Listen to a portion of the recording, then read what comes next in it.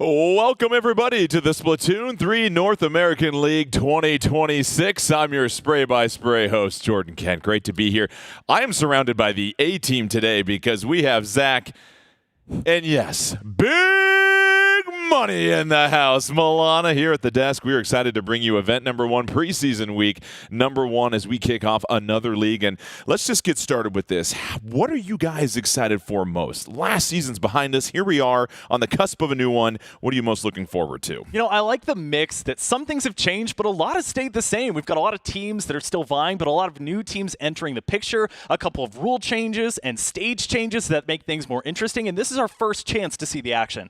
You know, he was talking about things that are new, things that are the same. What I am looking forward to is that same level of competitiveness. I'm just so excited to see some really good old-fashioned Splatoon. All right, well, let's go ahead and check out the schedule for this year's season, and we have a lot coming at you. It begins with the Splatoon 3 North American League 2026 show. You can catch that every week, Fridays at 10 a.m. Pacific, and then really the heart of this whole thing, the Splatoon 3 North American League 2026. The event dates, Saturdays at 12 p.m. Pacific with the top 8 live stream starting at 4 p.m. Pacific. And then on Sunday, you can downshift it a little bit. Have some fun with your friends. It's the Splatoon 3 North American League 2026 Sunday Scrim. We'll be doing a little salmon run there. And Zach, as we know, it all leads up to the Splatoon 3 North American League 2026 playoffs. That live stream both days, June 20th and 21st at 12 p.m. Pacific. As we get started with event number 1 here today, preseason week number 1.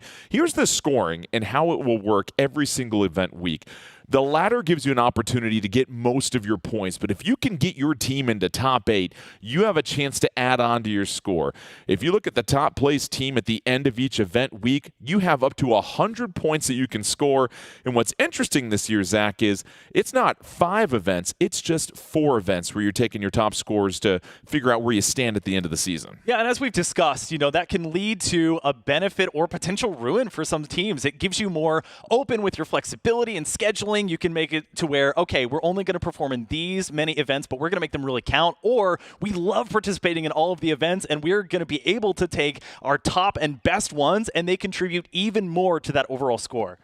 Of course, today we're bringing you the top 8. As we get to the rules for top 8, there is a lot of great stuff to keep in mind here. It's a best of 5. The higher seed will choose the mode. The lower seed will choose the stage. After the first game, the winning team will choose the mode, while the losing team will choose the stage. Here are your game modes. You know them, you love them. Turf War, Clan Blitz, Splat Zones, Tower Control, Rainmaker. Keep in mind, though, each mode can only be played once during the match. The stage list, Milana, this looks a little bit different from last year, though. This isn't the same thing we had in 2025. No, totally. We have a lot of really great new stages entering the fray, particularly that Robo Ramen with that delicious bowl of ramen hanging above the stage is looking particularly delicious and very exciting for me to kind of see these players and how they interact with these new stages. This is going to be great. Milana always going the route of the food. I love it right there. That's 2 days in a row. I love it. Let's go ahead and check out our bracket here because these teams have already been busy all throughout the day. TZS, Windsurfers at the top, followed by 6 others.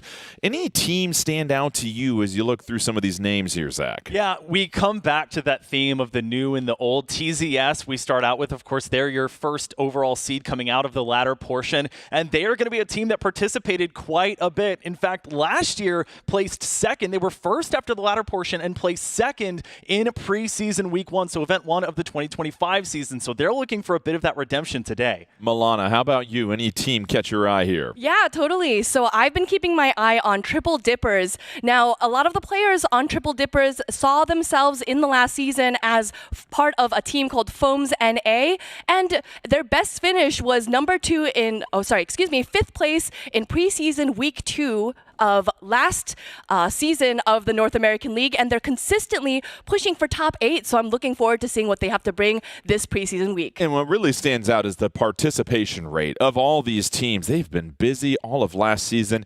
What team will be the surprise this year that maybe creeps into the top 8 as we get closer to the playoffs? It will be exciting, but Speaking of exciting, there were a couple of updates since we last did the league last year, and let's start with that monster 11.0 update. What are you most excited to see in that one? You know, very fortunate to cover that and talk about some of the cool things that came out. I think the Flow Aura State is going to be so exciting to see. You get a few splats, you're really feeling yourself, and now you can feel yourself in game 2. You get benefits to your run speed, your swim speed, your ink resistance, and your intensify action. And on top of all that, not only does it last for around 30 seconds, but if you can get another splat while that's going on, you'll be able to continue that Flow Aura State. So you're really carrying that momentum, and we'll be able to palpably and tangibly see it out there on the field. To follow up on that, how have you seen that affect the meta or high competition play thus far? It hasn't been out for very long. Yeah, your Slayers, I think, really take that high level of importance. So the ones that you're sending forward, oftentimes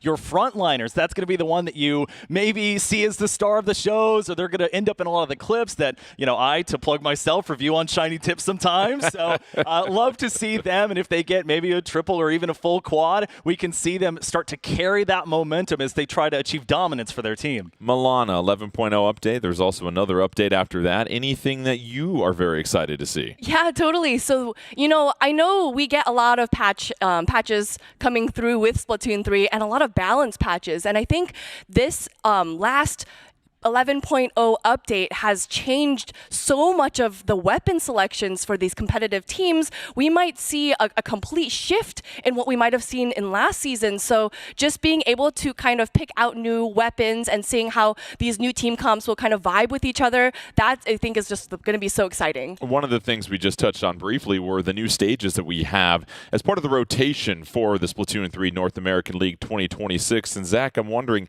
any combinations you feel like we might see more of this particular season with the league? I know we saw Mako Mart popping up everywhere last year, but there's a couple of stages here that really lend themselves to particular game modes. Yeah, I think one that stands out is Mahi Mahi. That one, I think, for Splatoon and maybe even Turf War is really going to come out. It's a finicky, tricky stage where you get some of it at the start, and then when you reach a certain point, whether it's Turf War kind of halfway through that game, or if it's in one of the ranked modes, when a team reaches a certain point in their quest for victory, you unlock the rest of that stage. So that is really going to come down to, are there teams that can lock down those high ground areas? Because there's really not many of them to speak of.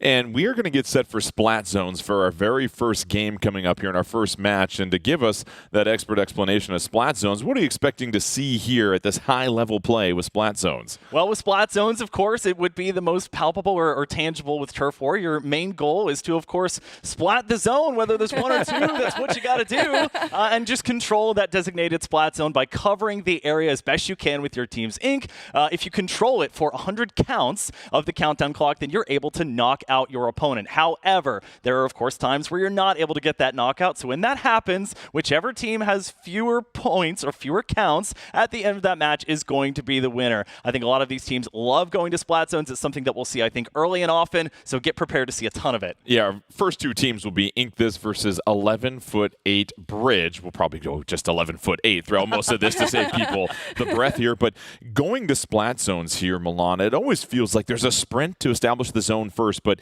really high-level teams are capable of finding a way to get it back to neutral or wrestle that zone back to tilt things back in their favor. Yeah, so I find that a lot of the competitive scene right now has been relying on this anchor position, and having that anchor position just be able to hold on to that zone, hold on to that territory while they are pushing the enemy teams back. That's going to be incredibly valuable when it comes to splat zones, and we're going to see that a lot. And we're going to see it on one of our new stages. It's Robo Ramen Splat Zones between Ink This and 11'8" Bridge. You're getting ready to go here in just a moment. So this was one of the stages that you highlighted again, Milana. Going back to it, anything that we might see in particular on Splat Zones here in this nice bowl of ramen? Yeah, so next to the bowl of ramen for sure. That is the territory that these teams want to control. That's all we care about in this stage, of course. So what we really want to be considerate of is that there are kind of avenues and able to for teams to be able to enter the central area in which they need to control. So being able to be acknowledging that there are other avenues that the other teams can kind of enter this central area, and being careful not to get kind of taken for a loop, and making sure that they know exactly where the opponents are is going to be key for this stage. Both these teams are getting set to go, and typically, Zach, on single zone, splat zones, it is quite the scrum to get in there and then to keep the opposing team out.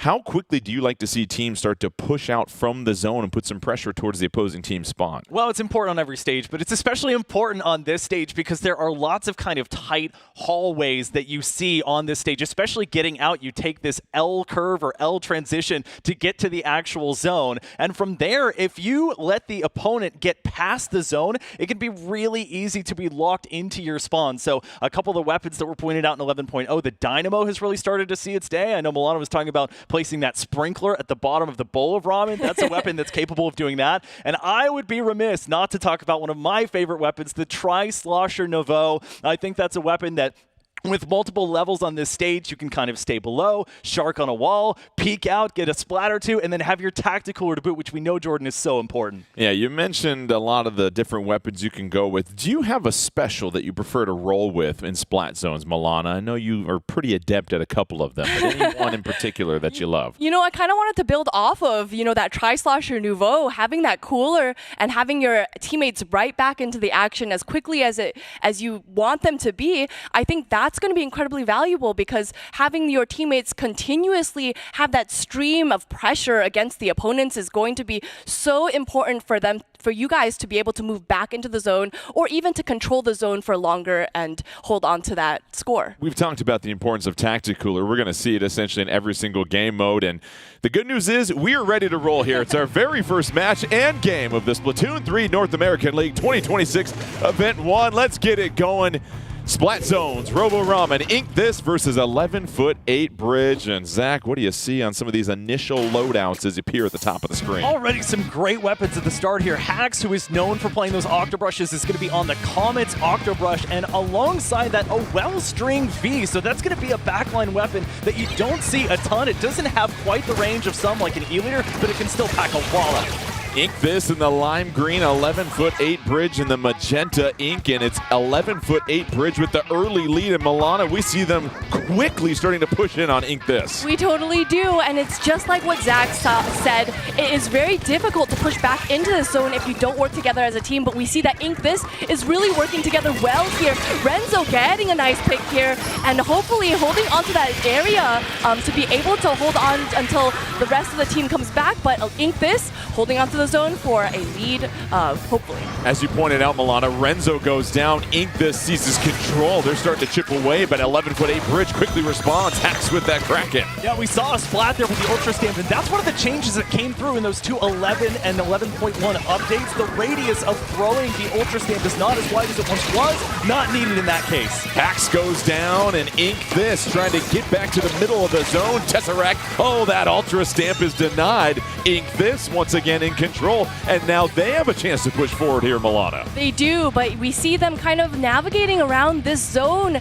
The Tri-Stringer holding onto that anchor position, giving the rest of their team a little bit of room to move forward and holding 11'8" Bridge back. We heard that Ultra Stamp come out, but is it going to kind of be able to help 11'8" Bridge get back into the zone? I'm not sure about that. Splat Shot unleashes the Super Chump, and now Ink This has taken the lead, and they're just trying to make sure they don't go down too much. It's 4-2. The Bubbler providing a little bit of protection. It goes down. Ink This still has the advantage, but the zone starting to be overcome by 11'8" Bridge, but down go two members for them, Zach. Well, and I can see the thought behind their composition. They have two pretty heavy painting weapons in that end zap as well as the Inkline that has the Super Chump special, and Crab on this stage can be so devastating because these low walls actually give you great advantage and great sight lines. This is a turning point in this game. Hax has helped 11'8" Bridge take the lead. Down goes Hax. Critical splat there for Ink This. Renzo trying to apply a little bit of pressure from down low. Renzo moving around to the side. 11'8" Bridge has taken the lead, but down they go. Here's an opportunity for Ink This, Milana. This is with two down on 11'8" Bridge. Ink This is going to get control of the zone again, but they do have a penalty to tick down before they are able to move towards that lead that they're looking so hard for Renzo going down as well. Ink this in a great position to hold onto that zone. Back and forth we go. A thrilling round of splat zones. Ink this. Their push gets stopped. They're able to take over the zone, though, and continue to avoid that penalty. Here's Splatshot backing up on that anchor position, trying to pepper in a few shots here and there. You see a couple more members of 11'8" Bridge trying to flank on the left-hand side, but Ink this right now in great positioning, Zach. I was hoping we could have maybe seen that float aura escape from Weeoff, but it's not going to come through. Kuba going to get the pick on Lorenzo there and throws the tactical out, just dodging the Kraken Royale, which we haven't talked about a ton yet. The lead is so closely tied, 28-27, and we're also seeing, Jordan, one of the other things for 11.0 that we didn't yet get to talk about, those HP bars. And that is so critical. We saw Koopa just barely get splat and almost got out of there, and now Control goes back to 11'8" Bridge under 90 seconds left. There's just 1 point separating both these teams. Now Ink this takes the zone. It's 4-1 on the stage right now, Milan. And with 3 down on 11'8" Bridge and those super chumps coming out from Ink this, they're in a great position to hopefully grab that lead, but their main paint output, their NZAP player is down. So let's see if 11'8" Bridge can take the lead, or they can maintain the lead from here. The Bridge starting to collapse a couple members. They're down 3-3 in a moment here. Finally gets tied up, but now they get the advantage, but the lead goes back to Ink this. This is wrestling back and forth with under a minute left, and now 11'8" Bridge seems to be pushing a little bit forward. They have a chance for some momentum here. And not only are we getting to see that float or escape for one of the first times in this Splatoon 3 North American League 2026, we're seeing another common strategy, which is playing behind that Tent Umbrella canopy. You can see that in tandem with the Kraken Royale has allowed them to practically spawn camp here. Hack's able to push forward, create a little bit of havoc. 11'8" Bridge still trails under 30 seconds left. The penalty about to be erased. Now they're starting to chop into this lead. Ink this has to hurry. Killer Whale goes out, provides a little bit of pressure. Ink this can't wrestle back the lead in time. 11'8" Bridge with the lead. 10 seconds remaining. Down to 7. They lose control. Ink this will have to make one last final push. They can't get the zone. 3 seconds left. 11'8" Bridge. What a start to event number 1. Splat zones back and forth. They pick up the very first game in this best of 5. And Milana, you really have to appreciate that second push they had behind that Kraken Royale and the work that Hacks did to push forward. Yeah, totally. I know it really just speaks to that level of teamwork that we consistently see in the Splatoon 3 North American League, that we want to be able to see teams putting together their specials and using their weapons to the best of their ability to be able to move forward and hopefully lock out the other team, because that is where you're going to get the most points. Zach, was there anything you saw when Ink this was trying to push out of the zone? They couldn't quite keep 11'8" Bridge cornered near the spawn. What was 11'8" Bridge doing well to get back to neutral, essentially? Well, practically bunkering up and pushing forward. You have that canopy from Agara, who I love the victory pose. I don't know if the people got to see it, but playing the proverbial guitar with the tent umbrella. But a beautiful composition and a beautiful strategy to kind of set behind this very large canopy. It's a shield that covers essentially the entire hallway that you're using to get back into the zone. So you can use your longer range weapons to sort of get into that area and sort of fire over the canopy or through the canopy, while the enemy team has to either break it or find some way to get around it. But as there's those slim walls that are preventing them from doing that, they basically have to shoot upwards and try their best. We're getting set for Rainmaker for our next game, which means, Milana, you get to break this down for us. What are we expecting to see on Rainmaker? So Rainmaker is a really, really fast-paced mode. Sometimes you blink and you miss the entire game. So the goal for the teams is to pop that Rainmaker shield and pick up this golden fish, which can also be used as one of the strongest weapons in Splatoon. You have to carry that Rainmaker into the enemy base and dunk it onto the pedestal after passing a couple of checkpoints, and the team that, if you don't get that dunk, the team that makes it closest to that final checkpoint is going to be deemed the winner. And it's always interesting, the strategy when you have the Rainmaker, Zach. What are you trying to accomplish when you've got it? Clearly, you're a marked target. You got a little bit more firepower, but everybody's going to be swarming towards you, of course. For sure, and marked in the sense that the enemy can see your progress, see where you're at, and it's going to be so difficult, especially on a stage like Crab Leg Capital. I more so associate this with tower control, but for Rainmaker, you're going to have to use the grates that are spread around this stage, and that can be kind of slow. You can't swim through a grate and make it work. You can't put your ink down there, so you really have to rely on your teammates to kind of protect you as you essentially walk forward as quickly as you can. Yeah, to build off of that, Milana, you don't get a chance to to really swim or do anything quickly in Crab Lake Capital. You've got to be pretty methodical.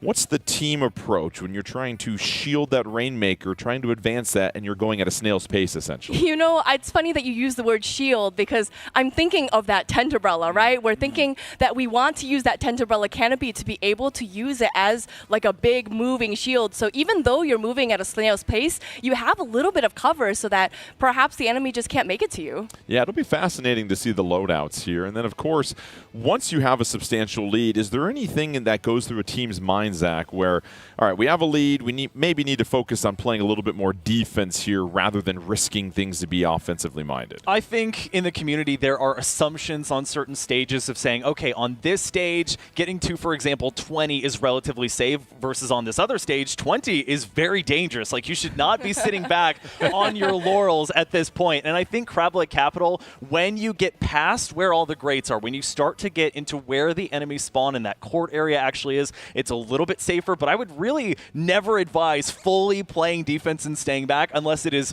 literally 5 seconds left, you have the Rainmaker, and you can fall all the way back to where the enemy can't get you. You mentioned speed, Milan. It feels like whoever can get to the Rainmaker first here, make that first initial push, will really set the tone here. So here we go. We're getting set for Rainmaker on Crab Lake Capital. And let's check out the loadouts here. Zach, anything standing out to you? So taking a look here, we are still going to see an Octobrush, but it's not the Comets this time. We are going to see that vanilla Octobrush come out. Otherwise, the vanilla Tri-Stringer as well. So Splatshot going to have the Killer Whale 5.1. It's not a perfectly linear stage, but it's certainly going to help track down that Rainmaker. Ink this in the orange, 11'8" bridge in the blue. They picked up the first game, looking for the second win. Here's Hax trying to drop down from up above. Trying to apply a little bit of pressure, no luck there. Down goes Renzo, and now it's Ink This with a 4-1 advantage on the stage, Milano. And they are now. Ink This has to make a decision. Are they going to bring it to the left? Are they going to bring it to the right? They do get that checkpoint, but this is a very precarious checkpoint to make because to be able to make the jump from that checkpoint to that ledge is going to be really difficult. The other team is very easily able to camp it, so they're going to have to make some decisions, Ink This. There's a quick sprint out by Ink This. Down goes X. Splashdown trying to provide a little bit more pressure. Renzo chasing them down low, and down they go. So now that just leaves two members of Ink This and an opportunity for 11'8" bridge. And now they're going to get a chance. They are taking the Grates route. So we saw the one option where you can get that first pedestal all the way on the left and not have to worry about the Grates, but they've set themselves up for success. Tesseract is going to use the Ultra Stim to break the shield, not get a pick. This Canopy's taking a lot of heat as well, and a Crab Tank to boot. This is solid defense from Ink This. Yeah, it was a great way for 11'8" bridge to go, though, to tie things up. Ink This applying a little bit more pressure. 2-2 on the stage, and here we are, just 1 point separating these two teams. And now it resets with the Rainmaker in the middle. And Ink This just trying to get a little bit more positioning. Seems like a lot of the turf right now was blue. Ink This doesn't have a whole lot of room to move around, Milana. No, they don't. And remember, turf is going to be the name of the game, that if you don't have that turf, you don't have that mobility. And already this stage has such a limited amount of mobility. We need to be able to make sure that we use that to our advantage. The Ink Vat coming out, unable to get a pick, but the Tent Umbrella still holding tight and hopefully holding a little bit of ground for the rest of 11'8" bridge to make it back into the fight zone. Wiat trying to apply even more pressure. We saw Wiat go in early, cover up a lot of that turf. The shield for the Rainmaker goes down. Wiat hopping in the crab. Some crustacean action coming your way right now. Can't get Renzo. Renzo falls out the side of the stage, and a brief numbers advantage for Ink This. Koopa going to get held off by a suction bomb. And now Koopa will go the back way, goes past the checkpoint here, adds onto their score, able to get up to the ramp, and down they go, but not before increasing their lead by an extra 20 here, Zach. And this is a valid strategy as well. You bait the enemy team into thinking you're investing all of those resources into that longer graded path, and then your Rainmaker just kind of calls an audible and says, I'm going left, I'm making the leap of faith, and it clearly pays out, but now 11'8" coming back, and one of the other big changes is that swap to the Ink back variant of the Tent Umbrella.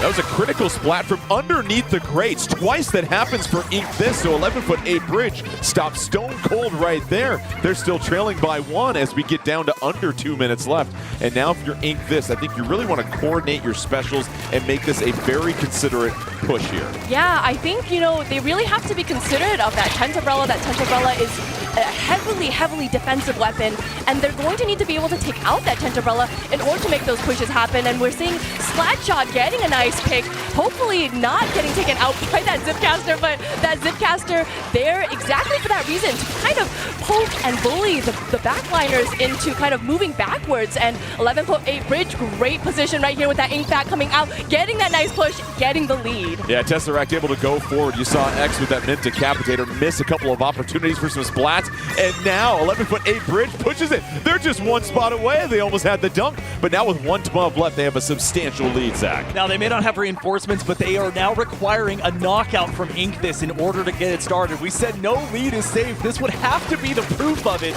in order to see a knockout. Agaric, still the MO for them is just to play behind this canopy, and they also have these beacons, so when 11.8 is trying to keep their defense up, if they need to get back into mid, those beacons are going to come in huge for them. Tesseract drops down, covers a little bit more turf, 45 seconds remaining, just peppers in an auto bomb there to provide a little bit of help from behind. Hax will take the Rainmaker, move it forward, Tesseract in front. They want to go for the gold here. A couple of opportunities up above, but that killer whale will put a stop to that push. And now with 30 seconds left and numbers, Inkthis has to make this count, Milana. Inkthis has, what 11-foot Bridge has 2 members down. They do have the lead. Inkthis is going to have to play very carefully, but you know what? They have the resources. They could do this. They just need to be able to get this pop. But 11.8 Bridge is not going to let them have this pop very easily either. But if they do not get this pop, they don't get to go into overtime. And this is huge. You're trying to make this 1-1 at this point, and that is going to do it. 11.8 Bridge gets the victory, and they pick up the second game. This is just the game within the game within the game. Getting to 1, and then you win off of denying overtime by keeping that Rainmaker bubble just inked enough to where it does not explode, but inked well enough to where they cannot explode it and force that overtime. It really is the mind games that I love to see in these matches. 11.8 Bridge takes a 2-0 lead in our opening match in Milana. Sometimes that's one of the most discouraging things in Rainmaker. You're ready for one more push, try to get this thing to overtime. You don't even get a chance to get to some bonus play there because of the play of 11.8 Bridge, and really that push they made with about minute 30 left was the difference in this entire game. Yeah, I mean, like Zach said, no push in Rainmaker is ever safe, but a push to 1, I would say, is pretty good. I wouldn't complain, right? Yeah, I think we had that conversation about defense, and that point is okay to play a little defense when you get it down to 1.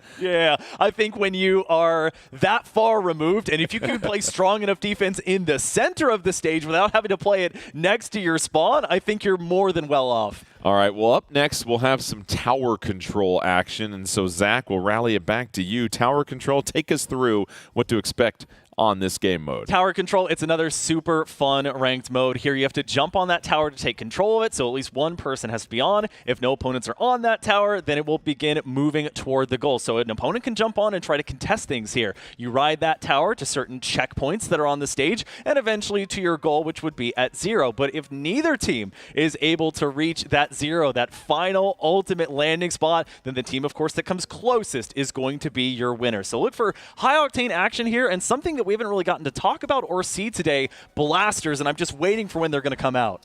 Obviously, blasters love tower control. Do you expect any tent action as well, too, with tower control? I would say it's a little bit harder to justify using a tent on tower control, just because you have this moving tower, and if you hold open the tent a little bit too long, maybe the canopy is going to launch. Sometimes the tower can move in front of the tent, and then it just kind of like poofs.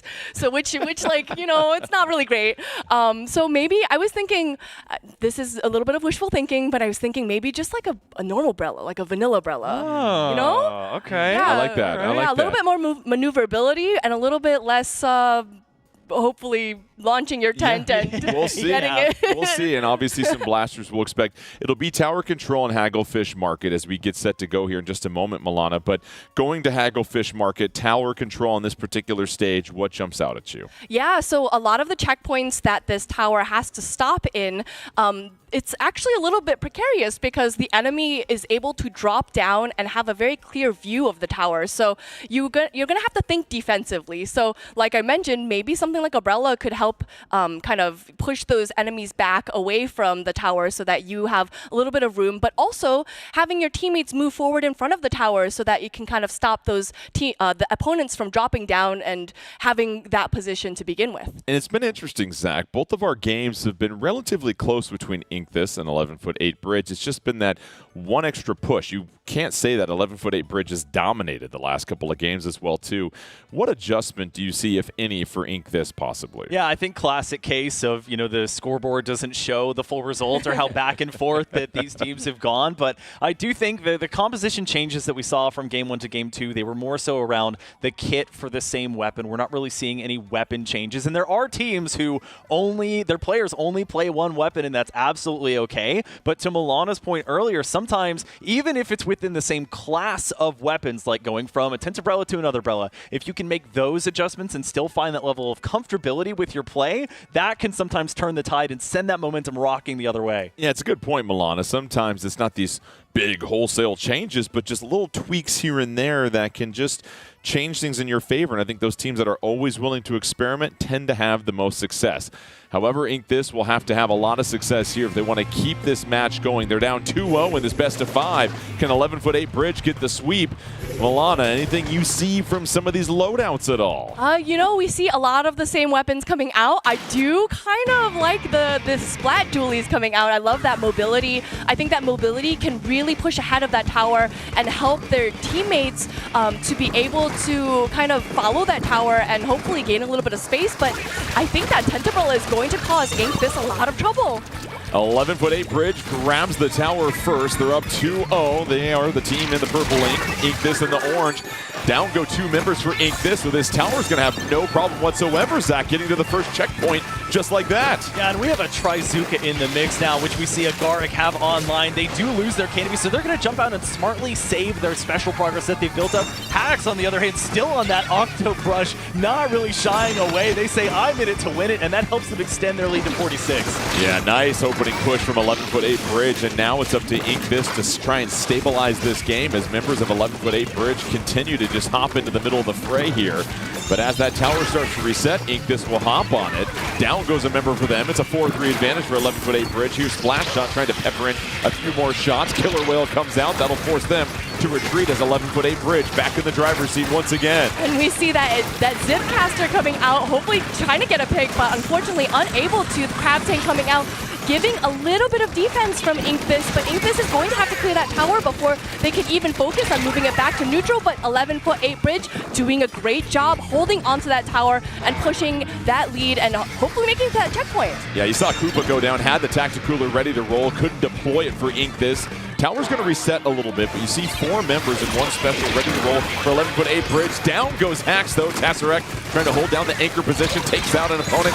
Down goes Tesseract, though, so Inkthis responding well, and now Inkthis has the 2-1 advantage, Zach. We were really watching a slow walk off a long pier there with that Octopus trying to make it to the tower, and Inkthis doing a great job. This, for Riyadh, is where you want to use your Crab Tank. They're using it in their own court earlier on defense. Now it gets expended special for special as it's traded out with the Trizuka, and unfortunately Riyadh not able to win that one-on-one. And that's a wipeout for 11-foot-8 Bridge, and now it is nothing but open sailing for the tower as they have a chance to extend their lead here, Milana. They do. Tesseract in a great position standing on that tower, that Killer Whale coming out, but sometimes the Killer Whale just has a mind of its own and not really sure where we're going to be targeting. Renzo with the sharking here, they're able to hopefully grab that pick. They do, and this is going to be great position for 11-foot-8 Bridge to just hold on to that tower. They don't even need to make that push just to be able to hold on to that tower. And Zach, we mentioned no team had really dominated the first 2 games, but in this third game, it's all 11-foot-8 Bridge with the momentum, pushing things deep into the territory of Inkthis. Once again, that Flow Aura state is actual visible proof of that domination, and we also get to see that when you extend it, you get more ink painted at your feet, so that allows them to stay alive for a little bit longer. Unfortunately, X made an example of as they face the wrath of that throne. Ultra Stamp, Splat Shot gonna get a pick and look for that Killer Whale 5.1, which, by the way, both teams are sporting here. The one for 11-foot-8 Bridge being a lap 52 Gal. And a long-distance trade between both teams gives the advantage to 11-foot-8 Bridge. They get to the second checkpoint. They're chopping away at that, sitting at 36 with 138 remaining. They won't be able to reduce that anymore as the tower gets returned. Inkthis has their full group on the stage right now that allows 11'8" Bridge to recover. And all of a sudden, you see Ink this. Time is starting to run out for them, Milana. They have got to put something together here. They really do, because even though 11'8" Bridge had many members down, we could still see that the turf was mostly purple. And that purple color is going to still give 11'8" Bridge that advantage. They have that mobility. They have the ability to kind of maneuver around. And as you can see here, they do go 2 down. So I think this might be Ink This's time to shine. As you said, under a minute left. You've got a special. You've got the numbers advantage. What does Ink This have to do in the final minute here to try and get back into this game, Zach? Well, you see they're using the tactical or now. I would hedge my bet that if they need overtime, they're wanting that ends up to have another one ready when overtime comes about. They're also using that big bubbler. It is going to provide some valuable protection. However, they're losing numbers left and right. Example, already half HP, gets the extended pick there onto Agaric. And as we've seen, Agaric has been one of the main aggressors for 11'8". Agaric just trying to avoid some of the trouble. Down they go with under 30 seconds left. One of their main slayers won't be on the stage for a couple of moments. Weat in the crab tank, doing all that they can to try to extend this game. They're on the tower. The Ultra Stamp comes in just a little too soon. Almost took out Weat. Here's Hax, sharking in the ink behind the tower. Tower in control, going back to the middle of the stage. 7 seconds left. 5 seconds left. 11'8" Bridge looking for the sweep. They just have to take out a couple more members. Will they get it? We're headed to overtime. It's very brief, and 11'8" Bridge will get the 3-0 sweep. And that right there, Milana, was their most dominant game out of the 3. Yeah, we could see that basically for the entire game, that tower was in Ink This's base.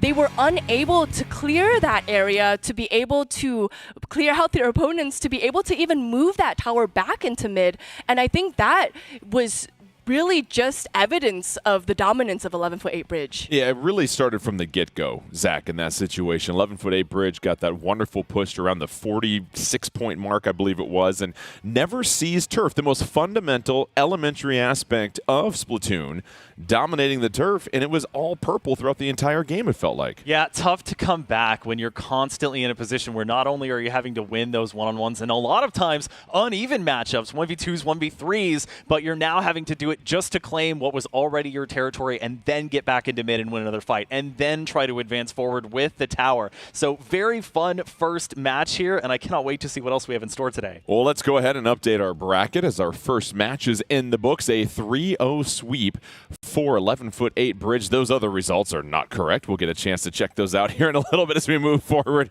But our next group of teams that will be facing up against each other, we are going to be having Triple Dippers versus Broke Birds coming up here in just a moment. And you look again at what 11'8" Bridge was able to do, and to me that just showed a lot of composure, that you just got better and better and better throughout all the games there, Zach. Yeah, and that's how you want to be going from your winners quarterfinals. You want to be carrying the momentum forward, because we don't often get to see the mental aspect of it, the endurance aspect of it. We were talking in prep about this is not a sprint, this is a marathon. Even in each singular event, you really want to take each of these very, very seriously and say, okay, even when we're sweeping, what are we learning from this that we can take into our next match? And it's not going to be easy. It's going to get harder likely every single match you play. Well, endurance is such an important aspect here, Milana, because this is a long push for a lot of these teams. The focus that's necessary to make sure you're not all of a sudden getting into a daze and making some simple mistakes. It takes a lot of concentration and communication amongst these teams. Let's not forget that even before these teams made it to this top 8, that they had played a whole ladder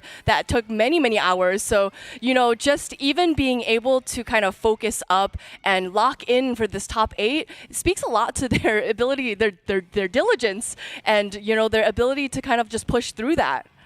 Well, it'll be interesting to see how things continue to go here, but you have to give a lot of credit to 11'8" Bridge and what they're able to do. And when you continue to look at what we're seeing here in these different game modes, you mentioned it already. Some of those updates in 11.0 have already reared their head and have started to make a difference in between these two teams during these games. Yeah, getting to see the HP bars, the health of each of these players is so fun to sort of see, all right, how weak did they actually get while they're pulling off these feats of acrobatics, like flying around with the Zipcaster, for example. And on top of that, a couple instances already of the Flow Aura state where now we get to see, all right, we know this person has gotten gotten multiple splats in a row. We know they're doing very well. How much is that then turning the tide for their entire team? And we can see the stage and the control that that team has update in real time. All right, it'll be Triple Dippers versus Broke Birds coming up here in just a moment, which should be a lot of fun to see. And, you know, already we saw Robo Ramen come out with the Splat Zones. We're seeing some of these new stages appear. And at the end of the day, with all the changes, Milana, it still comes down to the core meta for Splatoon 3, and that is utilizing the Tacticooler, your teams working together, and just timing those pushes. What else have you seen as a core fundamental that throughout all the changes and all the updates remains absolutely true? You know, we've seen so much change when it comes to the meta of Splatoon, even throughout Splatoon 2, throughout Splatoon 3, right? And I think what's most interesting is that we've kind of circled back around to having a backline composition. So at some point, you know, we've had metas in which there have been just incredibly aggressive team compositions. We have a lot of splatter shots, and sometime I guess after this update, we've kind of circled back around to having, you know, E-leaders, to having, you know, these tri-stringers, and having these anchor players really be vital for their teammates. And even less so, just surprisingly in that last game, we didn't see any snipe riders, which I think is incredibly fun because, you know, it gives a little bit of diversity, a little bit more interest to the game. So yeah, just excited to see what more these teams have to bring. Yeah, well, Tower Control will be our first game mode between Triple Dippers and Broke Birds. And anything else that you can add to Tower Control here, Zach? Because what we saw in this last game between Inkthis and 11'8" Bridge was push the tower forward and then continue to apply pressure in your enemy's side of the stage. Hop on that tower when you can. Look for that opening. What else is going to be a critical component for any team to be successful here? Well, I like mentioning that Tower Control is a measured game mode. You can go as crazy as you want. You can get a full wipeout. They're sent all the way back to spawn, but that objective is only going to progress so much. It's on a fixed rail, so you have to prepare for the inevitable next team fight, and that may not be in the most optimal position that you want it to be. It could be only a bit away from mid, or it could be in a not very fun part of the stage if it's on a lower elevation and the enemy team has the high ground where they can use specials like we saw Crab Tank in that last match. Very common to see things like that, or even a Killer Whale 5.1 target one or multiple members that are on that tower and force them to scatter. So that counterplay still exists where even if your opponent is far away from you, you may still be facing that resistance. Well, it's going to be Tower Control on Mako, Martin. This is something we've seen several times here before, and you're laughing because clearly one of the most popular stage and mode combinations that we see. Yeah, no, a lot of competitive teams love Mako Mart. Mako Mart is just true competitive Splatoon. This is what it is, right? So having Tower Control on Mako Mart, just a classic. Well, here we go. It's the first game in the match between Triple Dippers and Broke Birds. Zach, what are you seeing here as our two teams get set to do a little shopping? There it is, the absolute beaut of a weapon. The Tri-Slosher Nouveau has come out as the tactical weapon of choice for a Triple Dippers team that was composed of foams from 2025's version of the S3 NAL, which did very well, consistent kind of top 16 player that's looking to stand out. And on the opposite side of things for Broke Birds, that Stickers Stamper is going to provide a lot of damage output. Broke Birds in the orange Skaboop. Just love saying that, by the way. All of a sudden, has the Booyah Bomb ready to go, deploys that on the tower. That'll put a halt to things for Triple Dippers. However, Triple Dippers gets a little bit more help. They're chopping away at the first checkpoint, and they are well positioned here, Milana, to keep this push going. They do, and we do also see that Blaster coming out. Blaster being just a prime pick for Tower Control. And, you know, utilizing that Blaster as their quote-unquote anchor player, I think gives a lot of bit of mobility for Triple Dippers to be able to kind of move forward up with their team, and I think that can be very, very valuable. This is the all-name game. Kelpie Welpy all of a sudden up top. I feel like we're naming farm animals here. Kelpie Welpy goes down. Oh well. Bull Marcher up above. What a wonderful splat as they get Skaboop, and now the tower reset at about the 96-point mark for Broke Birds. They haven't quite been able to do much in the early going as Bull Marcher 1v1. Down they go. Tower is reset, and now here's an opportunity for Broke Birds to maybe find some flight here, Milana. Yeah, totally. And with that Killer Whale 5.1 coming out and 3 down on Triple Dippers, I think they're in a really great position to keep the rest of Triple Dippers from being able to respawn and come back to it. The Tacticooler coming out, everybody grabbing a drink. The Booyah Bomb coming out as well. This is going to be just kind of a scrappy fight right here by the tower. Hopefully that Birds is hoping to be able to move out of here, but with that Kraken coming out, unfortunately unable to getting a pick, they're still able to hold on to the tower through all of that. Broke Birds, they have taken flight and have captured the lead. They are approaching the second checkpoint. Down go 2 of their members, but the damage has been done. They've taken the lead with under 3 minutes left, and now the pressure shifts over to the Triple Dippers a little bit here. And I think you can see why, in part, that float aura state lasts for 30 seconds. If you send the enemy all the way back to spawn, they have to get to you first, and that will take maybe half the time. So we're going to see if they can use it with that Zinc Mini Splatling.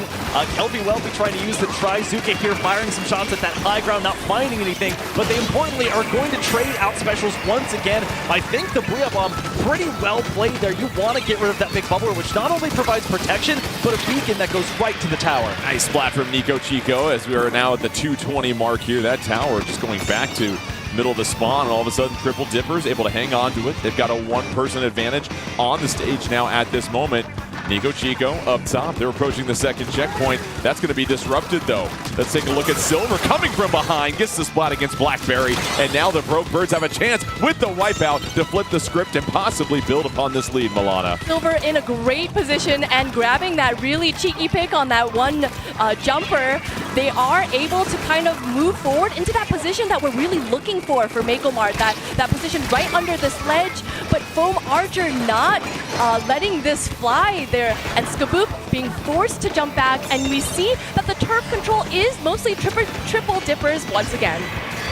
Triple Dippers trying to push forward. They lose 2 members, so what a response from the Broke Birds. Now they're all over the tower, pushing this thing forward. You see them encroaching upon. Nico Chico has the bubbler. That's not going to help out with the offense that they need at this moment. Under 130 left. Blackberry and that killer whale, that's coming out. Skaboop trying to avoid. Skaboop hanging on by a drop. Can't get it. Blackberry takes him out. Yeah, this is where you rely on those odd person advantages here. The 2v1 really helping, and that's going to help. You're not going to have that Kraken Royale online if you're Broke Birds. That was the only special you had to play with. So as we enter that final minute of play, Triple Dippers, to Milana's point, getting more stage control despite the Booyah Bomb coming out originally from Broke Birds. This is getting great. Under 50 seconds left. 1 point separating these 2 teams. Tower has been taken back from the Broke Birds. It's now 4-2 on the map momentarily for the Triple Dippers. They hop back on the tower. They're pushing forward. Time running down. Down goes another member of Broke Birds. Foam Archer trying to apply a little bit more ink. Nico Chico goes down off the tower. That stops the push at the moment. Foam Archer from behind. Triple Dippers running out of time here, Milana. Triple Dippers is certainly running out of time, and with yet another member going down, Broke Birds, we see that turf control immediately flipping to Broke Birds' control, and this is going to be great positioning, especially with that tactical coming out, to be able to hold on to that tower and not let Triple Dippers back in. Broke Birds. Can they hang on for 2 more seconds? Silver hops on the tower, and it's a performance as good as gold as they pick up the first game. Broke Birds, whew, they got a little testy down the stretch. Their defense, Zach, on a couple of those last pushes from Triple Dipper was exceptional. So a couple points there. I think, first of all, that was not looking great for Broke Birds at the end. They were losing several members, and it was only that sneaky play to get on top of the tower right as the overtime check, you could call it, was about to happen. They saved themselves a major headache and a potentially long overtime. But at around the 1.5-minute mark, I had a thought, which is that it's not just how many you're picking off, it's who you're picking off and which weapons, because the 2 that they got in that moment were the Rapid Blaster Pro Deco, which is your longest range weapon that you have available, and the Tri-Slosh Nouveau, which is not only devastating up front, but that's your tactical weapon. So that is an extended period of time where Triple Dippers is not going to have that tactical or online. It's a weapon that would have to swim a considerable ways or jump back in either way. And we saw a couple of times that Tri-Slosher not be able to fight back on those jump-ins, which made it that much easier for Broke Birds to maintain that control. Yeah, disruptive is a really great term to describe all that, Milana, and sometimes, as Zach pointed out, it's not how many members you splat, but who you splat them and when you splat them. And these are all at critical junctures when Triple Dippers were trying to get everybody rallied together to make a nice little push. Yeah, I mean, like, it is part of the strategy of the game, right? That we want to be able to target the key players that have been giving us trouble as a team. And I think that also speaks back to the the communication that these teams have to have, that they're like, oh my gosh, we have to take out this Tacticooler player because this Tacticooler is giving us a lot of trouble. So being able to communicate that right in the moment with your teammates, I think is just it's just great. We've got Splat Zones on Hagglefish Market. So we saw tower control on Hagglefish Market not too long ago. Now it's Splat Zones, Zach. What do we expect to see here? There's really been a renaissance from the start of Splatoon 3 to now, where the priority mode for Hagglefish was originally Splat Zones, and it's morphed into TC. So now we're kind of seeing that return to form from these teams as they get set up. It's a great neutral stage and one that I'm excited to see if we end up with a tie. Let's do some bartering here at Splat Zones and Hagglefish Market.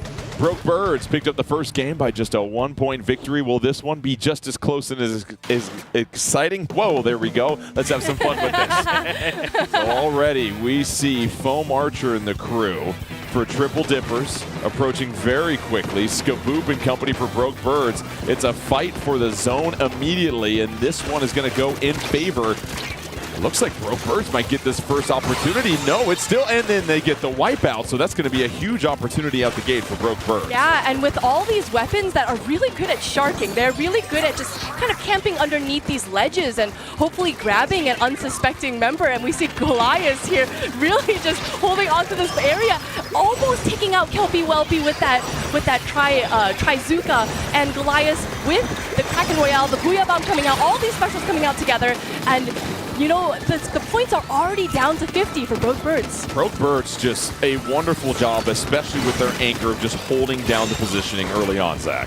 Feels like we see the Inkvac coming out with the Rapid Blaster Pro Deco this time, and it feels like this would not be the most sensical mode you would think of, but you need it to push in, and Triple Dippers, they need to build it quickly. They just lost their Rapid Pro Deco, and Broke Birds is threatening to 100-0 them. I mean, dare I say, Broke Birds just flying away with this thing right now, Milana, simply because, I know, they're able to keep more of their members around, and we're down to 6 seconds. Finally, Triple Dippers able to wrestle back the zone. That'll tack on a huge penalty, but the damage has been done.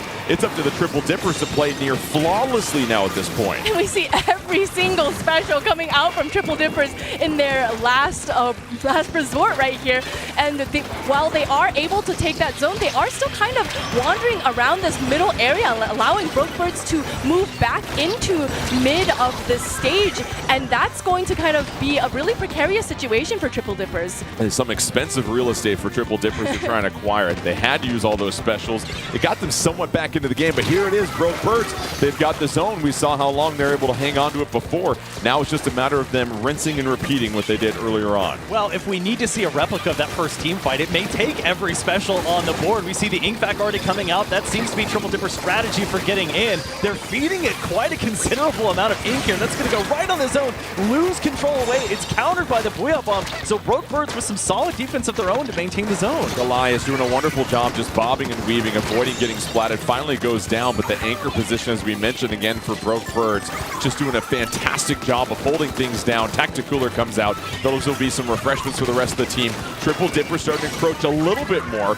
The Broke Birds, they lose control back into the hands of Triple Dippers now with under 2:30 left, Milana. And you know, we do see, again, that Inkvac coming out, but is that Inkvac really doing very much work here? Because we see that Broke Birds are still coming out of their spawn. That Inkvac is maybe giving them a little bit of covering fire, but I think maybe this...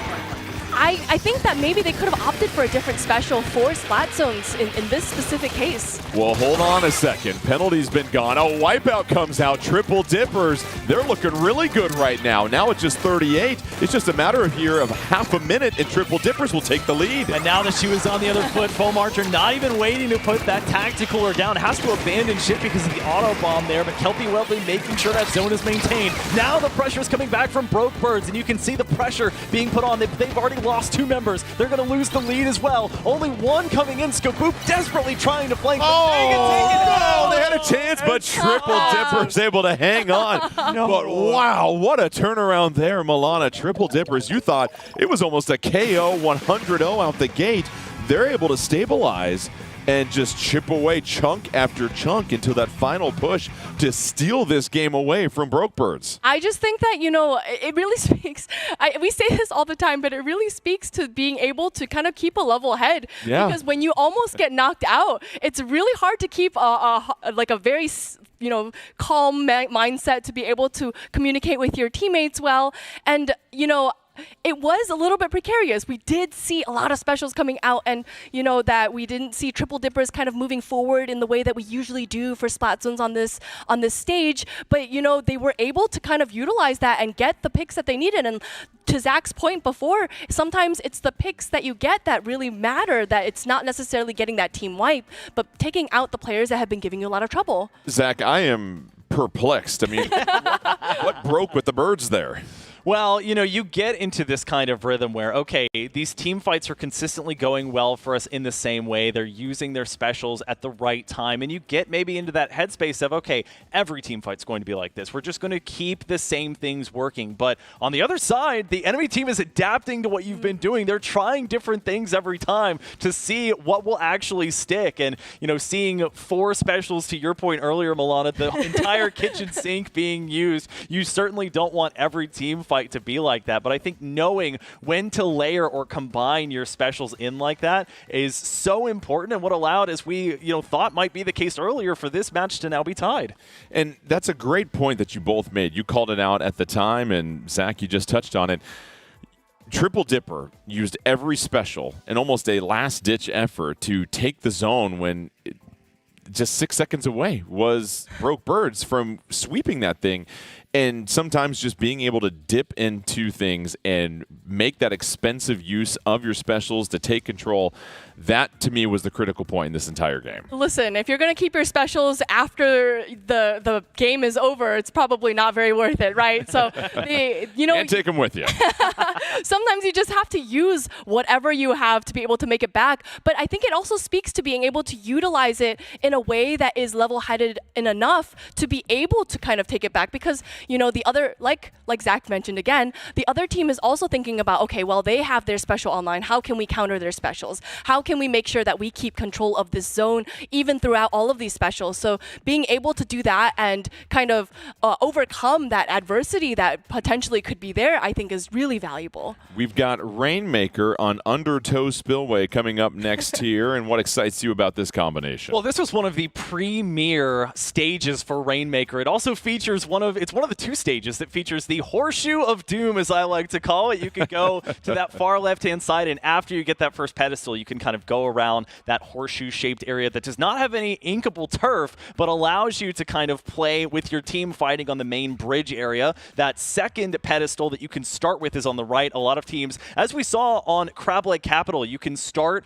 with maybe the less optimal in the long term of the checkpoints, but it doesn't matter which one of the first 2 checkpoints that you get, as long as it's out of the way, you can make that push to the final checkpoint. And on this stage, we talked about numbers and what number might be safe. Getting past that kind of bridge area right in the 15 to 20 range, I think, is the sweet spot on this stage.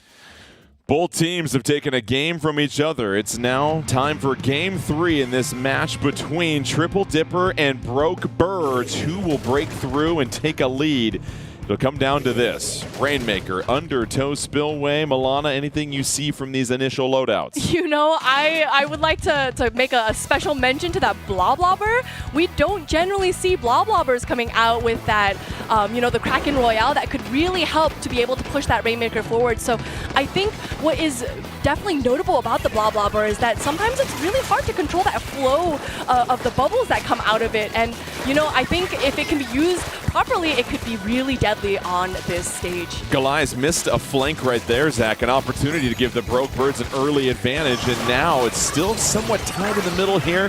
Tacticooler comes out. Rainmaker still up for grabs at this moment, but down goes another member of the Broke Birds. Well, that's often the MO of both weapons that we saw spectated there, the Stamper as well as the Octobrush, as the Rainmaker's going to go down. A slim lead there up to 89, but that's 3 down. You don't want to invest too much too early, as Kelpie Welpy in that flow Aura state going to try and make do. We saw with the health bar a little bit of damage done, but not the full KO. So they're maybe not going to continue that full Aura state as much as they like, but Nico Chico at least is going to surge forward with that Kraken Royale. Yeah, Nico Chico trying to just create a little bit more chaos, unable to splat anybody, and down goes Nico Chico. So it was 3-2 advantage for Broke Birds at this moment, but Triple Dippers with that early advantage. And now the Broke Birds looking to respawn. They're regrouping. They've got a special ready to go here, Milana. Yeah, they're going to have to kind of work together with those specials specials to bring that Rainmaker all the way to the checkpoint so that they can take the lead. The marker hitting the Rainmaker and allowing their teammates to kind of know where the Rainmaker is, but I guess if you have the Rainmaker, you know where the Rainmaker is. They are moving forward, but that Kraken Royale not making it easy for that Rainmaker to move it to the checkpoint. And I think this is going to be the end of the push for Brave Birds, and Triple Dippers is going to hold on to control again. Yeah, Nico Chico plowed through about half of the Broke Birds right there to really take control of this game once again. And here's an opportunity for the Triple Dippers to push forward. And what do you want to see from this situation as they start to get closer to their first checkpoint? Well, this is where you want your Rainmaker to be, behind the action. This is the only time you probably want them to move forward, is to not only get the pedestal, but the team to be protected by the Inkback. And now, you don't really have an advantage until you get that first checkpoint. We've seen Nico Chico as well with the success on this Kraken Royale before. Interestingly, though, they don't use it like you can with the Ultra Stamp to break the Rainmaker shield. Instead, the team has to retreat. So they get through the first checkpoint, but you see the Rainmaker still chilling at that pedestal. It'll most likely reset here in just a few, as now you get the sense the Broke Birds are trying to think 2 moves ahead to try and make time for this push that they have. And last time they dealt with the Kraken Royale, can they avoid it this time?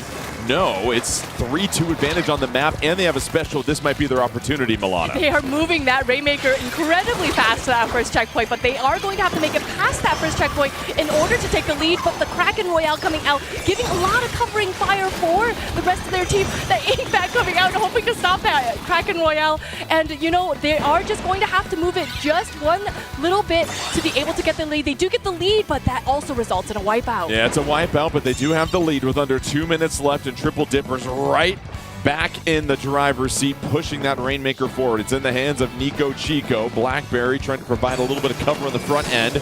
Special ready to go for Broke Birds, but they lose a member, and now this is a chance for the Triple Dippers here. They can use that Trizuka effectively. They avoid the Booyah Bomb, and Nico Chico still in a good spot. And that's your tactical or down, so you're not going to have that boost to really benefit you. You got to watch for flanks, although there's already 2 down for Broke Birds. That's going to be the lead as Nico Chico pushes forward. Gets a good bait. They're going to make a leap. They're just not going to have enough momentum, but they've already forced another 2 picks, and that's the wipeout with the break of the shield. And that should do it. The Triple Dippers, what a response. They had lost the lead momentarily, but they go right down into the heart of the defense for the Broke Birds and pick up the dunk and knockout to take the second game in a 2-1 lead. And as Zach pointed it out, the fact that you're able to just keep key members of your team around on the stage for that final push and then that critical wipeout at the end spelled victory for the Triple Dippers. Yeah, I think at that point, the Brave Birds were just really having such a hard time getting back into the action.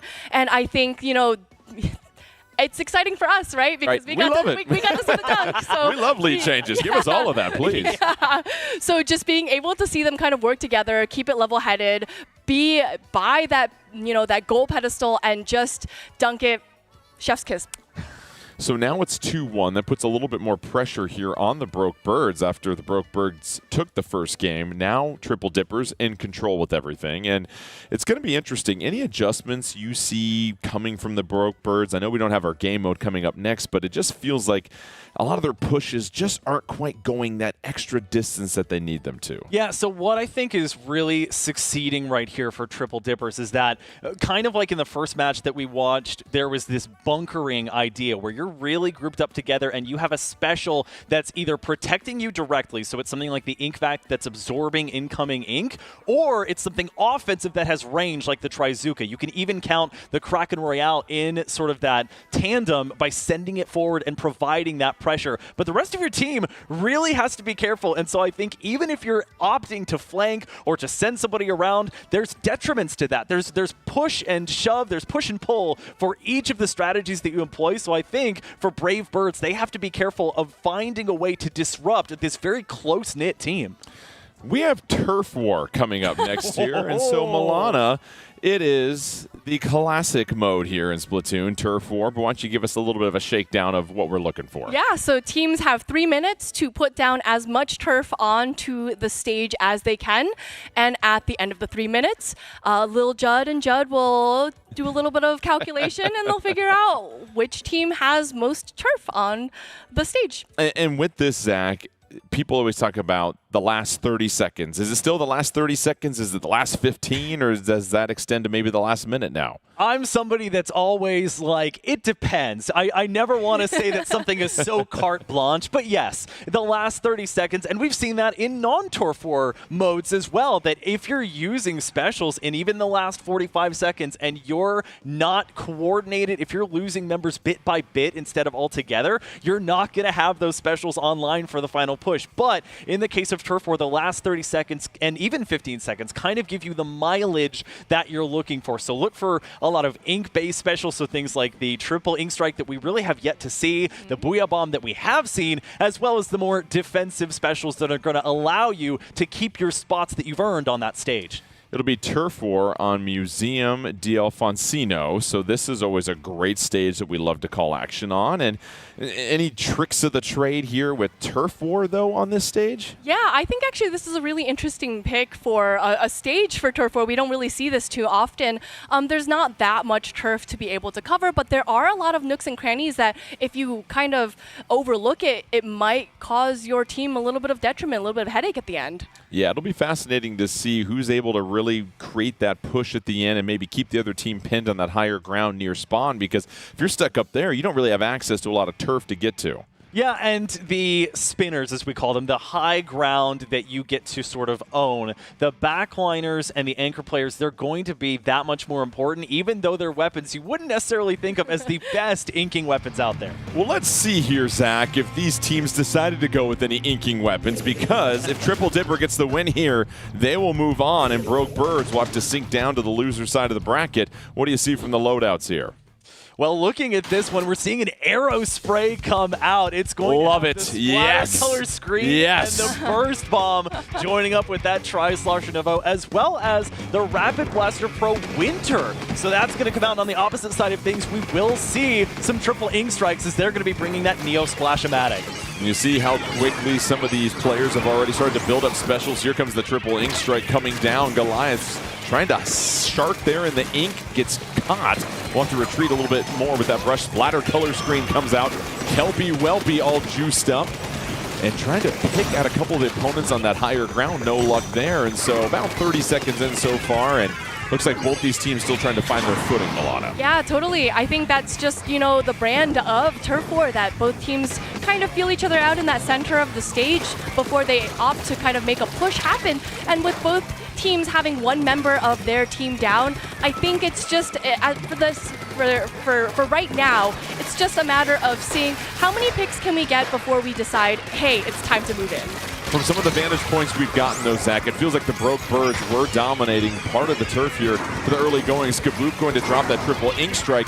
A lot of the members for Triple Dipper still up ahead near those spinners. Yeah, and that's the pendulum effect that you see. You're kind of wanting to send those players in at the same time, as we see Nico Trico trade out with Skaboop there. Blackberry trying to get that last remaining indirect shot with the Rapid Blaster. That is the pain of trying to make those longer range weapons work. But as you can see, they know when to jump out and they know how to play at those optimal ranges, and that's what makes them so dangerous, even when they can't output as much ink as you want. Kelpie Welpy, critical splat up there, but then down they go because popping out of the ink was Goliath.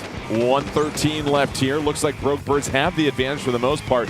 Triple Dippers will really have to start trying to push the Broke Birds back here, Milana. Yeah, they are, and they are really just fighting for ground in the middle of the stage here. Even so, even after 2 minutes of this game, and really it is going so even. I think what makes this stage particularly difficult is that you can't really enter the enemy side of the stage unless that spinner in the middle is perfectly aligned, and it really is just kind of a bottleneck into that area. It's such a good point, because you're really stopped at a certain point, and it's going to take quite the commitment to get up to the opponent's spawn, and when you do, there's not a whole lot that you can really possibly impact there. Skaboop with another triple ink strike. Down go two members of Triple Dippers with under 30 seconds left here, Zach. Every splat matters now. That was the key point, and we're entering with essentially a 2v2, and now the jump-ins are not where you want them to be. Great double there by Foam Archer. That's another one of the things with the Tri-Slosher. You are going to go down. It's about getting that value as best you can. Triple Dippers with much more firepower at their disposal in the last 10 seconds here. And that's going to probably turn the tide in their favor.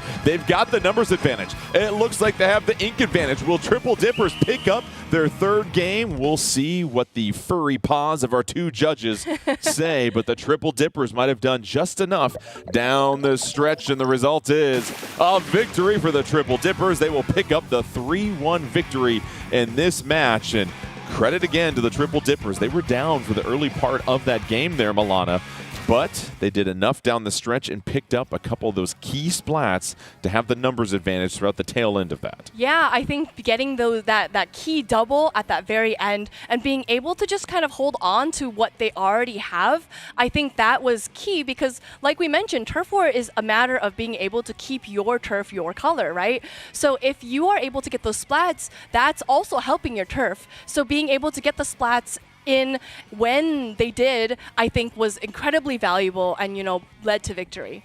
So the Triple Dippers will move on 3-1 and give the Broke Birds a little bit of credit. They took that first game, but it felt like Triple Dippers really just stabilized. And I go back to the difference in the pushes that we saw here, Zach. Broke Birds would get a nice initial push, as we just saw here, but it wasn't quite enough of a dominant one. They didn't get the closeout when it was the time to get the sweep there. And now you saw from Triple Dippers just a little bit more resolve, and their punches just packed a little bit more firepower. It's how much value can you get out of those team fights without having to expend so many resources. And I think to your point, Broke Birds had to expend a lot of resources in order to win those fights, which left them with almost nothing to really go between it. And take that Turf War game, for example. In more ranked modes, you have sort of a space you're trying to go. You have an invisible line, if you will, that's guiding you to a place, and that's where your specials are ultimately going to land, especially like a Booyah Bomb or a Triple Ink Strike. It's kind of a lawless land out there with Turf War. You can throw them wherever. There's not really an X marks the spot. You just kind of have to keep the momentum up, which can be difficult for teams, and Broke Birds, I think, may be a victim of that. I like that. A lawless land. I think Team Chaos really enjoys it as well, too. Let's go ahead and check out the updated bracket after we just got done with that matchup. Triple Dippers will take on TZS in the winners finals. Our losers quarterfinals is all set. Broke Birds and Ink This, and 11'8" Bridge versus Rainfall will be coming up here shortly. But going back to Triple Dippers, and I think just the poise that's needed. And Milana, you go back to teams that make the proper adjustments as well, too, down the stretch. Give them a lot of credit, of course. Yeah, totally. And, I just kind of want to bring back one of the points that Zach made, that he was like, I didn't really see too many tri-strikes, right? But we did see that adaptation, that they were able to kind of bring the tri-strikes into this game and be able to use it at the very end. And I know, at that time, they're pretty much had enough turf to be able to get the win, but we have to follow the rules of Turf War. We got to throw those tri-strikes at the very end, and we have to kind of solidify our victory that way. I like it. They stuck to the rules. Yeah. They got the victory. Team order, that's what they can appreciate right there. All right, we're going to take a quick little break. When we come back, it will be TZS versus Triple Dippers in that winners finals as we get going here further along in our bracket. But first, we love Zach. We can't get enough Zach. We're going to take a quick little stop, and it's time now for some shiny tips. What's up, guys? Shiny Hunter Zach here, back for another season of Shiny Tips, and I'm not alone today. I have EE with me. How are we doing today, EE? Zach, I'm fantastic, and I'm finally excited to be here to get an opportunity to get some shiny tips firsthand. Well, we've got an excellent clip to review from the playoffs of the Splatoon 3 North American League 2025. It's going to be Clam Blitz on Museum de Alfonsino between Milky Way and Fofofo, pretty much in overtime at this point. And I want to start it paused with the overhead here so we can look at how these teams are positioning. So Fofofo really bunkered around, almost triangulating themselves around the basket with 3Z, and eventually DatKid kind of poking around the left and right hand side of the spinner. On the opposite side, Milky Way, they're going to group up by this ramp, and then they're going to use their special investment early. So let's go ahead and get into the clip. The Tactical comes down first, as most team fights start with. By this point, 2 inking specials have been used in order to go through. Brand uses that to get high ground, takes out 3Z, who had already used their Ultra Stamp at this point, and then moves forward, gets another splat there, and will unfortunately go down. But that creates an opening for Q to get that first power clam in. Jared gets a pick, rolls through, and saves the despawning second power clam, and then Ice, knowing what he needs to do, ignores everyone else and is able to take the lead. Well, needless to say, Zach, that was an excellent breakdown, but a lot of information to digest, okay? So first off, I want to talk about overtime, right? What am I looking for with resource management when it comes to overtime to really try and secure that victory in Clan Blitz? So the goal for the defensive team is try and poke out and get these early picks as quickly as possible. But for the attacking team, they want to put the pressure on early. That's why as soon as they throw down the Tactics Cooler, the time has started. So the triple ink strikes you see come out almost at the same time as the Booyah Bomb. That creates so much room for them to go through and forces both the Ultra Stamp and the Killer Whale 5.1 to come out in response from Fofofo. But it does not lead to anything. In fact, the jump backs to ice from Bran allow him to survive and allow him to get the picks that entry them into the zone and really create a big opening for them. Okay, I noticed too, like when it comes to weaponry, seems really important. I want to talk about Jared, okay? Almost seemed like he was the catalyst to victory with the utilization of those splat dualies. Am I correct on that, or? Absolutely, yeah. And the splat dualies were popular for a reason. First, they have a great special in the crab tank with an alternate range and a great firing mode there. But second, they're able to roll through. So the jump in happens, they roll away from the incoming shots from 3Z and get a pick. And then Dark using the Splattershot Pro, not a great weapon to use up close, but they get that pick and then save that despawning power climb, and that only happens because of the rolls that they have on the main kit and giving Ice a chance to secure the win for Milky Way. Well, needless to say, that was a sensational series that we got there in the playoffs, and a sensational explanation from you as well, Zach. Can't thank you enough for taking the time.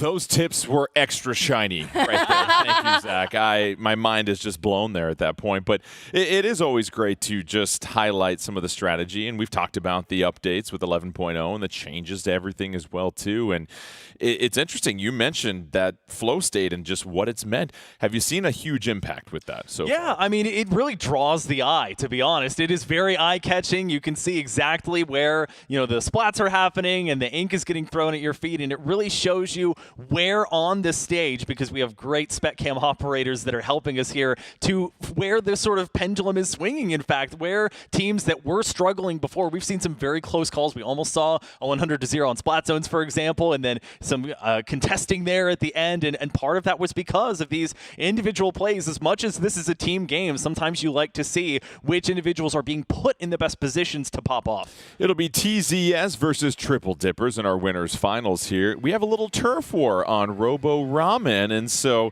again, one of your favorite stages here. And with turf war, we saw Triple Dippers have the success last time in the final 30 seconds. Can they replicate that on a stage that's a little bit more narrow than what we saw in Museum del Alfonsino? Yeah, I think, you say it's a little bit more narrow, but I'm kind of drawn to Museum del Alfonsino's bottleneck in that middle area, right? And while it is a little bit different, that is also kind of a narrow area of the stage. So perhaps Triple Dippers is a little bit prepared for this as they continue to navigate all of these little avenues and alleyways and corridors to try to get that turf control that they're looking for. And Zach, it's interesting. We saw an arrow spray come out. I always love to see that. Are players still adept with a lot of those high ink weapons that, okay, you certainly aren't going to touch an arrow spray in a lot of other game modes. Are they still able to flip that switch and use that well and effectively in turf war when it calls for it? You can extend that to just about any weapon in the game. There is somebody who is so adept at that weapon that not only would it blow your mind, but they can make it work in just about any scenario. Unfortunately, sometimes the few scenarios where it might not work is high-level competition like top 8s of one of these events. But I think the arrow spray there really has a very well-known job, and one of its most prominent places where that job is done very well is on turf war. So would I be surprised, Milana, to see it here? I'm interested to see your thoughts. You know what? I'm actually not. What I am actually surprised is that we didn't see any refluxes, and I think that is gonna be what we end up seeing as we go into this next match. Well, let's see, Milana. Take us through the loadout. What do your eyes see as far as what our teams are rolling with? And we don't see any refluxes at all, but what we do see is Kraken Mare's famous ink brush, just a deadly player with that weapon in their hands. And a lot of, like you mentioned, high ink output weapons for this turf war game. TZS in the teal, Triple Dippers in the magenta, Foam Archer out in the foray with that Tri-Slosher. Tacticooler comes out trying to avoid the specials that continue to come out from TZS, and TZS down a member, so Triple Dippers, nice little opening push here, Zach. Well, and another thing, one of the specials I thought we would see more of before now is the triple splashdown, which we see perfect on timed right on the cue. zone with that custom expo. Unfortunately, they go down alongside it. So some trade-off here in the early game. As we know, the last 30 seconds very well important, but we're starting to see that these teams meshing pretty evenly against each other. Still plenty of time left in this one. Just over 2 minutes left. Smork sharking a little bit in the ink, advancing carefully. Smork just going to go ahead and color inside the lines. A little leisurely approach there. Kraken Mare working their way up.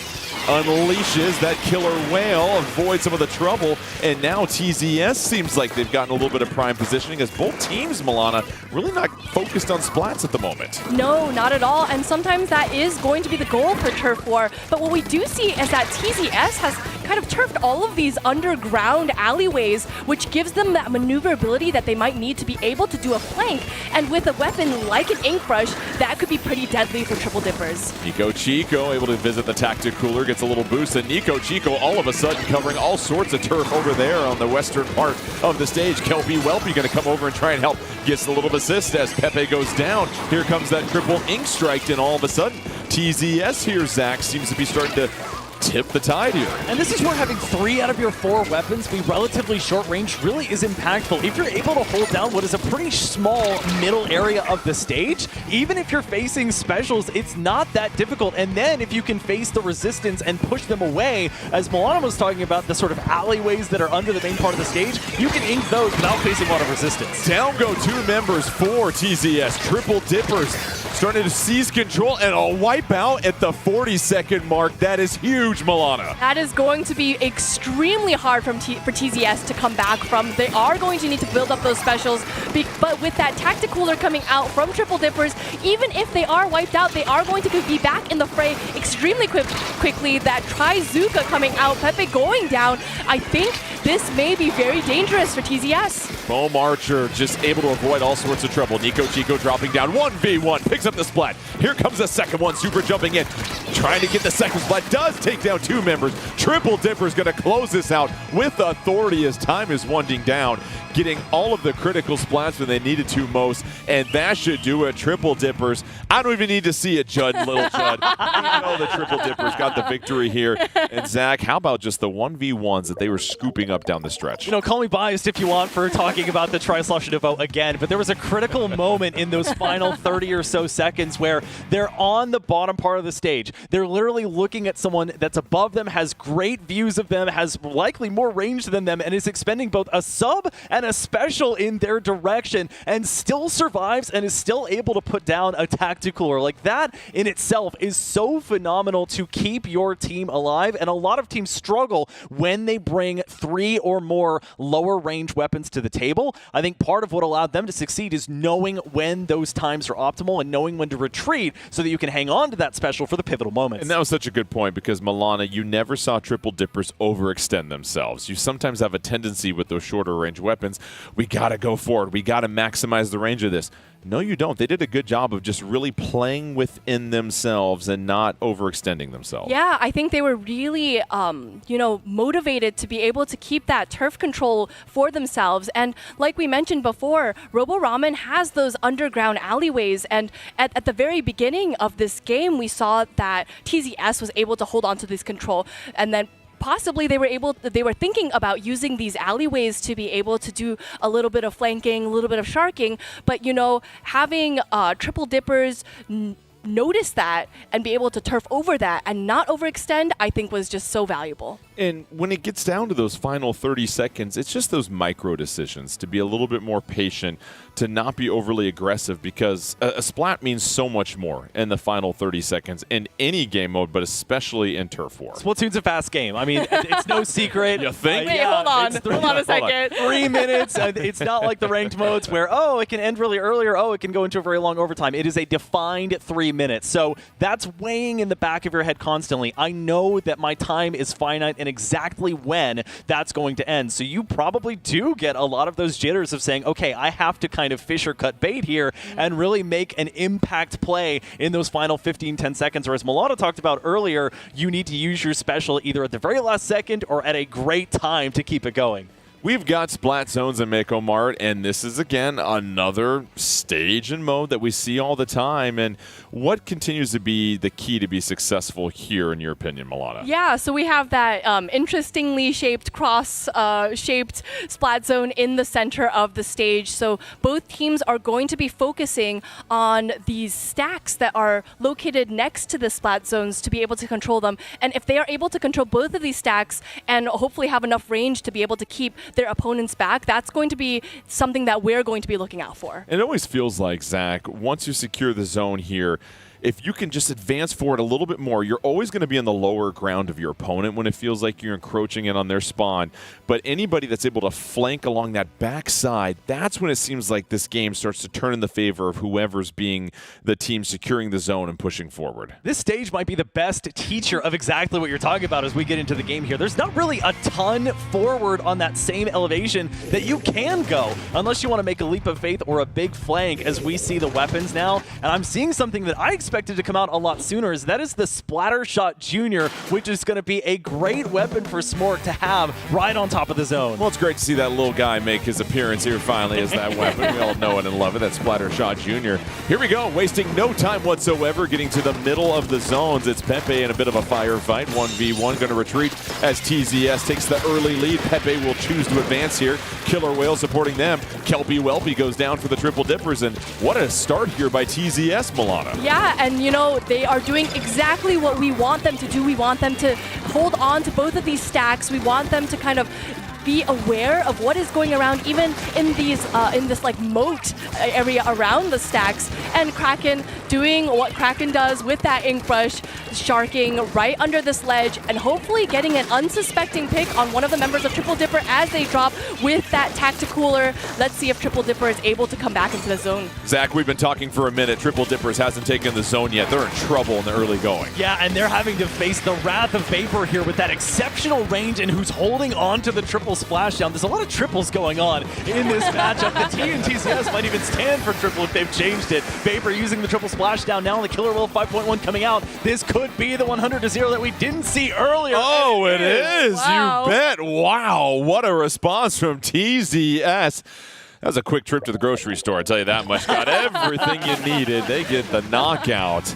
And all of a sudden, that changes the entire look of this match as TZS just dominated Triple Dippers there. And that can be a shot to your confidence, Milana, when all of a sudden you couldn't even touch the zone once if you're the Triple Dippers. Listen, they had their shopping list ready. They knew what they were getting. They weren't getting distracted by the ice cream aisle or any of that.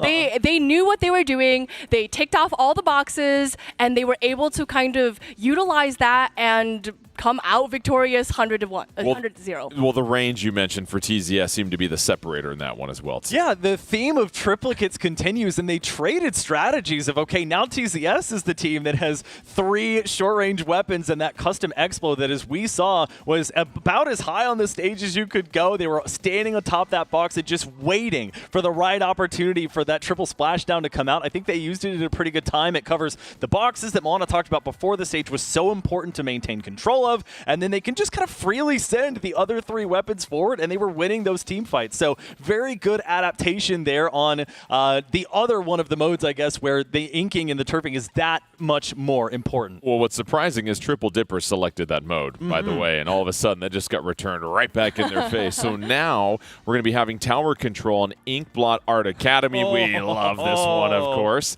And so with this, listen, we've talked about this for years and years and years. It's getting that tower deep into that second and third checkpoint area. That's where things really start to change. All the firefight seems to happen right at that ramp, right past the first checkpoint. How do teams push through to extend that lead? You know, this is like almost cartoonishly popular, how much we have chosen this in last season and this season, hopefully to come. But like you mentioned, we kind of want to understand that as we are moving past into that last checkpoint area, that there is a lot to be aware of, that the opponents are kind of going to be alongside this tower area, and you have to be able to move forward and have that distance. I think that's going to be the most valuable thing that you can do with your team during this time. Yeah, composure always seems to come to mind as well too, Zach, because you can things can get so frenetic after that first checkpoint, but whoever seems to lock in and just find that one slight mathematical advantage to pick up that 1v1 or that 2v1 seems to swing this tide in this game mode as well, too. And well, gosh, Jordan, it's always a pleasure to see this specific stage and mode come out, and I'm really excited to see what changes we have compositionally. We are going to see basically this same TZS comp come out on the opposite side of things. We are going to see the Rapid Blaster Deco as well as that Zinc Mini Splatling, so favoring the Big Bubbler, of course, for tower control, and you have that global special in the Killer Whale 5.1. Yeah, expect to see Nico Chico riding that tower quite frequently when they have that bubbler ready to go.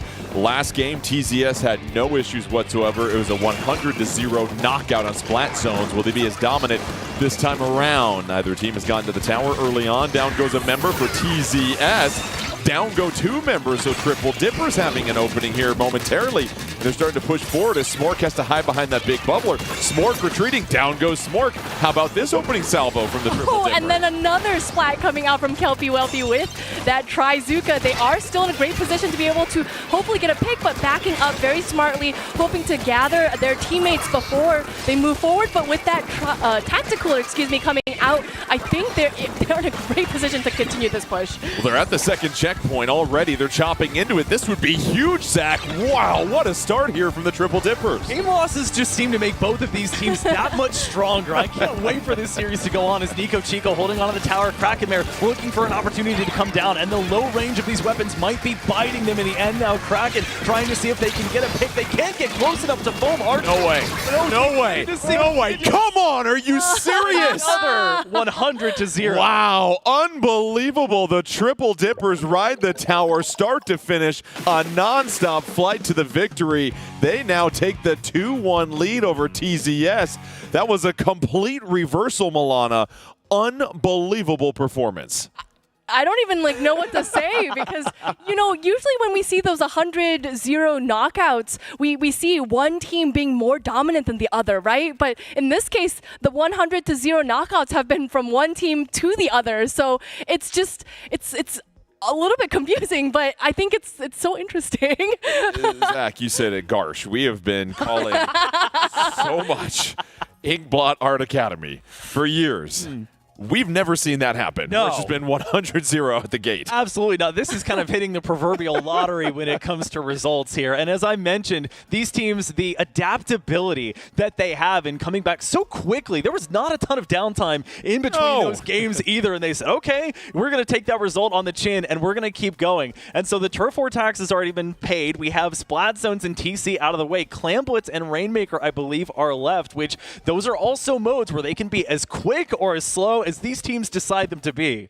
Well, we have Rainmaker coming up next year. We know that can be very quick, but so far, whatever team has won, they've just been mopped when they've chosen the game mode. So I guess it's TZS's turn based on how this is going to have a 100-0 sweep here possibly. But if you're Triple Dippers, you have an opportunity now to go into grand finals. This is the game you've got to pick up because as soon as it gets tied, you're going to Clam Blitz. That could go anybody's way here, essentially. Yeah, so it really is going to depend on the TZS's pick for what stage they want to go to. And, since we're going back to Undertow Spillway, it really could go in either team's direction because we have that split directionality for that Rainmaker. And it really depends on basically how these teams play defense. A wise man once said, the horseshoe of doom. At the tail end. See, we do listen. And getting past that first checkpoint, what do you like to see from teams as they really try to extend the lead here late in the game? Well, first of all, I will say one man's wise man is another man's fool as we take a look at the compositions here. And the Blob is coming back. The Blob Deco makes its return. And I will say, this stage does seem to proc a lot of composition changes more often, disproportionately than some others. We see the Rapid Blaster Pro come back, or Rapid Blaster Pro going to be helping out, I think, to protect this Rainmaker carrier when it gets picked up, as well as that Trizuka for that ranged offensive. TZS trying to extend the match. They need a win here. Triple Dippers one victory away from going into grand finals. Kelpie Welpy getting a little help from that Kraken Royale. And the Rainmaker in possession of the Triple Dippers. It's 3-3 on the stage right now. They don't really make much progress with it. Down go 2 members. What a shot from Pepe. Pepe's shot was just on the mark, and it's exactly what TZS needed to be able to get this push started. But all of the members of TZS up in a position to be able to move forward. Pepe hopefully getting a pick and clearing the way for Vapor right here, but Vapor not quite able to make it to that checkpoint, and this might be the end of that push. Vapor couldn't quite get to that first checkpoint, as you pointed out. Triple Dippers with exceptional defense. Foam Archer moving forward, has a couple of teammates in front of them, plowing the way with some magenta ink. Blackberry gonna use that tacticooler to juice up just a little bit. Blackberry continues to apply a little bit more pressure, but down they go, and a killer whale taking out 3 members. You know, and even in a lost team fight there, I like the decision making of Triple Dippers. They had a couple of specials, including the ink back online, and they also, the meta may change, but the strategy of putting your support or tacticooler player as the designated Rainmaker carrier seems to stay put. Slight lead for TZS. Still over 3 minutes left here. Plenty of time. Smork goes bye-bye. No use for that big bubbler. It gets popped. And all of a sudden, Rainmaker in the hands of Triple Dippers. They have a chance to take the lead. They do. They're right near the first checkpoint. They get past it. The first breakthrough that we've seen in this game, Milana. It is the first breakthrough, but you know, Triple Dippers is going to have to play carefully. Remember, any push in Rainmaker is still not safe. We want to make sure that we can make it into that, around that, as the proverbial horseshoe of doom, and make it into that next area.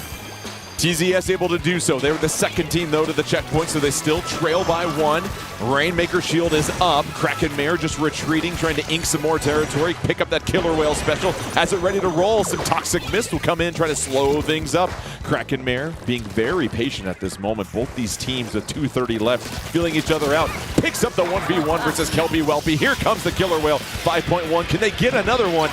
No luck there as the Rainmaker resets now, Zach. Patience pays off. It's almost antithetical to the weapon to want to be in the action, but you have to play it very patiently. Wait for the right opportunity to pop out. That was just barely the right opportunity to use that Trizuka, as Pepe is going to trade out. Vapor dodging away from the Kraken Royale, but will be taken down on the back of it. So we're, with 2 minutes left, kind of in a stalemate with both teams having just broken that first checkpoint. You said the word stalemate. We saw exceptional pushes from both sides, but now this is just become a defensive battle here between both these teams.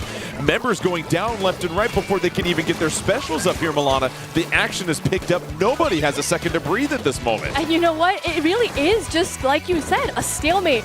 One member of one team goes down, another member of another team goes down. Kraken is holding on to that ring, but goes down to a bomb. But here we are, Vapor picking it up and still not really able to make it any headway with that Rainmaker. Splats left and right. It is fast, it is furious, but now the Triple Dippers have the Rainmaker. They're looking to push forward. You saw the ink back go out here just a moment. Kelby Welpy ahead of Nico Chico. Kraken Mare from behind, able to flank and take down the Rainmaker. What a stop there by TZS. They still trail by 1 point, though, and you see a lot of magenta ink around the Rainmaker. 4-3 advantage on the map. Now it's 4-2 as Vapor goes down. Kelby Welpy juiced up. The advantage here, an opportunity for the Triple Dippers to extend their lead. Yeah, that was effectively a 3-down situation, and it's continuing as Kelby Welpy in that float. Aura State going to get Kraken Mare. Will not find anybody with the Trizuka, but they're creating that space. Once again, Pepe going to go down, and you can see just how low they are, smartly jumping back as the Rainmaker shield is popped, but now the shoe is on the other foot. TZS finding their footing as they get 3. Oh, that was huge from Foam Archer. You saw the life bar was down, and then a double splat on the other side. TZS down to just 3 members. They have the Rainmaker. They lose the Rainmaker. Under 30 seconds left. It's up for grabs. Toxic Mist surrounding it. Bubble getting ready to burst here. Now an opportunity for the Triple Dippers. Do they jump on it or do they hold back and play defense? Oh, what a gamble to make at this moment. Smork in the bubble. The bubble's decreasing. TZS, they've got to hurry up and do something. Under 10 seconds left. Kraken Mare. No, it's a double splat right when TZS had an opportunity. Vapor, triple splashdown. Oh, they take the lead with 2 seconds left. TZS, unbelievable turn here in this game. Now we're headed to overtime. The Triple Dippers, they've got the Rainmaker. They've got one chance remaining here. Nico Chico on the back line. They will need to be perfect here. Two specials ready to go. One goes out for the Triple Dippers. Nico Chico inching forward. This has to be it for the Triple Dippers or else we go to a game 5. Nico Chico in the corner. It's an unbelievable reversal for TZS. I think, we talk a lot about this stage and about the decision making that has to go into, especially a mode like Rainmaker on this stage. And I think what they did was so smart. They were able to, they knew, all we need is just 1 inch forward from this checkpoint pedestal. So taking that Rainmaker to the right side, something unexpected probably from Triple Dippers, and they were able to get that lead, and getting that lead was literally just all you need. You only need the lead, right? Zach, Triple Dippers, when the shield was down on the Rainmaker, did you want to see them try and grab it to reset the shield, even if they got splatted immediately? Yeah, I mean, in the heat of the moment, it's so difficult to make the decision that ultimately, when we have hindsight, hindsight 2020, it's the optimal play. These were quite literally shark-infested ink waters here, as we saw Kraken Royale swimming left and right, and optimal uses there of things like the Killer Roll 5.1. So tough to make the decision, and we go now to, I think, a great mode for a game 5, and it's Clam Blitz to end us off today. So it is our first time doing Clam Blitz, which means, Zach, let us know what we're going to see here. Well, Clam Blitz, as I mentioned, one of those ones that can take forever or it can end in an instant there. Your goal is to collect 8 clams and then try to form a power clam that you will use to break your opponent's barrier that protects their basket. When you throw those clams in, you get 3 points for a regular clam, as well as 20 points for any additional power clams that you're able to throw in. And if neither team, as always, is able to get those 100 points, it will be the team that gets down to the fewest points that will win this tied up match. Clam Blitz on Museum d'Alfonsino, which we have always appreciated as well, too. We've seen some remarkable plays down the stretch of some of these Clam Blitz games here, and now it just comes up to who wants it more. Game 5 between these two. TZS showed unbelievable resolve. Do they have one more in them, Milana? I think it really could be either team's game. I think it's so hard to be able to be like, yeah, TZS has been playing so dominantly, or, Triple Dippers has been absolutely bodying, TZS, but it's really hard to say, so we'll see. Well, Zach, what do we see from our loadouts for our first Clam Blitz game of the evening? The triple theme continues. The low range of the 3 weapons outside of that custom Explo will continue to work. And on the opposite side of things for Triple Dippers, Nico Chico, one of the most talked about weapons since 11.0 and 11.1, the heavy splatling. That is going to be the weapon that you will look for to control this overhang and make sure nobody gets too close to that spinner. And why has it been talked about so much? Is it because of the flow state update that we've seen that helps with the mobility? So that's certainly part of it. It's got great range. It's got that sprinkler for that passive paint control. And as well, you're able to use the wave breaker that does a surprising amount of damage per hit, 45, and it marks your opponent.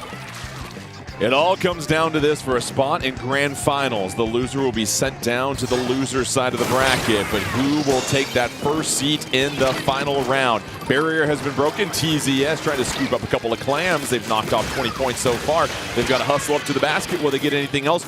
No. So basically a very conservative approach on that opening push there. And Triple Dippers, you're still right in this game here, Milana. Yeah, I think sometimes we really do talk about that clams economy a lot, that if we are making a push, sometimes we have to consider, is it worth making a push with just one power clam, or should we be able to control a little bit more and make a more of a substantial push? Because, we've seen all sorts of Clam Blitz matches over the last season and over this season, and we've seen really slow matches, like you mentioned, Zach, and really quick matches. So we want to make sure that these pushes count every time. 3 members of Triple Dippers go down, and clams go spilling all over the stage here. It's Nico Chico, corner. Nico Chico trying to get out of there, somehow able to stay alive until that last moment. So down they go. No clams up until now, and another opportunity for TZS. They break the basket. All of a sudden, they are filling it up. Pepe found a wonderful point to pour in a couple more clams. The lead is now 55 to 100, but it looks like Triple Dippers will get a chance to close this basket unless Pepe, can they sneak in? No, but the damage has been done, Zach. Yeah, and TCS, it seems like they're employing the school of thought where as soon as you've built up a decent-sized pool of clams, you don't wait to get into the 20s. You just press that advantage. And I want to call out, this is the stage and mode where Shiny Tips was actually featured. Milky Way and how clutch at the last second it was. So I'm hoping here that we get to see something as clutch down the stretch. But so far, it's been TCS locking it down. Well, Triple Dippers just have to get themselves in a position to even have a clutch moment. Right now, they are getting wiped off this stage, not even close to sniffing the basket. They have a couple of power clams ready to go here. Finally breaking through again is TZS, trying to add on to this, and they're just doing enough here, Milana, to sneak in, and then here's Vapor, an opportunity to fill it up. The lead has now increased 46 to 100. You know, I think TZS's strategy here is just keep the pressure up, because if they keep the pressure up and Pepe dancing around that clams basket, tossing in just a couple more, getting a jump in, and getting that power clam in from all the way back there, getting two more clams in. Kraken Mare also bringing that score down to 11. I think, like I mentioned, keeping that pressure up is really throwing Triple Dippers for a loop. Yeah, 11 to 100. It is going to be tough to come back from that for the Triple Dippers. They finally have a little bit of an opening, but they can't even get close to the basket. TZS all over the stage right now, shutting down everything. Kelpie Welpie coming by, but doesn't have a power clam. Kelpie Welpie trying to provide a little bit more ink coverage just to make an opening for their teammates, but continues to be walled off. How about TZS? Just their eyes are everywhere, seeing everything, Zach. Now, you want a clutch moment. This is going to be it for Triple Dippers, and now TZS can be marked by that wave breaker. They do get the power clam out, but is there any follow-up? There's 10 there. Kelpie Welpie was set upon by multiple members of TZS, and the triple splashdown coming out potentially just as a way to secure more turf because there was nobody super near them. I see Archer getting a couple there, which may provide a way for Triple Dippers to get back in, but the hard part is they have to rebuild that stock of clams. They do. They've got 9 total as a team, but nobody's even close to a power clam at this moment, and the only other power clams they've been able to get have been when TZS has scored on them. They finally build one. It's Kelpie Welpie, but you see the splat bomb right there, pushing them back just a little bit. Wave Breaker's trying to do what it can to open things up for the Triple Dippers. Kelpie Welpie has an opportunity. That big bubbler comes out to hold it off. Blackberry Killer Whale 5.1. Will that do anything? But topping on the other side, sneaking in the back door, it was TZS. They need one more clam, and that'll do it. Oh, how about TZS? When nobody was looking, they snuck it in, and they are on their way to grand finals. We weren't even looking at that. Oh. And, you know, just seeing that blast open from all the way downtown, I think that was just incredible. I think that really, you know, I don't know who the culprit of that was, but I can't imagine it was anyone other than Kraken Mare with that ink brush kind of sneakily moving into that position to be able to have that power clam in, have that jump come in, to be able to take the knockout. But I just wanted to give a special shout out to Smork, who was playing on that junior and not allowing the members of Triple Dippers to move in. They had that big bubbler up and they were tossing those splat bombs like it was nobody's business and keeping that turf and keeping those power clams away from their basket. So a fantastic showing from TZS after being down. They were a couple seconds away from being eliminated down into the loser side of the bracket. They're able to close things out and just give them a lot of credit for the way that they responded. And we've said it before, a little bit of defense down the stretch can really get things going. Well, now, you've heard from us. It's time now for the 4th member of our team. You know him, you love him. Here's 9 at the replay board. Well, thank you, Jordan. I decided to cosplay Shiny Hunter Zach today since everybody appears to love Zach. But we have 3 highlights for you from that incredible match between these two teams. We're going to look at the first of our 2 100-0 matches. And really what I want you to look at here is how TZS has positioned themselves. We've got Pepe, who's going to attack from this side. We have Kraken Mare, who's looking this way. And we have Smork watching where the other members are coming from. And I also want to keep an eye on Vapor with that range. We'll go ahead now and roll the clip. And you can just see where this defense comes from. They identify where the attackers are. Bombs go over to the right. Let's wait out where the threat is coming from. A timely triple splashdown as well to hold things off. And as we said, we don't see a lot of 100-0s, but little did we know we were going to get one in the very next game on Tower Control, Inkblot, Art Academy. And here, it's actually going to be the Triple Dippers who are making their big attack. And I really want you to focus right here with Kelpie Welpie and Blackberry, because they, again, force the members of TZS to a different direction. And we'll roll the clip and you can see this carnage in real time. I mean, look, they're trying to move, they're trying to duck, trying to find any way that they can to come back in and stop this tower. But you all saw it in real time and you're seeing it here as well. Absolutely nothing doing. This checkpoint didn't have a chance. Krakenmare dove down to try to make something happen, but again, absolutely nothing doing. But we're now going to go to the Rainmaker game that we saw, really the pivotal moment in this match. And there's two things I want to focus on here. We'll roll it here in real time. Pepe with the Trizuka had some incredible shots and really kept this push alive for TZS. Two go down right there. Great shot again from Pepe. And then comes the patience from Smork. We'll pause it right here, and you can see they've got 3 members crowded around, but they don't immediately grab the Rainmaker. Instead, they wait for the opportune moment when they have all the players necessary to get this lead. We'll play the clip right here, and you can see it again.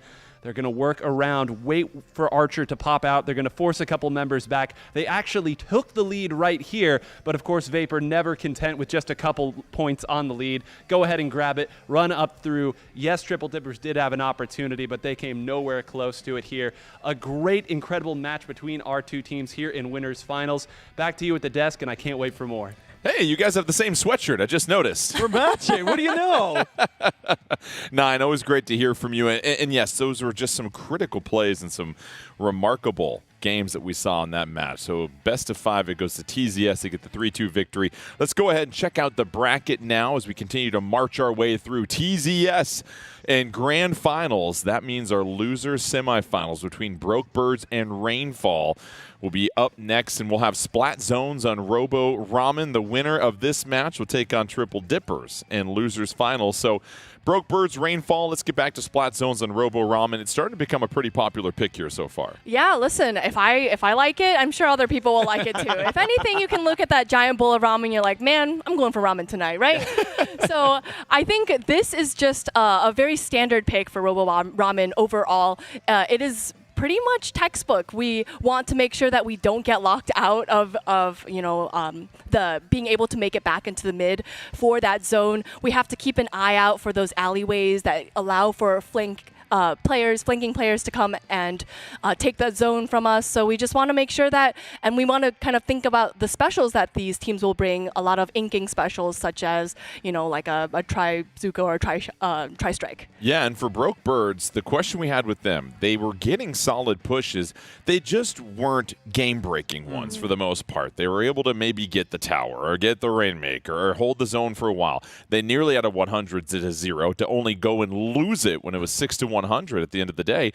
What needs to change with them to give them that extra little oomph to possibly close out a lot of these situations? Well, again, easier said than done, but not every push has to be all or nothing. You have to find ways to be able to win some of those fights without expending everything at your disposal. And that could be specials. It could be all of the ink in your ink tank. It really comes down to, can you retaliate if after you win that first 1v1, there's some other threat that's right there? Maybe you need to escape from a special. Maybe there's somebody else that's just waiting to bear down on you. You have to be very careful. And in taking a look at Rainfall, they have multiple players that potentially are bringing sloshers, which are pretty solid mid-range weapons. You have another support player that could be playing NZAP or one of the other tactical weapons that we've been seeing today. So lots of unknowns and uncertainties. That first game, you can't be scared or shy away. You have to live up to your name, really, and be brave. And it feels like the roles in Splat Zones are very important. You want to stay in your lane not only as a team, but individually with what you're supposed to do to be responsible, because if all of a sudden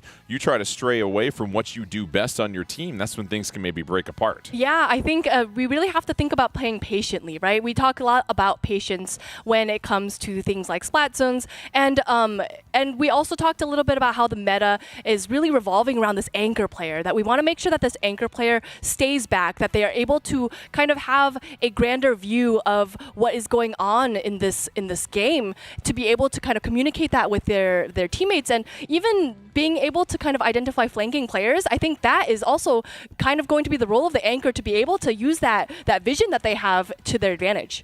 Zach, we spent a lot of time talking about you're the team that gets the zone, you're in the lead, how do you advance?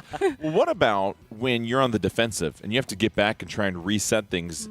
Where do you find the best spot to sort of get yourself back into this game and build up your specials in order to make that counter push?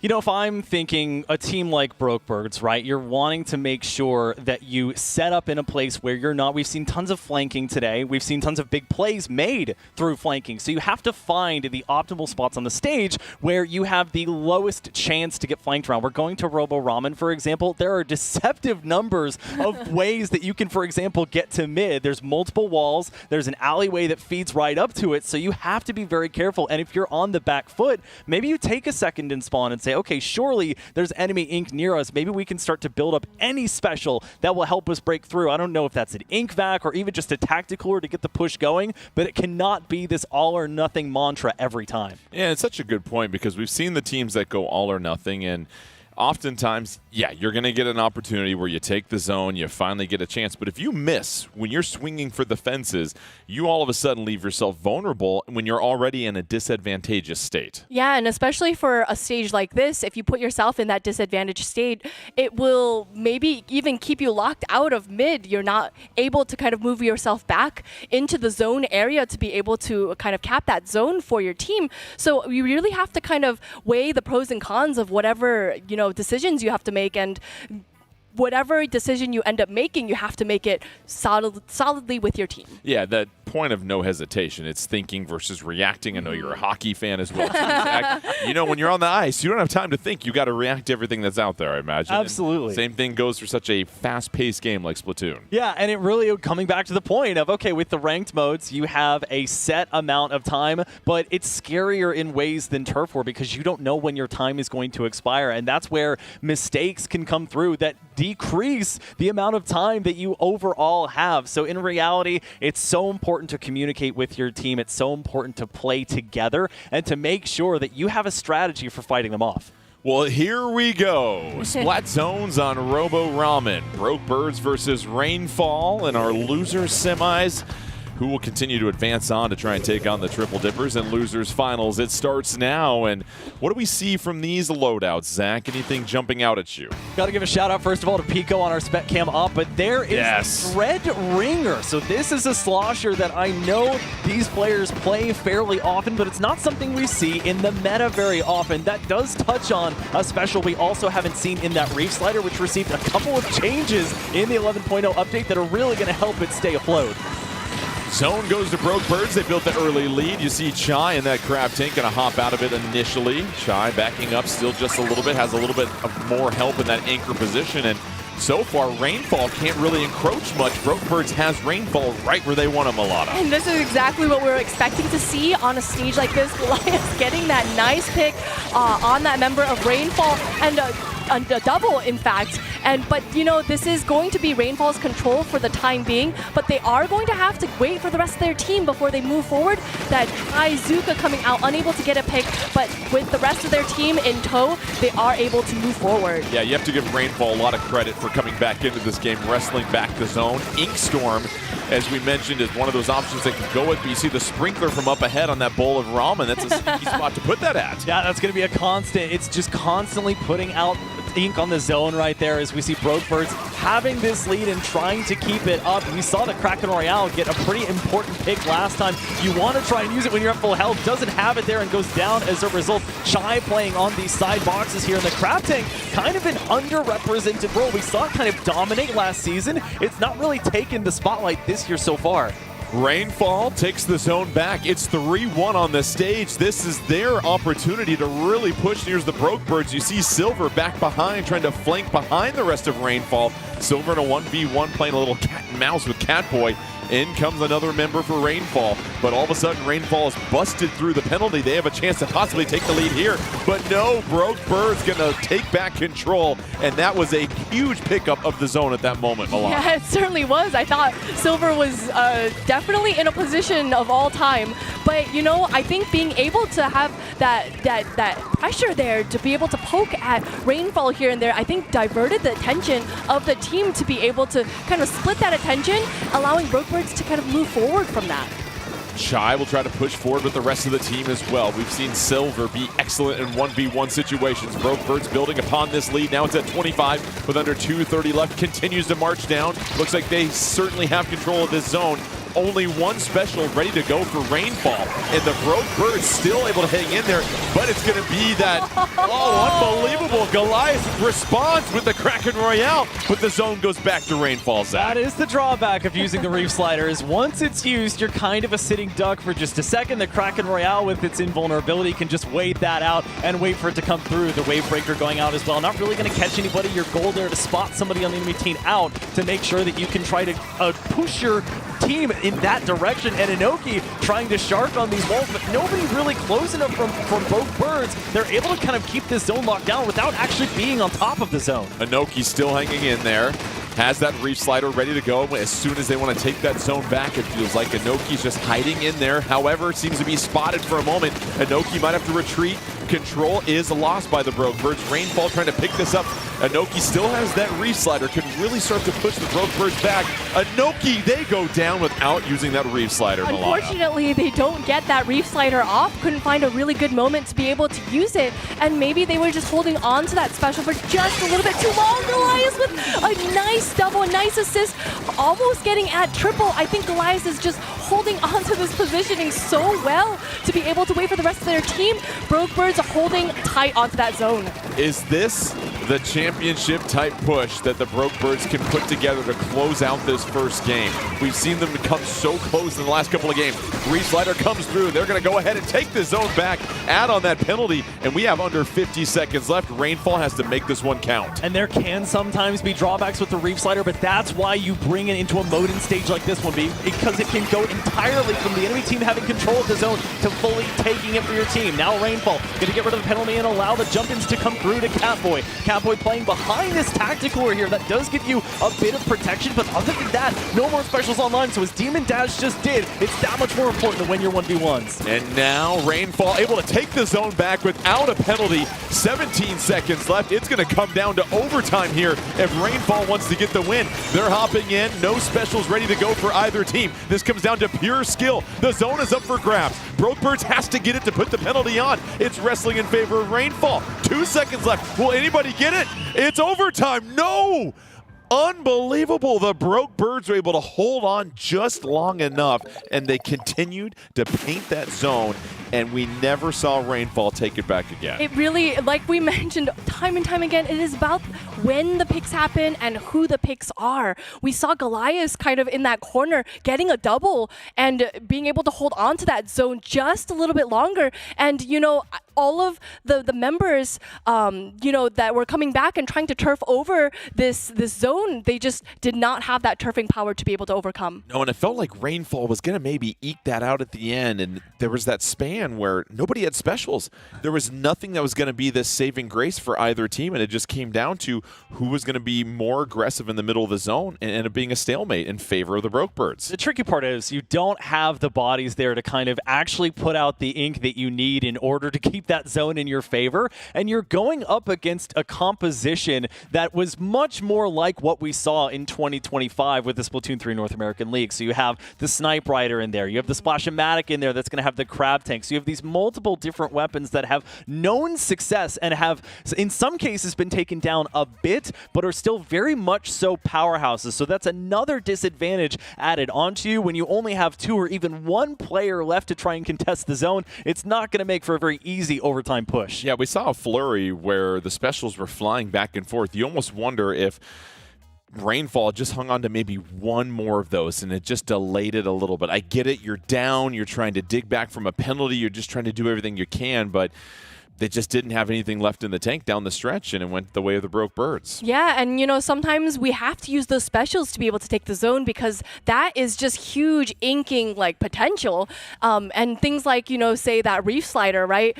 Using that Reef Slider, I think is able to get the zone, but if you're not in a good position to utilize that in a way that, like, you know, encompasses your team and encompasses team play with that, you're going to get the zone, you're going to encompass the penalty, but then what? You're just going to lose the zone again. So it really just depends on how much we can use those specials to our advantage more fully. Yeah, Broke Birds picks up the first game.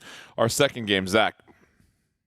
What could it possibly be? What could it be, my friend? No clue. You want to take a wild guess here? PC Inkblot. We're right back at it again. And if we see some of the same weapons that we did see before, they have the chance to eat on a stage like this one. We won't have to wait long as we're about to get into it. But if we see more Snipe Rider that has multiple places where it can pick up high ground, if we see that Splash-O-Matic again, there's your Crab Tank that can do the same thing. Taking a look at the compositions, another weapon that we saw a ton of last year, the 52 Gal, going to provide that Killer Whale 5.1. And on the opposite side of things, still with the Dread and Catboy, still with the heavy Splatling. Well, let's see if Rainfall can pick up a game to make it 1-1, or will the Broke Birds build a commanding 2-0 lead? And as always in Inkblot Art Academy Tower Control, both teams will kind of get a feel for each other before somebody jumps on that tower here, Milana. Yeah, we see Goliath hopefully getting a pick, and they do get that pick, and they're kind of sneaking in from behind, getting a triple here. Goliath doing exactly what an Octobrush should do now, taking that Kraken Royale and pushing that last member of Rainfall all the way back into spawn. It's going to be such a good position, and with that Killer Whale 5.1 coming out, giving a lot of covering fire to Broke Birds, they are able to make it past checkpoint 1. Goliath, the great disruptor to start this thing off. Goliath is cooking right now. Broke Birds advancing to the second checkpoint just like that, but your MVP so far this game is Goliath, that is just dominating, wrecking everything that Rainfall is trying to do at this moment. You see Silver teaming up. It's another splat as Catboy goes night-night. Silver applying even more pressure. Checkpoint 3. Are we going to see it again? No, the tower gets returned. It's a wipeout, though. The Broke Birds, they've got to hop back on the tower, and already this opening salvo has been very impressive. I don't know if Inklings are warm-blooded, but these specials have been heat-seeking so far. The Booyah Bomb perfect. Inoki trying to make it happen with the Reef Slider will not find anything. Effectively a 2v2 now, and finally some resistance coming up from Rainfall, but it's going to be another Booyah Bomb that once again finds most of Inoki, this time surviving just long enough, but you have to get back to the tower at some point. Inoki was very fortunate to survive that Booyah Bomb, and the Broke Birds knocking on the door of another 100-0 knockout. Can't close the door, and now Rainfall will get a chance to possibly score a little bit in this game, but it's going to take a mighty effort from them, Milana. Rainfall is going to need to focus on Goliath. Goliath being a key player for Broke Birds right now. That Reef Slider coming out does get the Snipe Rider, which is going to be a huge pick for Rainfall because of that tactical or because of that range.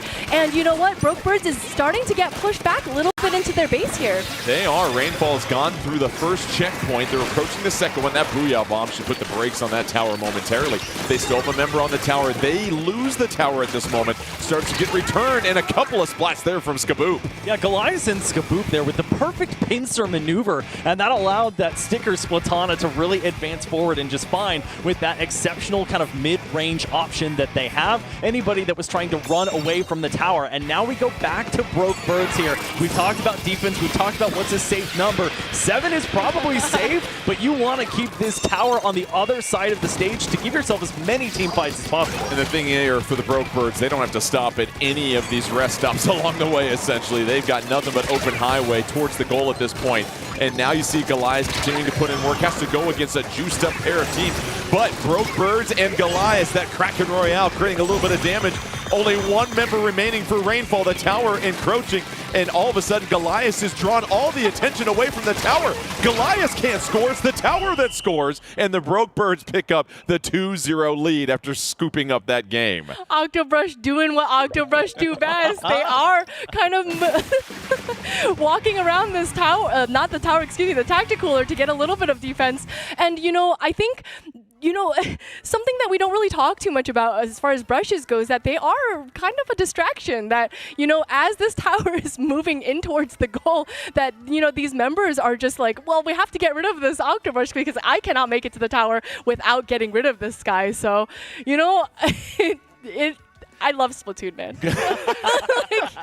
Goliath, from start to finish, dominant in that entire game. And it goes to show you how one person being disruptive can all of a sudden throw such a wrench into any game plan you might have. It's a hypnotizing taunt. It really is. Dancing around behind that tacticooler and put all thoughts of any objective sort of out of the minds of Rainfall there. And so now, as you're facing potential elimination here, you really have to look forward to, okay, no matter what, this is our last opportunity to counterpick into a stage specifically. So where stage-wise do we want to go? You know, thinking about it, they want to play somewhere. Where did they succeed? They succeeded when they were able to get them out of position and take down the more oppressive features of their team composition. So that could be, for example, the Snipe Rider that's playing at long range, backing them off. It took, in one of those team fights, 2 specials in order to back them off. We know kind of the story for Brokebirds has been throwing everything there. We don't want Rainfall to fall into that same trap if they want any hope of taking us to at least a Game 4. We'll have Rainmaker coming up here, and hopefully that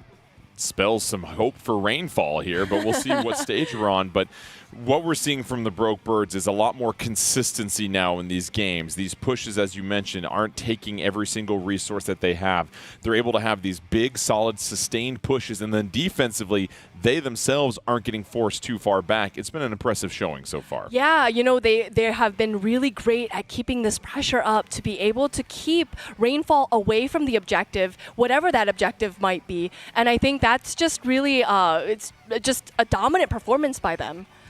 So as we get set here, if you are the Brokebirds, what do you need to do to close this out? What have you seen as far as their shift in the last couple of games that has really helped them step their game up another level? Go with what you know, right? So, I mean, their play so far, they've really improved. As you mentioned, the consistency of it, making sure that when they're taking these team fight wins, they're not letting any facets slip. They are ensuring their success as they move forward, because Rainmaker is a very punishing game mode. It is something where if you go all in on a push and you get wiped, that is a recipe for disaster. And depending on which stage you pick, they could make it all the way near the other pedestal, that second checkpoint pedestal, in a record-breaking amount of time. So we'll have to see what stage they pick, but it should be a fun and fast-paced one regardless. So Rainfall has subbed in a new player. Evil Chai will be stepping in for Demon, and hopefully their opportunities will be as pernicious as those names as they get set here, because this is the team that needs to get back into it. They're down 2-0. You're going to try and do everything you can in this situation to make whatever adjustment it is to hopefully find some success. Yeah, sometimes we need to adjust roles, right? Sometimes if the roles that your current teammates may not fill, or perhaps just the weapon choices that your teammates are able to play well. Like you mentioned, you want to stick with things that you play well, right? And perhaps this Evil Chai member of Rainfall is going to be their key member to get rid of this Octobrush player that's been giving them a headache, or maybe that Snipe Rider. So we'll see. Yeah, what is the counter to Goliath and that Octobrush that has just been so good over the last couple of games? What do you try to do to minimize their impact? I mean, I know it's tough, but don't get distracted. Like, they have only so much range that you can play. And now the tough part is they can close that gap in range very quickly if they have enough ink to run around with that main weapon. So you have to backpedal smartly. It's, backpedaling kind of maybe frowned upon at sometimes. It's more seen defensively. You wouldn't think of it in an offensive push, but you have to play optimally. And if you're playing with a shorter range weapon or an equivalently ranged weapon to the Octobrush, it's knowing when to take those fights. You're probably wanting to shark and wait and peek out when you have the advantage, and maybe you're the one backing off and just not even taking those fights or swimming to where you know your teammates are when you get approached. All right, Scorch Gorge will be visiting for the first time here today. And so Rainmaker and Scorch. Gorge, what do you expect to see there as far as the opportunities? Is it going to be that first checkpoint? Does that even matter that much here when you get to this stage in particular? Yeah, so we talk a lot about that safety, point range. So I think what we want to look out for is after they make it past that first checkpoint, there's this one hill that it's literally the hill that you die on. So, so we have to kind of consider that is probably the place that you want to leave the Rainmaker to be as safe as possible. And again, never safe 100% when it comes to Rainmaker, but if you can get that Rainmaker there, it's probably not too bad. Yeah, so it seems like an opening push, of course, and then if you can advance upon that, all of a sudden you have the option to play a little offense or defense depending on the time. Yeah, this is, of course, our first event of this season and our first time to look at Scorch Gorge, and I think the two modes that you can most likely expect it on are Rainmaker and Clam Blitz, the ones where it's going to get a little bit more hectic. So don't have to wait for much longer. We have to see now if Rainfall can finally take it back and show some signs of life in this deciding match. Well, they substituted a player in. Will that make the difference, or will the Broke Birds fly on to loser finals? We'll see. Rainmaker, Scorch, Gorge. Anything you see from the loadouts here, Milana, as you crack a smile? You know, it's funny. They brought their own brush to the battlefield, so now it might be a brush v brush kind of battle right here on Scorch Gorge. We'll see how that is going to impact their gameplay. Broke Birds and Rainfall each just building up those specials, waiting to make that opening push. It's the Broke Birds that have busted open the shield on the Rainmaker, and they grab it to take the opening lead in this one as they advance it forward. And so far you see Catboy playing that anchor position, trying to pepper that Rainmaker with a little bit more firepower, but no luck as the Broke Birds have an opportunity to go right to the first checkpoint. Yeah, plenty of picks coming out, and their last member is so far gone from this Rainmaker pedestal. They are in no position to contest, and Goliath, we know how tough they've been to take down. They are very far into the action, throwing the Autobomb out. They've almost got the Kraken Royale online, and the continuation of this push comes out. Goliath and that Kraken Royale just trying to provide a little bit of extra cover for the Rainmaker carrier. They lose the Rainmaker. Numbers advantage for Rainfall. Goliath, oh, you know what he's up to at this moment. Able to just pepper with that Octo Brush. Doesn't pick up a splat, though, in that opportunity. And now Goliath will have to rethink what they're doing. 1v1, though, gets the splat against Catboy. That was just so interesting because we saw somebody shooting at Goliath, and then they're like, I'll give up. I'll just keep moving forward with the rest of it. A triple splat coming out from Goliath. It's just so detrimental to take a player like Goliath and just let them reign free with this whole like turf. So, you know, yes, it's just, I think that was an interesting play for sure. So now Rainfall just wants to let this Rainmaker reset. No reason to scoop it up there. That's a really difficult spot. Rainmaker's going to go ahead and reset. All of a sudden, it is a flurry near that first checkpoint that has been cleared as the Rainmaker shield gets bursted.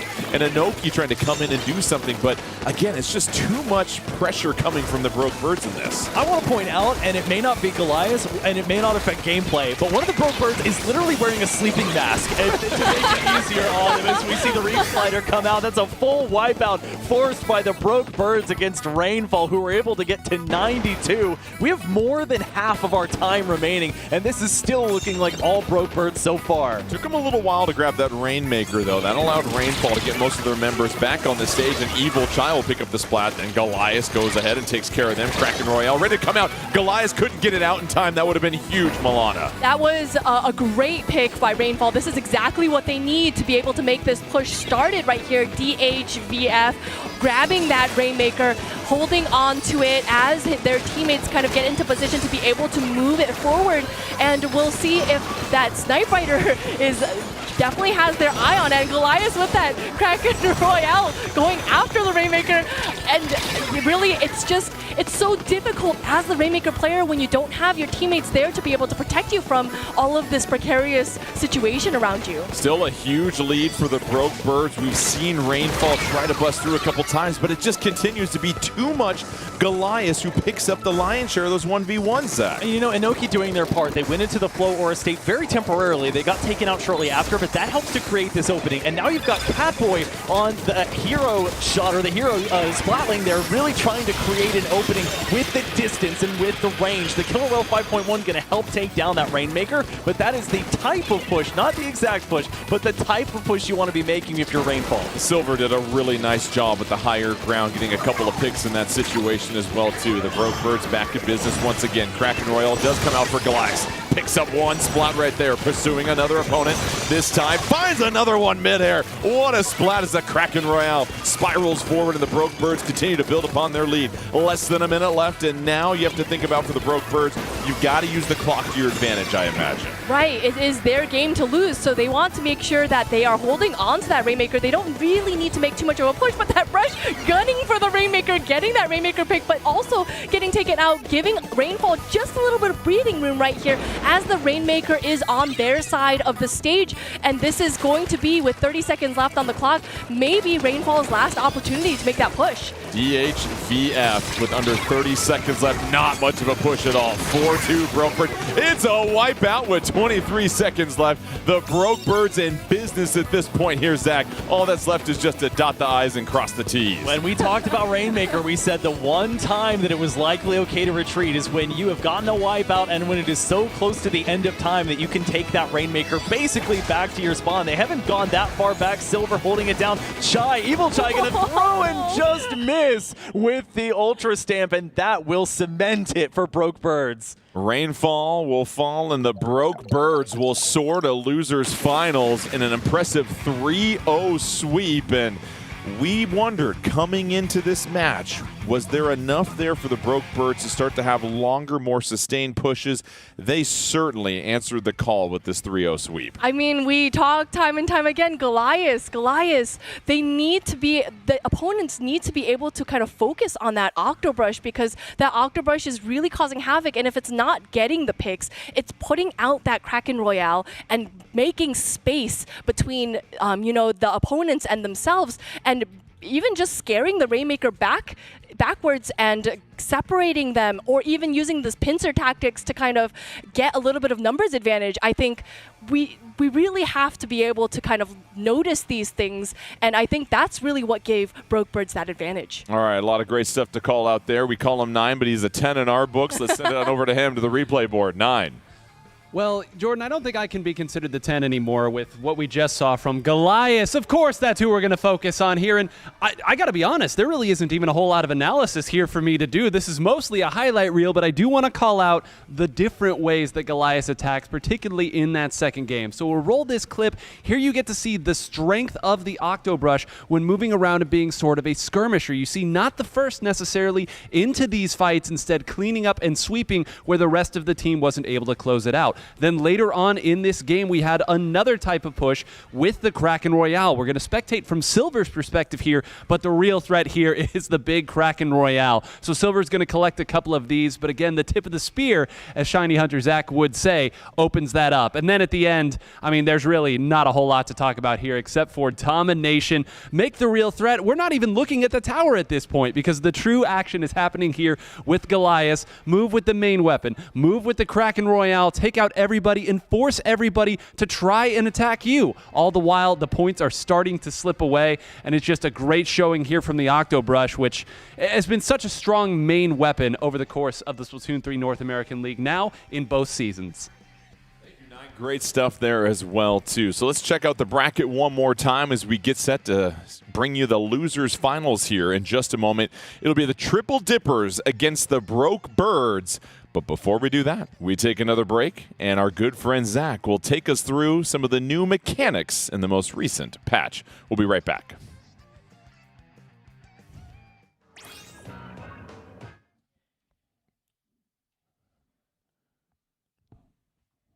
Rest stops along the way, essentially. They've got nothing but open highway towards the goal at this point. And now you see Goliath continuing to put in work. Has to go against a juiced-up pair of teams. But Splatoon 3's 11.0 update is out, and I'm here to break down some of the changes that you can expect to see in your Turf War or ranked battles. We have Stealth Jump, which has received some changes to the distance and how long it takes to travel to your target based on how far away they are on the stage. If they're closer to you, you may not notice much of a difference while wearing the Stealth Jump gear ability, but if they're further away, you may notice it will take you longer to reach your teammate and get back into the engagement. New to Splatoon 3 with the 11.0 update is health bars. Yes, when you damage an opponent, you can now see a health bar appear above their head. You will see when they start to recover ink, and you'll see when they take damage from either yourself or other sources. That health bar will go away after a few seconds of them being undamaged, and will also disappear if they go into their own ink in swim form or if they go behind a wall. However, if they are marked by a gear ability such as thermal ink, a sub-weapon such as the point sensor or a special weapon such as the wave breaker, you will still be able to see that health bar in the enemy ink or when they travel behind a wall. This is perfect and a big change from before where you had to look closely at the enemy to see how much damage they had taken. New to Splatoon 3's 11.0 update is the Flow Aura state. This is a brand new state and perfect for anyone that loves getting multiple splats in a row in their Turf War or ranked battles. When you get multiple splats, you will enter the Flow Aura state for around 30 seconds, which will give you increases to your run speed, swim speed, ink resistance, and intensify action all at the same time. Not only can you continue being in the Flow Aura state by getting another splat during these 30 seconds, but when you get another splat, you will enter an ink overflow, which places turf down at your feet and allows you to continue that momentum. Perfect for anyone that loves swimming around the stage and getting as many splats as they can. That's all we have as far as news for the Splatoon 3 11.0 update. Go try these updates out in your games today. It is certainly one of the more substantial updates we've seen, and I've got to ask you, you covered a lot of information there. What has been your favorite update so far when you look at everything that's encapsulated 11.0? My favorite update, probably the Flow Aura state, because we see it fairly often, and as I described earlier, it is a solid indicator of where the flow, not to use the name directly, but where it's going in the match or in the game. You can see who the impact players are. What unfortunately you don't see is how the other players are setting them up for success. That's kind of our job, in fact, to spot that out and call it out when it happens. But I think as we get into these losers finals shortly here, it is going to be so exciting to see who the players are that break out in that Flow Aura state and who it is that's behind the scenes supporting them. And we've certainly seen it make huge changes in a lot of these games, and you think about Goliath when they get on a roll as well too, and we now have splat zones on Hagglefish Market. This is something that both these teams should be very familiar with, and it comes down to, again, the Broke Birds. Can they make those pushes sustained and long enough? The consistency seems to be the key for them. Yeah, totally. And we have seen this matchup before, just earlier today, that we have the Triple Dippers versus the Broke Birds. And so are they able to kind of carry that consistency, they being the Broke Birds, through the last two matches that we've seen? Are they able to kind of utilize that against Triple Dippers in maybe like a new light? And that'll be fascinating because these two teams are now familiar with each other for a little bit, and you take some of that knowledge because you know, okay, these are the comps that we're expecting to see, this is what they're trying to do with their strategy, but it still comes down to, I think, a couple of those key 1v1s. Can you make the winning plays when you have two teams that are relatively evenly matched? And to me, the way that Goliath is on a roll and gets to go right into the next game and the next match as well too could be a huge difference. The hands are hot. There's no downtime. There's hardly any opportunity for them to cool unless they've gone and stuck them in the freezer since we've been gone. I don't think there's any chance of them cooling down. So let's get into this first game and see how hot they really are. Well, let's also go check out these loadouts here because it's between Triple Dippers and Broke Birds who will advance in this match to take on TZS in Grand Finals. Again, shout out to Pico for the wonderful job they've been doing here with that spectator cam all throughout this first event. And Zach, what do you see here as both teams hurry to the middle of the stage? How about a Luna Blaster? Let's go for you on yeah, all right. They've got all the quick respawn on that they could possibly muster, and the strategy is clear. Get to where the range is optimal and take them out. Unfortunately, in that journey, sometimes you are the one taken out. And Nico Chico, I know, Jordan, you were talking about the predictability factor. This is a player that you almost never know exactly what they're going to be bringing out. And Nico Chico already helping to create some control in the zone and retreating wisely as we saw that Kraken Royale peek around the corner, and the Triple Dippers have already built up a little bit of a wall. They're trying to push forward. Broke Birds, can they do anything with this ink back coming up? They have to back up, and the Triple Dippers showing you how it's done to start a game here, Milana. Yeah, they certainly are with that positioning. They are going to hold on to that zone for hopefully a little bit longer for themselves. But with the Tacticooler coming out by Broke Birds, are they able to utilize this Tacticooler? The Ultra Stamp coming out over there in that corner, Booyah Bomb coming out, Are they going to be able to take the zone from here? They're going to need a little bit of more turf output to be able to hold on to that zone, but Triple Dippers is not making it easy, and especially with that ink vac. A well-timed ink vac to clean things up. Skaboop couldn't really do much in that 1v3 versus situation, and the Triple Dippers back in control. Yeah, Foam Archer trading up that Tri-Nouveau for the 96 gallon, letting someone else take tactical duty. That's the first time Brokebird's able to take it back. We've also seen the Ink Storm come out. That's not something we've seen a ton of either. Comes out a little bit too late there as Brokebird's finally in control. And Nico Chico able to pick up a bit of a splat right there, and Brokebird still with the lead and still with control of the zone, and the Triple Dippers now trying to fight and get back, and Goliath with that Kraken Royale absorbs a lot of the carnage coming into the way, able to protect the zone, and the Brokebirds have all of a sudden made this a game here as they're at 50, trailing by just 31,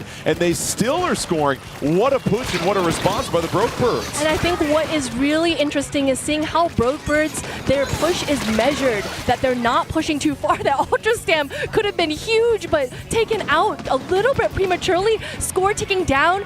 Now Brokebirds in the lead. Are they able to keep that lead? Ink vac coming out, Ultra Stamp coming out from Triple Dippers. They are going to throw everything they have at the zone. Are they going to be able to take the zone from here? They're losing control, but 2 down from Silver, 3 with Silver. They're going to get the quad. They're going to get the quad here. Unbelievable from Silver, tarnishing the hopes of the Triple Dippers, single-handedly almost stealing that game. And the Brokebirds, they swoop in and pick up the dub. That's the 52 gal in a nutshell. Like, or that class of weaponry, the gals are just so strong at taking on your opponents. It is so difficult when you get into their range, and if the adjustment of their shots is good enough, you can really admit that they have such a great chance to just pop off from the offensive side of the game. You saw the strategy at the end there, trying to use the ink vac to get in, and a lot of times we've seen today, the ink vac is further away. They're starting it further away than I would potentially expect, and it's oftentimes you're not really set up. You're kind of using it almost in desperation, so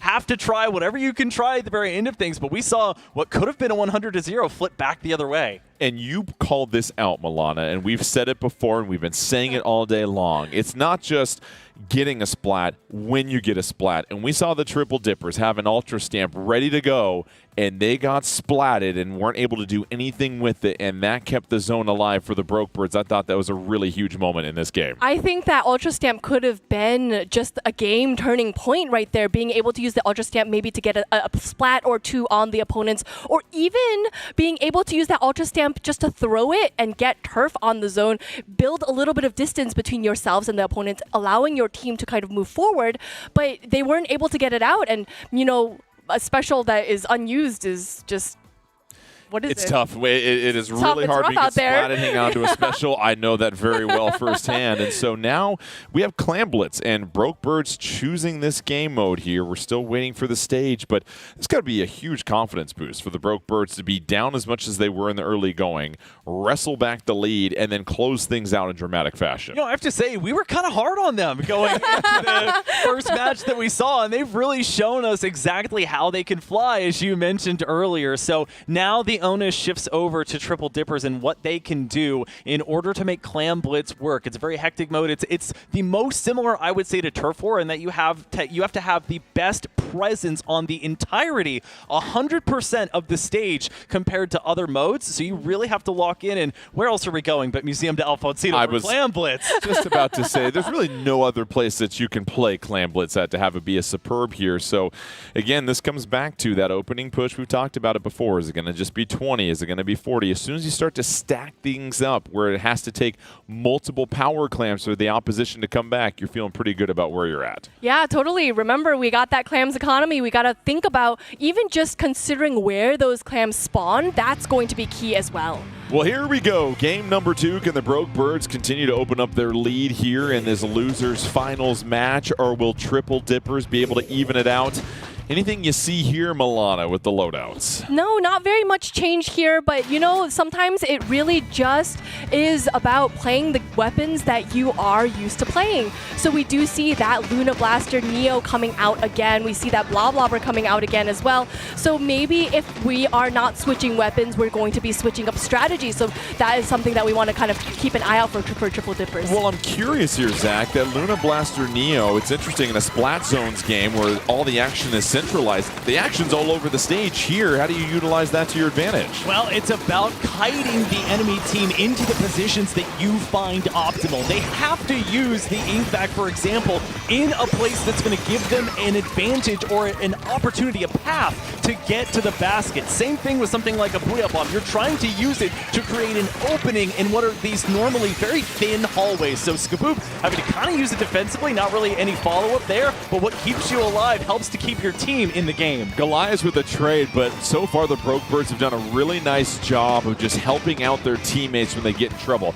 They've got a power clam ready to go on top of the spinner in the middle of the stage. They scoop that up, and they're just waiting for their opening, trying to pry something open. There's Silver on the north part of the screen, possibly an opportunity there as Blackberry is in a 2v1, able to pick up one. That was a huge splat there for the Triple Dippers. And with 2 down from the Broke Birds, Triple Dippers now has an opportunity to be able to move forward with these 11 clams that they have, but is 11 clams going to be enough?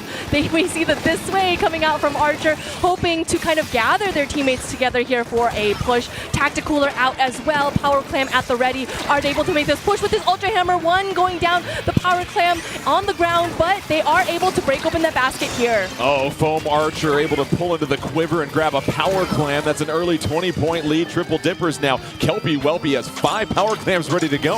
Gonna fill the basket, buy some time for the teammates. Oh, this is huge. What an opening punch from the Triple Dippers. Yeah, doing exactly what they need to do. They stay alive, they back up, they get the reinforcements, and now at full health, they get the pick. They get one on Skaboop. They're advancing forward a little bit. We're kind of hungry, I think, for the backliner there, but could not find it. But look behind the play. The reinforcements are coming in. Now, instead of trying to force past 44, which is already a pretty substantial lead, you get the Kraken Royale out of Goliath. You get some power or some regular clams. You're already back at 10. So by showing just a modicum of patience, you're already back in a winning position. And down goes another member for the Broke Birds. The Anchor has to advance forward a little bit more. Killer Whale comes out. The Super Jump comes in. And a trade off the Super Jump. 2 more members go down for the Broke Birds. The Triple Dippers doing an excellent job in up-close confrontations here so far, Milana. They are, and they're really holding down the fort here. They do have Broke Birds having 1 Power Clam, 2 Power Clams at the ready if you count the one by their basket.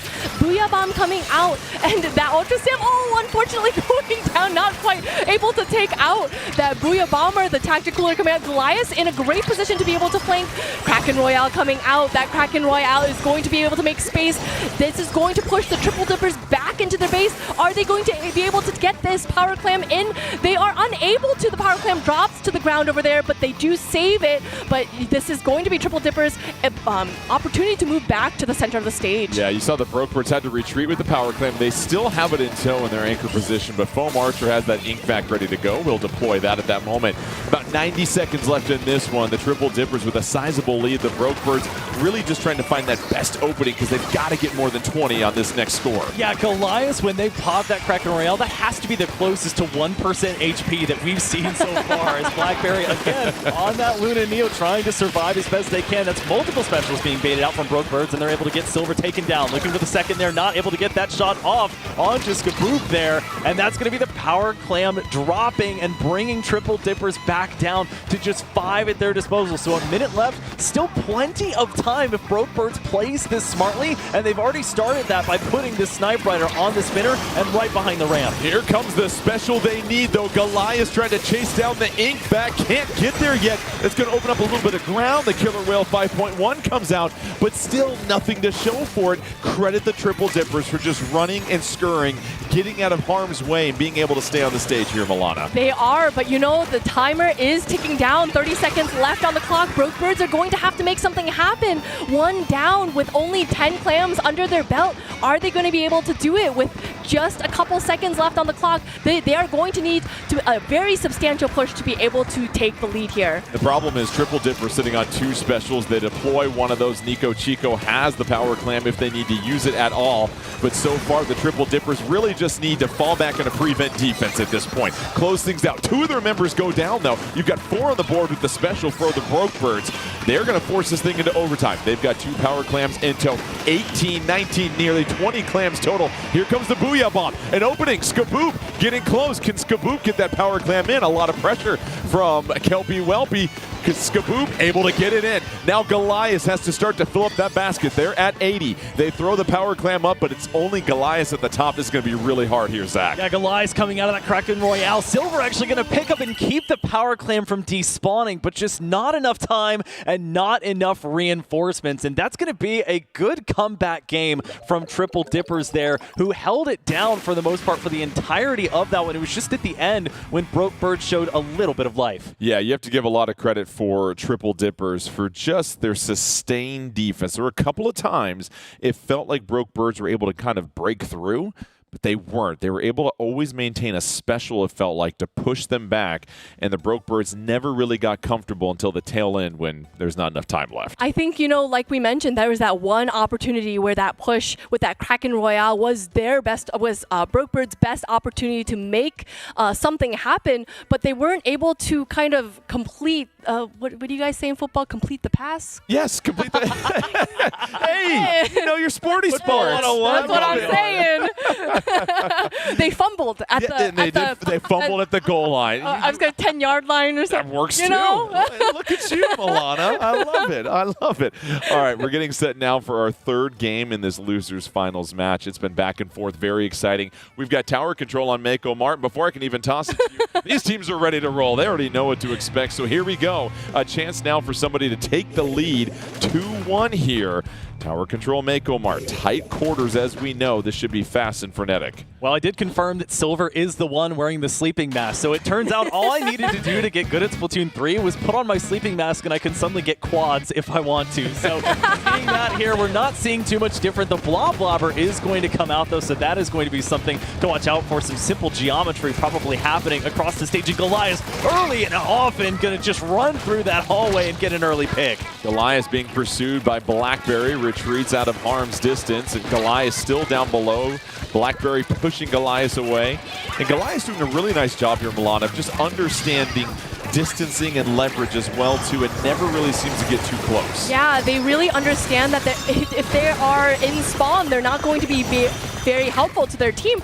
So being able to put out those Kraken Royales and make sure that they stay alive for a majority of this game is going to be their goal. Goliath over there in that corner waiting for an unsuspecting member of Triple Dippers to kind of climb that crate over there, but still tower in the middle of this stage still could be anybody's game. Nico, Chico, and the crew just waiting for an opening right now. Nothing too enthralling happening at the moment. Down go 2 members, though, for Triple Dippers. Brief advantage for the Broke Birds.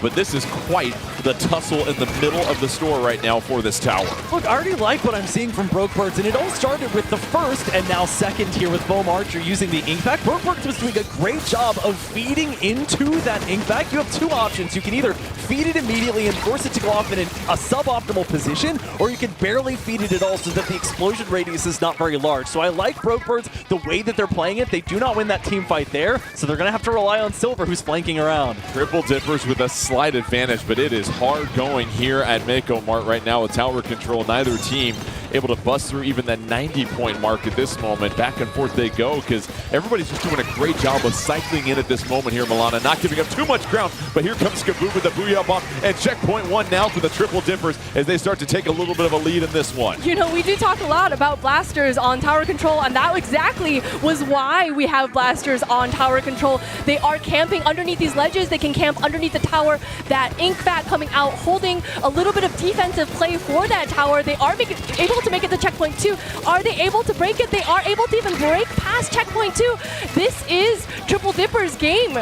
Triple Dippers 19 points away from the victory, doing a good job of creating a lot of 2v1s. They lose the tower, though. Broke Birds has a Booyah Bomb coming out. Goliath just doing all that they can to create some opportunity to move in the turf. And now they're going to go on the tower past checkpoint 3. Triple Dippers somehow able to survive all of that. The Kraken Royale was whirling and twirling, but couldn't connect on anybody, Zach. What do you do with an invulnerable special? You push and push and push and make sure it cannot get to its destination. And that's exactly shades of that tower control crab leg game in the 2025 season where the Brell Academy boops them away from trying to contest the objective. So that's exactly what you got to do. Any way that you can win, you have to take advantage of it. And although I liked what I saw there from Broke Birds to try and make this one close, I think this was Triple Dipper's most emphatic game so far. So Triple Dippers now leads 2-1. One more victory. It'll be a rematch in Grand Finals here against TZS. And now it's going to be Rainmaker coming up here next. Triple Dippers choosing this. They've got to feel pretty confident.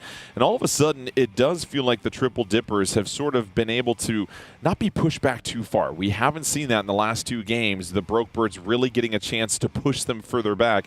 Triple Dippers have really dictated the pacing of the last 2 games as well, too. Yeah, you know, sometimes it's as they say, sometimes the best offense is a good defense, right? So being able to kind of let a little bit of turf go, but allow the enemies to push into you, and then using that to push back, I think sometimes can be the strategy that you want to look for. So you want to be a little bit malleable in the way that you are approaching these teams, and I think that can be the victory-winning strategy. Milana, that is now 3 sport references. Wow. Is that a sport? You are taking the 11.0 update from Milana. This is remarkable that we're seeing right here. What can she do, This ladies is character development right here, okay?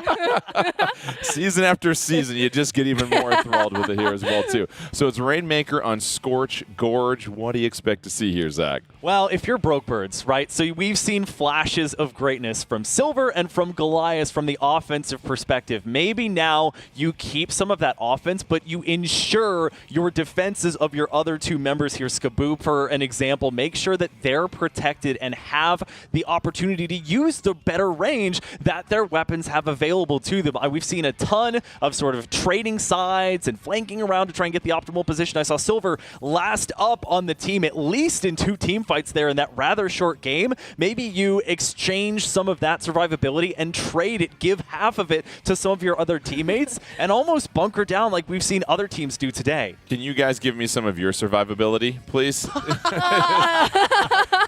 Like a vampire. Yeah, right. Get the essence from us. And so it will be fascinating if their 2 stars can help lead the way, because we really haven't seen everybody shine the way that Silver and Galashi have. And so now you take a look at what they need to do to adjust the Broke Birds. The Triple Dippers here, they're just 1 game away from going to Grand Finals. What do they need to do to close things out here on Rainmaker, do you think? I think they just have to keep doing what they're doing, right? If they're kind of showing a lot of dominance in the way that they're playing, in the way that they're, you know, being malleable in their strategies, in the way that they're targeting those key players that have been giving other teams troubles, I think they're just doing the right thing. Here we go. Game 4. Rainmaker, Scorch Gorge. Will the Triple Dippers get the victory and move on to Grand Finals, or will the Broke Birds force a Game 5? This will be one of the most pivotal moments here of our event number 1, preseason week number 1 in the Splatoon 3 North American League 2026. Both teams scurrying to the middle of the stage early on. And Milana, anything that you see that jumps out at you? Yeah, I see that Splatana wiper, something that we don't see too much anymore, especially during this season. We've seen it quite a little bit in last season's gameplay, but I think having that maneuverability might work well for Broke Birds for being able to get a couple of picks that they need. And as you can see, we got 2 down on Triple Dippers, but we do see that opponent's Kraken Royale coming out and not allowing Broke Birds to utilize that to make a push. Nico Chico able to whirl around a little bit. That Kraken Royale doesn't do a whole lot. That Rainmaker still in the middle of the stage, and down goes Kelpie Welpy, and Skaboob also going down at this moment. So the Broke Birds have got a slight numbers advantage. They get to the first checkpoint here, This Zach. is how you play against Triple Dippers. You isolate somebody and you chase them down with numbers. You throw sub-weapons at them, anything you can, as we see them extend that lead, getting to 36 so far and forcing quite a bit of resources out of Triple Dippers, who are on the back foot. And you saw Goliath give themselves up to essentially help with that push, and now the Triple Dippers will have to just let this Rainmaker respawn. That's going to chew up time. In the meantime, that gives the Broke Birds plenty of opportunity to build up these specials themselves. Yeah, totally. I mean, with there's still 3.5 minutes left on the clock. It really still could be anybody's game. We do see that Luna Blaster, Neo doing some work here, trying to use those grates to their advantage. That Tacticooler coming out, Triple Dippers kind of uniting here, but with that double, from Goliath, and maybe that third going down from Silver. This still is Brokebird's game. Brokebird's able to build a 3-1 advantage momentarily. They've got the Rainmaker. They don't have to worry about a checkpoint getting in their way. Silver leading the way. Their backliner buying plenty of time at this moment. Goliath on their left, plowing forward, creating a lot of opportunity. And look at the way the Brokebird's just marching forward deep into Triple Dipper territory. Yeah, they're making the right signals, but you're facing an Inkvac in a very tight area, so it's going to be tough. Silver, as we see once again, last up on their team. They did enter the Flow Aura state, so that will delay Triple Dippers a bit. We're going to see just how aggressive they opt to get, as this will be their first push of the game. Nico Chico with the Rainmaker. Goliath from behind, and Goliath goes down. What a pick right there, Milana. Yeah, that's going to be huge for Triple Dippers to be able to make this push happen, but they do drop the Rainmaker right before they make it to that checkpoint. Foam Archer, Kelpie Welpy, just the two last ones here, grabbing that Tactical Lure. They are going to try to make that checkpoint happen, but still, defense is happening on the Brokebirds. They are not allowing Triple Dippers to grab that checkpoint, and finally they are able to dunk it. They get through. It took a lot of effort, but that is huge, and now they have an opportunity here. You've got an Ultra Stamp and a Kraken Royale leading the parade here. Is this the moment for the Triple Dippers to take the lead? They do. What a remarkable turnaround. And dueling Kraken Royales to get it out, and the Octobrush there, which we saw earlier as being a big distraction, they felt distracted there. Not only were they low, but that was a great shot as well. I was going to say Blackberry. Pause on that one. Oh my god. Can anybody pick it up? And they will. They're going to survive and extend that lead to 17. We see the Ultra Stamp come out as well in response from Brokebirds, but it's a 3v2 situation, just trying to chase Foam Archers. They finally get out, but just about a minute and a half left for Brokebirds, who already got a decent lead in the initial part, to come to 16 or less. It's fascinating. Goliath has the Rainmaker. Is that who you want with the Rainmaker in the situation when we know that Goliath is so good 1v1? You know, it really is up in the air. The other team, Goliath's teammates are going to have to pull a little bit of picks in place of Goliath, but you know, sometimes you just need to pick up the Rainmaker, whoever's available, to be able to get it out of there. Skaboo boops the shield on the Rainmaker, and now an opportunity for the Brokebirds. They've got to get back into this one if they want to force a Game 5. Triple Dippers use an impressive push to take the lead. Under a minute left, Tacticooler comes out. All the birds are juiced now at this moment. Backliner trying to apply a little bit more pressure. Rainmaker resets. Sprinkler will chip away at that shield momentarily. Brokebirds is trying to find an opening. Down goes one member for them, a trade momentarily. Silver goes down. That's a huge loss for the Brokebirds. An interesting tactical usage. I think you're using it there at around the 50-second mark so that you have a shot to get another one. There was not really a push put behind it. You're just using it and saying, all right, if anybody can get it, that's cool. Otherwise, we're regrouping, and Skaboof trying to bring the offense back for their team. Kraken Royale comes out and takes care of the Ultra Stamp. Silver unleashes the Killer Whale 5.1. That's going to apply a little bit more pressure. Another splash wall. Silver in 1v1 with that 52 gal. Down they go. Foam Archer with a huge pick. 12 seconds left. Is there enough time left for the Brokebirds? They're going to have to scoop up that Rainmaker here in a second. You see the suction bombs peppering it. Nico Chico just dropping bubbler after bubbler down on their back line. Here we go to overtime. One last push for the Brokebirds to try and force a Game 5. Goliath, Skaboop plowing up ahead, but all of a sudden, two members go down for Triple Dippers. This could be the chance. Goliath at the top of your screen. Nico Chico and the Kraken Royale can't take out Skaboop. This is a long overtime, but they chase down the Rainmaker.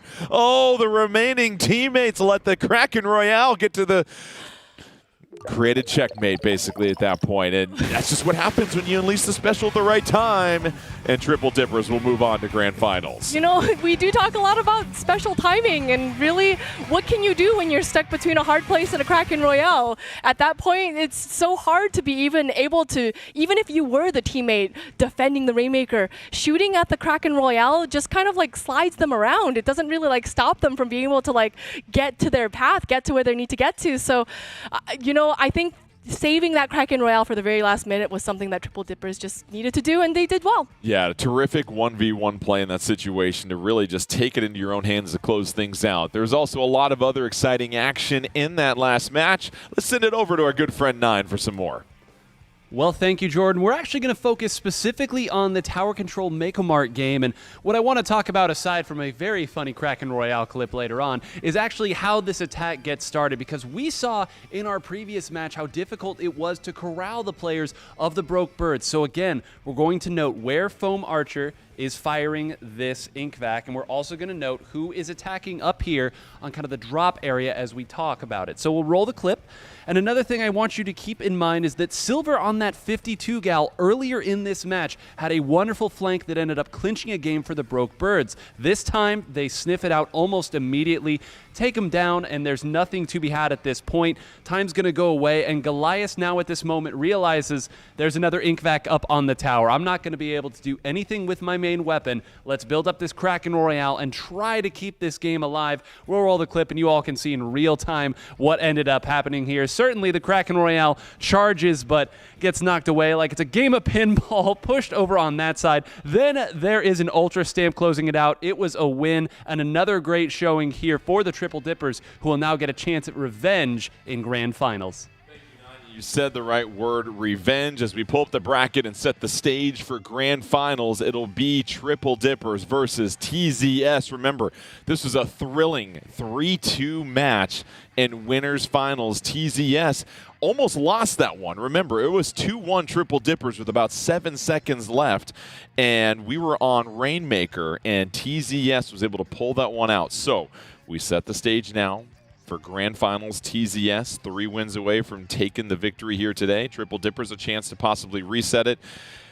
Where do you begin in a rematch between these two that was so highly contested last time here, Zach? It's tough to say. I mean, you really have to look at the micro changes that you can make. I think the idea of how important flanking can be when used at the correct times and with the correct weapon really originated from this battle between these two teams and carried on into the other matches that we saw today. And so watching for that, almost looking over your shoulder at times to see, okay, is anybody behind me? I really have to clear every area, almost like you're playing turf war, to find anybody that might be in those tight spots. And that could influence the composition that you bring. We saw Torpedo have some effect in that last match, and we even saw that the Torpedo was the initiation. Even when your main weapon is close enough to deal damage, you throw something out that both provides pressure and you know exactly where your opponent is. We'll see if anything like that comes out, but the one thing we do know with this theme of triples, the triple low-range composition is likely to come back. And that has worked well for the Triple Dippers. They looked very impressive in their last couple of games that they won there in Losers Finals, and it just goes back to consistency for me, Milana. You're not seeing them make any big key mistakes that bust the game open at any point, and that's the sign of a team that's starting to improve. Yeah, and you know, we see it in Triple Dippers, and we're going to see that in TZS as well. We know these players to be playing these weapons. We know Kraken is going to 99% bring a brush, right? We know that DRF is going to play some sort of maybe tri-slosher weapon, or Smork is going to have a short-range shooter such as a Junior or an NZAP. So these teams are bringing what they know best, and they're going to be adjusting their strategies as a result. So having both teams kind of bring these short-range shooters, how are they going to kind of combat each other? We always talk about this when we get set for Grand Finals. TZS has been sitting around for a while now. Do you need to almost warm up again, or what are you doing during that off time? Are you going through some scrims with your team just to make sure that you're sharp when the time comes to take on a team that has been going match after match after match, ready for some revenge? If not time for a full scrim, then you can certainly jump into Anarchy battles and just try your best with your team. Treat it like you're still in this top 8 perspective and really show like, okay, you're talking at the same time and you're saying, okay, what can we do better? What did we faced this team before? As Milana pointed out, we both probably know these players from even before this match, but especially when we had Winners Finals, you know exactly what worked well for them compositionally and also strategy-wise. How then do we lock down their strategy while maintaining our own? And so as we wait for this to come out, it does look like it's going to be maybe Clam Blitz to start here once again. So a mode and potentially a stage in Scorch Gorge that we've seen a fair bit today come through once again. Yeah, we haven't seen Clam Blitz here yet, which will be exciting as well too. And already we've talked about how there's some different stages this year in the Splatoon 3 North American League 2026 that weren't there in 2025, and Robo Ramen and Scorch Gorge have been very popular picks so far, Milana. Yeah, totally. I think this is definitely one of those modes that we're going to see a lot of. If you are going to pick Scorch Gorge, Clam Blitz might be the one that you see, and that map, the map composition is going to look very similar to that of Rainmaker, which we have seen. So we're going going to see that one path that kind of is in the middle as it leads from one basket to the other. So it's very straightforward when it comes to that.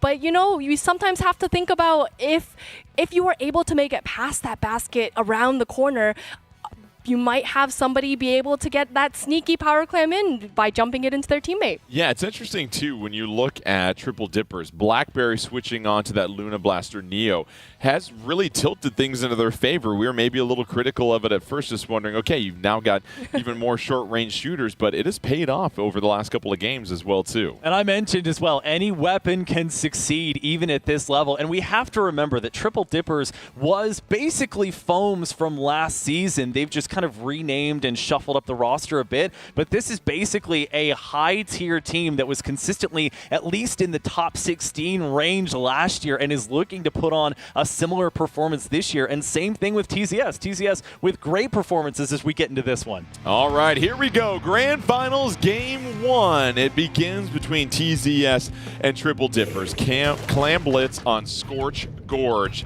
As we get rolling, and we talked about the Triple Dippers here, Zach, do you see that triple short-range compilation once again? Sure do, and we have Smork back on the junior. As Milana pointed out, Kraken Mare, we have hit the 99%. It is still going to be the Ink Brush, and on the opposite side of things, Jordan, your prediction's still holding true with that Luna Neo. It's going to be the vanilla Blob Blobber instead of the Deco this time, and to round it out, the preferred weapon for that tactical are going to be the N-Zap for the side of Triple Dippers. Kraken Mare up top, trying to hold down a little bit of positioning. Pepe with that Trizuka already unleashing that, and picks up the splat against Blackberry.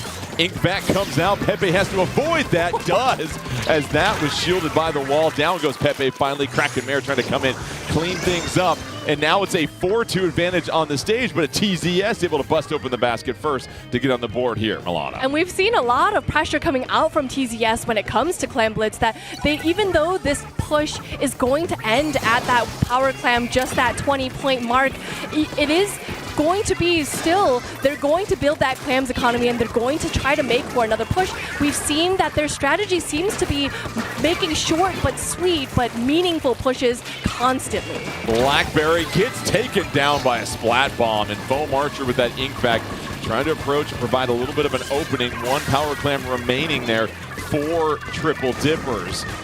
Foam Archer just being very patient. You like this approach here, Zach. They're not rushing in too soon. They know that one power clam, along with a couple of other clams, are going to really help them out in this situation. Well, that's another area as we see Foam Archer go down to a splat bomb there, that their compositions differ. If I'm seeing correctly, TZS is a coolerless comp as they are able, even with Vapor going down, to break that barricade once again. But they have to be aggressive because they don't have the quicker super jump back to their teammates that a team with a tactical would otherwise have. TZS gets to the basket once more, increases their lead by 10. It's 70-100 with just over 3 minutes left.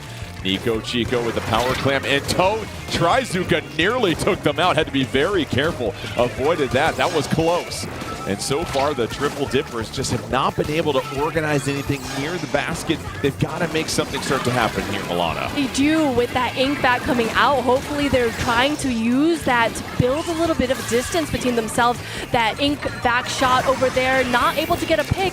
The big bubbler from Smork over there on top of that ledge. Just a perfect place for them to be able to throw splat bombs to make for that perfect defense. Nico Chico holding things down with that Blob Blobber. Blackberry will join them. Down goes Nico Chico, and a splat bomb nearly took out Blackberry. That's a little thorny for them momentarily. And now you just see the Triple Dippers being pushed back on their heels. TZS continues to dominate this game so far, Zach. Yeah, the resources come out early. You're not saving all of them for right when you're near the basket. We see the triple splashdown come out right on mid, and Foam Archer a little bit late maybe in coming with the Inkback. I mean, you have to put up whatever resistance you can, and you do get an important pick there on Kraken Mare, but Smork holding it down, trying to run back away from this big bubbler, and now Triple Dippers with their first shot. And they take the lead, the Triple Dippers do, so their persistence pays off. They've got a 10-point lead now with under 2 minutes left, and Milana, they're all of a sudden adding on to it. They're finding clams left and right. This has completely turned this game around. I think that might be the end of the push, but with that cheeky 3 clams, Nico brings that score down to 51, and we did talk about sometimes that first push just has to be a little bit more meaningful. So while TZS has had 2 pushes, they were still only able to get get that points down to 70, which maybe isn't as meaningful as they hope to be. So they're going to have to make this next one really count. They're not out of the woods yet, though. TZS with one power clam and a couple of others chipped in there can take the lead back. Just over a minute left. Smork avoiding that ink storm momentarily. Triple Dippers want to maybe attack the basket once more. Triple Splashdown comes down to try and clear things out. But no, Triple Dippers again bust open the barrier. Can they add onto their lead? Blackberry will go down between Smork and Vapor. Now they have two power clams due TZS. They've got the resources they need. And that was a special weapons fire sale. Everything must go, go, go as they use them all right next to the basket there. And two power clams being held onto by Smork and Vapor respectively. Triple Dippers, how do you counter that? Well, they're marked on the stage, so you'll be able to see where they're going. And they're using this killer whale in different areas. Multiple members are being marked. They're less effective as a result. And we're seeing multiple specials tied together again. I'm also noticing that the triple splashdown almost always used in mid rather than using it right next to the basket. They're encroaching, though. Both of these power clams have an opportunity here with 13 seconds left, though, but now Smork has had to retreat, and the Triple Dippers, they just have to hold on a little bit longer. Krakenmare trying to sneak through. Oh, but Kelpie Welpy sniffed them out. 4 seconds remaining. This is going to come down to overtime and one last push here. TZS, you got to do something. Do you try to keep both these power clams together, or do you send them different directions here, Milana? I think they're going to have to hold on to at least one of them if they want this overtime push to matter. Krakenmare picking up one of the power clams, but the other one disappearing. Pepe getting a nice double, but that power clam needs to be in their possession, but it is unfortunately not, giving Triple Dippers the win. The double at the end, and that is a remarkable turnaround in this as the Triple Dippers pick up the victory. And this was a game where it felt like TZS was just dominating most of the time, and all of a sudden it just took one push at the midpoint of this entire game, and the Triple Dippers took the victory. I mean, you can stack clams like they're paper, but at the end of the day, when the timer runs out on overtime, it really is going to come down to who was able to execute the best on those pushes. And we thought, as you mentioned, TZS had the best opening there. They got the one push, and then they followed it up right after. We said, okay, it's going to be early and often here for TZS, but they kind of slowed down on that mantra, and I mentioned the point about the triple splashdown being used in mid, the Killer Whale 5.1 being used early. You're using those specials, at least half of what your team has, away from the objective and away from when the basket is open. And that's the critical point. If you don't have follow-up when the rest of your team, at least one player, is going to look for more clams that you can use to keep that basket open for longer, it's going to be a detriment to your overall score. All right, Triple Dippers picks up a key victory. Keep in mind, they've got to do a bracket reset here, so they're going to have to pick off 6 games from TZS if they want to be victorious here, but it starts with that first one. We're going to have tower control coming up here, and for TZS, it almost felt like they were playing a little timid in the second half. They got their lead, they almost relaxed and got a little too comfortable. Do you want to see them maybe step on the gas a little bit more in this next game? Yeah, I mean, like, we want to be able to see teams move past this tower, to be able to push it forward, to be able to guide it, behind you, instead of kind of have a little bit of an anticipatory view when it comes to pushing this tower. So, but maybe the fact that it is tower control might kind of vibe with them a little bit more, because it is a little bit less frenetic than something like Clamblitz, or something that Clamblitz could be. So perhaps maybe it might be a little bit more their style for now.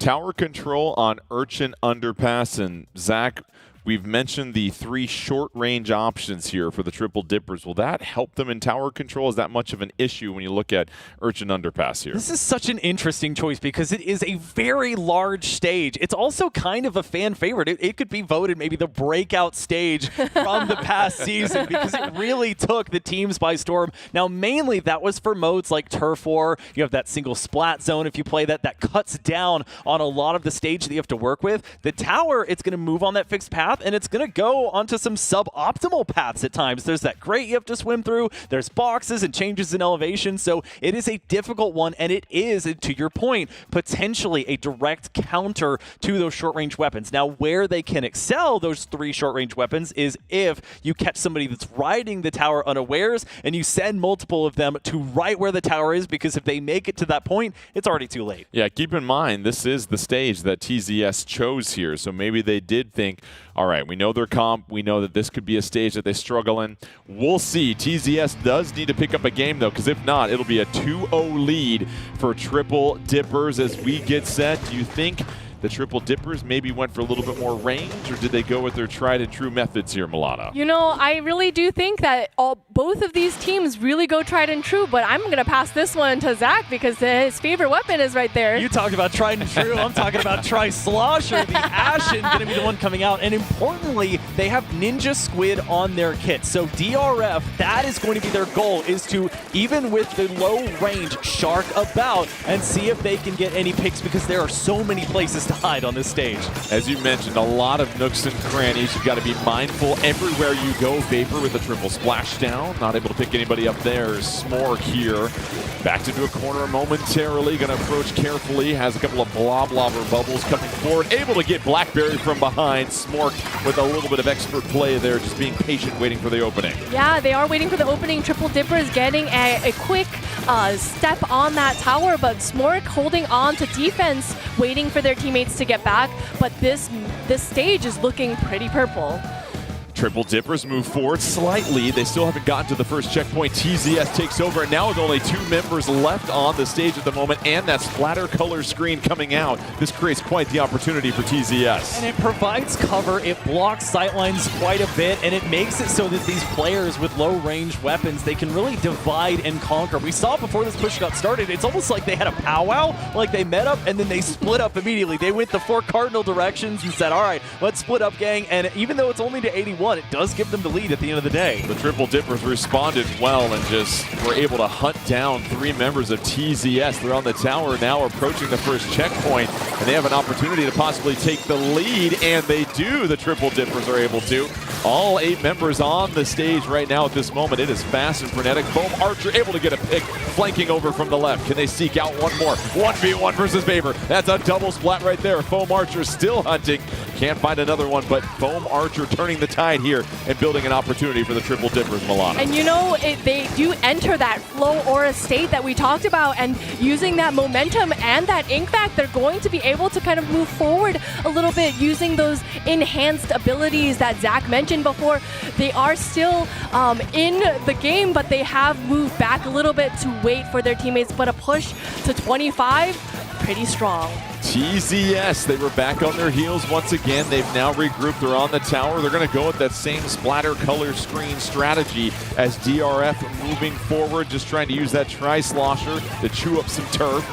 DRF being patient, and here comes the triple splashdown ready for Vapor. Can utilize that to try and bust through this checkpoint. Yeah, I think we mind melded there. It is the same strategy that they employ, and Vapor does not have to use the tiniest little bit of that wind on the tower to survive. That's all they need, and that's been their MO this whole time. Hang on to this triple splashdown until it is imperative that you use it. Foam Archer doing a wonderful job of dodging a lot of those shots, just being able to stay alive at the moment. Tower resets to neutral. TZS has to hop on it. Under 2 minutes remaining, but TZS has gone through the first checkpoint. Should make it a little bit easier. They want to try and even this out. Both teams have traded a player. One special ready to go for TZS. Let's check in on Blackberry. Blackberry hunting down a couple of picks possibly. Smork's going to come a little bit closer. Blackberry goes down to a splat bomb. And with 2 down from Triple Dippers, this is going to be TZS's opportunity to move forward. They do lose their backline player, but you know that tower is still going to be up right where they want it to be. So they're going to need to be able to not let that tower go back to mid, because like we mentioned, this stage is so big. If that tower makes it back to the middle of the stage, it's going to be so time consuming to move that tower back to where they want it to be. And Zach, TZS just falling into a lot of 1v2s and really in a disadvantaged state right now. As that tower resets, they still trail with just a minute left. It's hard to create the pincer opportunities you want when it takes so many resources just to get in optimal position. Smork having to retreat and not really able to because they are just outranged at this point. Triple Dippers doing a great job, and the ink back not only providing a distraction, sucking up that ink, but it's also allowing their team to kind of flank out from where that ink back is and do what they do best, which is take out these TZS members. And Milana, that lowest elevation point is exactly where the Triple Dippers want to be with what they have in their arsenal. Those short-range weapons feasting right now. They can push forward with the Ink Storm. Nico Chico unleashes that to create a little bit more of an opportunity. Nico Chico able to stay alive. grabs the tacticooler. Blackberry trying to press forward. Splatter color screen has to come out defensively this time now, Zach. Yeah, and it's not the optimal way they want to use it, but it is important. It's important to use what you have as we have 13 seconds left. Foam Archer hanging on to this ink bag as well. It's going to be critical if they want to maintain this lead. That's the only special they have online, and they lose to Luna Neo, but they get 2 as a result. They also survive. Now the triple splashdown comes out. They're still going to survive it, and that will lead to a game ender there. The ink bag, not enough. And what an emphatic performance here on Urchin Underpasses. Triple Dippers may take up to 10 games to get the ultimate victory if we go to all 5 for each set. But, oh, man, they're looking good right now. They certainly are. And I think, again, Foam Archer's ability to just hang out at the edge of that lowest point there in the stage and stay alive multiple times really negated a lot of the pushes that TZS was trying to do there. Yeah, and we did talk about earlier that Archer was able to enter that flow aura state and utilize that state as an advantageous way of continuing to build turf, because like we mentioned, one of the benefits of being in this state is that every time you get a splat afterward, you have this like ring of ink that just appears around your feet so that you don't end up getting stuck. And turf is always the name of the game for Splatoon. All right, well, Triple Dippers now have a chance to sweep and reset the bracket, which would all of a sudden put tremendous pressure on TZS. We're going to have Rainmaker coming up here soon. And I just go back to, again, Zach, I think regardless of this short-range composition they have, they're finding the best spots on each stage to utilize that, and they're forcing all the action to be there. You know, and very interesting, too, this is their last chance to pick the mode regardless of what happens in the rest of this match. And so they go from TC, which we've talked about as this very kind of metered pace of play, and, you know, you can get benefits like the Float Aura State where you increase your run speed, you increase your swim speed, and for the low-range weapons, that certainly does help. But now you go to Rainmaker where you're really flying by the seat of your pants almost, and for TZS, that could even be the boon that they needed. So even though this was the choice of Triple Dippers, if TZS can play their cards right and select a stage that really plays to their strengths, this could be the turning point. Yeah, it'll be fascinating because you mentioned tower control. You can sort of find your spots there for the most part. Clam Blitz takes a lot more communication and everybody being on the same page, but now all of a sudden you get into some modes where range really does matter. If you're looking at splat zones, you've got Rainmaker, and then of course as far as ink output, if it does go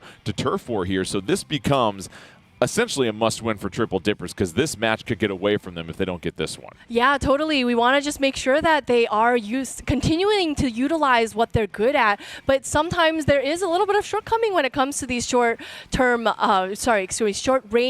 weapons. But, you know, we will see that Rainmaker is going to be on Manta Maria, which I think actually could be beneficial for even short-range weapons because we have these graded areas that, you know, you can shoot down from. We have a lot of layering, so we might see Zach's beloved show up again. So, you know, I'm excited to see. Well, it'll be fascinating here as we get ready to pull away here with Manta Maria. And first time we've seen this today as well, too, as far as Manta Maria as the stage. When you've got these short-range composition weapons, where do you want to live at here? Are you trying to think about the high ground possibly, or are you trying to use some of the corners that you have near the sail? This is such an interesting stage, and you can say that about a lot of them, but the reason why this one is interesting is because the middle of the stage, it's very open, right? You can kind of see everything. There's these slightly elevated kind of court areas, but behind that, there's these walls, and these low-range weapons, if they're sharking around on these walls, it can be very difficult to detect them. It may be a bracket reset via sweep if the Triple Dippers can get this victory. If not, TZS all of a sudden puts tremendous pressure on the Triple Dippers as they are starting to run out of advantageous modes and stages. As we take a look at things, Zach, any surprises whatsoever? Love seeing the Trinovo come back, as always. And, you know, this is not, as a stage, nearly maybe the menace that it was in Splatoon 2 when Stingray, that special, was the thing. You still do have, of course, the Killer Whale 5.1. It is something that we're going to see come out right now, as well as the Trizuka Pepe trying to find anybody, just retreats back and sees if anyone happens to cross into that left-hand side court. But on the opposite side of things, I mean, Triple Dippers pretty happy with what they brought to the table so far. And you see a couple of their members really trying to use the graded area right at the mast of this ship to possibly pepper their opponents from up above. And the Rainmaker goes in the hands of the Triple Dippers. They're trying to make a bit of a jump. The Kraken Royale able to help out a little bit more there.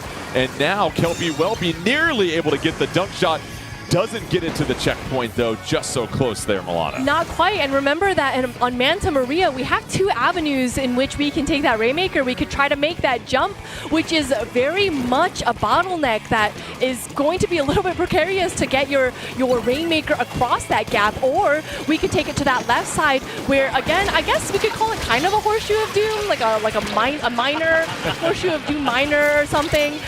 But we could take it a little bit of a safer route. However, it is a little bit longer. Blackberry able to pick up the splat against Kraken Mare. All of a sudden, Blackberry in hot pursuit gets some help from a teammate. And this is what we are seeing more from the Triple Dippers, getting into these 2v1s, having the numbers play in their favor. Well, and they have the opportunity to play as they take the leap of faith here and succeed this time in it. You'll see the Rainmaker does not stay on that last side as we see a wipeout forced against TZS. Where is the follow-up, though, coming through as TZS pushing forward? Pepe trying to lock down the part of the map that they've barely stayed in this entire time. And you mentioned that leap of faith to get to the checkpoint, and all of a sudden, TZS has taken the lead. They get past the first checkpoint, and that's going to start putting some pressure here on the Triple Dippers. Oh, they advance forward. They drop down. They were starting to flirt with the goal there, possibly. All of a sudden, it resets the Rainmaker back high up above. But that was a nice push from TZS. You know, we talk about safety numbers, and a push to 22, not too bad. If you can make that Rainmaker get anywhere in the vicinity of that one drop where that last checkpoint is, it is going to be relatively safe for Rainmaker. So Triple Dippers is going to need to get it together to be able to even make it marginally there. Foam Archer just trying to create a little bit more of an opportunity for their teammates. Has that ink back ready to go, does Blackberry. Blackberry being very cautious about when to step out. Fizzy Bomb to try and chase down a member of TZS in the corner. Here comes the Ultra Stamp. That'll create a little bit of havoc. And then Foam Archer will move forward with that ink back. Is this the opening? They don't have the Rainmaker, though, unfortunately. And what we're seeing is the Triple Dippers really can't move it too far. That's where a sub of Quick Super Jump can really get you out of a pickle there. That was a tough one to see. The Rainmaker just going to kind of sit. Foam's Archer going to go down there as they get hit by the Trizuka. Will the Rainmaker despawn as these teams are still jockeying for position? Krakenmare getting into the right positions to get the picks that they need. And so far, TZS really, although Triple Dippers, we would think, have the advantage in the mid portion of this, even though they're hiding and sharking around, TZS seems like the team that is keeping mid in check. Krakenmare being very patient, just hanging out, waiting for an opportunity to shark. Picks up nearly one, had a chance for 2 there, Milana, couldn't quite close the deal. I think they needed to wait just half a second longer for them to get a little bit more into the range, but this is going to give Triple Dippers an opportunity to move forward here. 2 down on TZS. They're still going to try to make this gap happen, and with that ink back coming out for a 3rd time, are they going to be able to do it? They dodge that triple splashdown narrowly, but are they able to make that checkpoint? They do right here. They make the checkpoint, and they are still in a great position.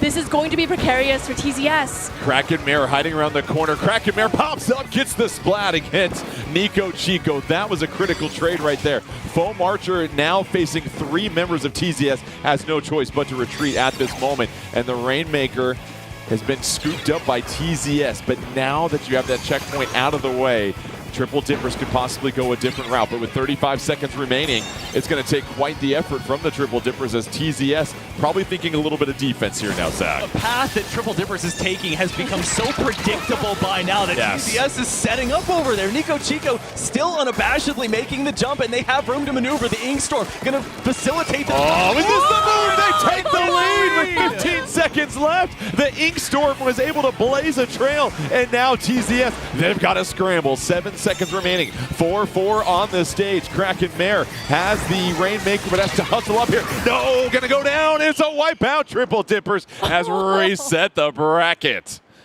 That was insane.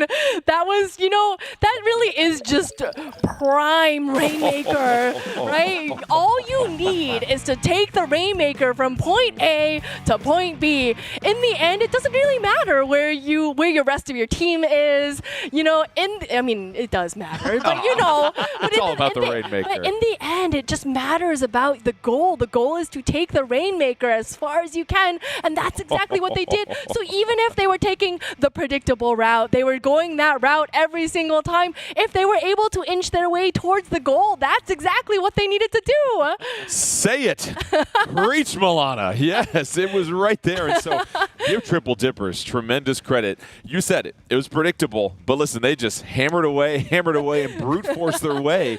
And it pays off as they are now able to reset the bracket. Just a remarkable 3-0 sweep. I mean, maybe they're just carving out their strategy for the ultimate, the final push that they needed in order to make it work. They had the Ink Storm ready. They already had their team pushed forward. And, you know, the previous push, even before that, it was very well set up. I think we were all kind of in awe of how well it was going, and the Rainmaker just barely surviving. They survived the triple splashdown. They have the Ink Vac that's protecting them. The only reason that push doesn't work is because Pepe is popping off, going into that flow aura state and really only being shut down in mid by Foam Archer there. So the final push, what ended up being the final one, was really set up, I think, by the penultimate one and shows shades of being able to learn from when those things happen in the moment and make those micro adjustments that we talked about earlier to lead to, again, not what we would think on the scoreboard as being an emphatic sweep, but a very fun sweep nonetheless. Well, what's really interesting now, Milana, is that the game mode's reset and the stages reset, and they're going to get first choice. So I imagine we might see Clamblitz come out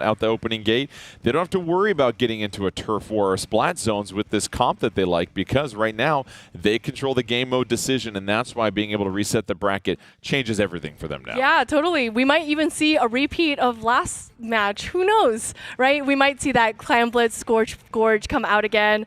We might see tower control, but I know that we're not going to see either of them because we're going to go to turf war, which is, I think, such an interesting pick. Well, it's because even though you reset the bracket, TSZ has the choice for the game mode, so they go with turf war, something completely different, to put some pressure here on the Triple Dippers. So we'll see if this mode is something that the Triple Dippers can handle or not, but either way, they are hot. And we had that question, Zach. You've been sitting for a while against a team that all of a sudden figured something out, made one or two of those micro adjustments, and it's working very well for Triple Dippers. I mean, but they're not the first seed coming out of our ladder portion for nothing. This is a classic 1v2 kind of juggernaut matchup that we're seeing. And again, this scoreboard doesn't really reflect the back and forth that these have shown, the minor plays that have really led to a great effect. And we've talked a lot ad nauseum almost about the weapon compositions and the range especially. What we can talk to now is, I think, mode-specific changes in setups. So for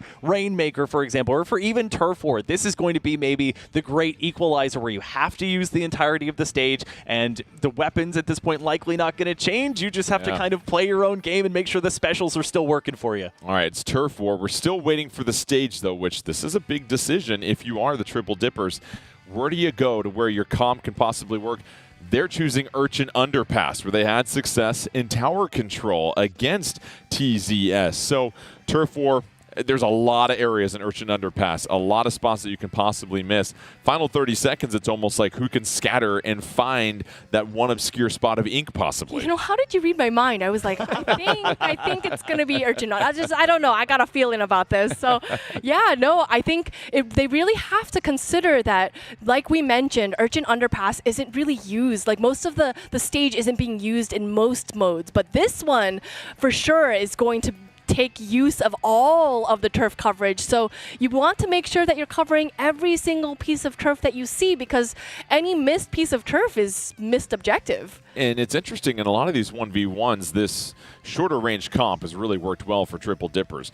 I imagine you're still hunting out those 2v1s that have really helped you out regardless of the game mode to try and seal the deal in the last 30 seconds. I think the benefits are reaped even more so on Turf War with a composition like this, because you're spreading everybody out. Everybody has to go to all corners of the stage, and you have more opportunities to create these pincer movements. You have more opportunities to catch somebody out unawares when they're too busy turfing. And these three short-range weapons, shorter-range weapons tend to have better painting output or inking output in a lot of these situations than some of the longer-range ones that are focused on catching a target and only that target, or putting out ink in a straight line. It'll be fascinating because obviously if you're Triple Dippers and you can get this first game, my goodness, if you're TZS, you got to be feeling a little bit of heat all of a sudden. You were the top seed going into grand finals, and you're 2 games away from getting reverse swept possibly.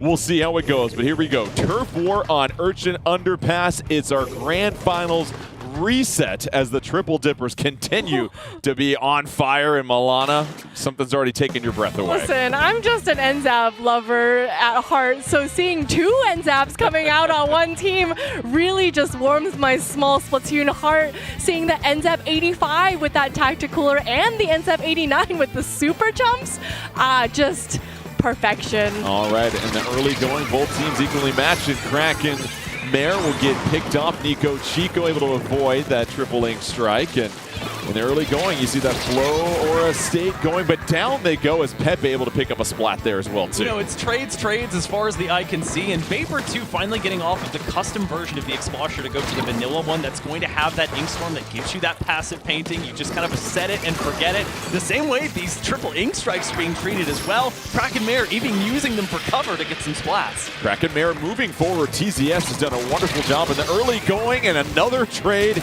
It is just bartering season right now on Urchin Underpass as Smork will back up a little bit, find some space on the wall right there to ink, and Smork will just continue to be the backline player momentarily for TZS as Vapor inches forward. But so far, you're seeing a lot of TZS controlling the stage at this moment. We do see a lot of TZS, but so we're going to have to see Triple Dippers get a couple more picks to be able to even move back to the center of the stage.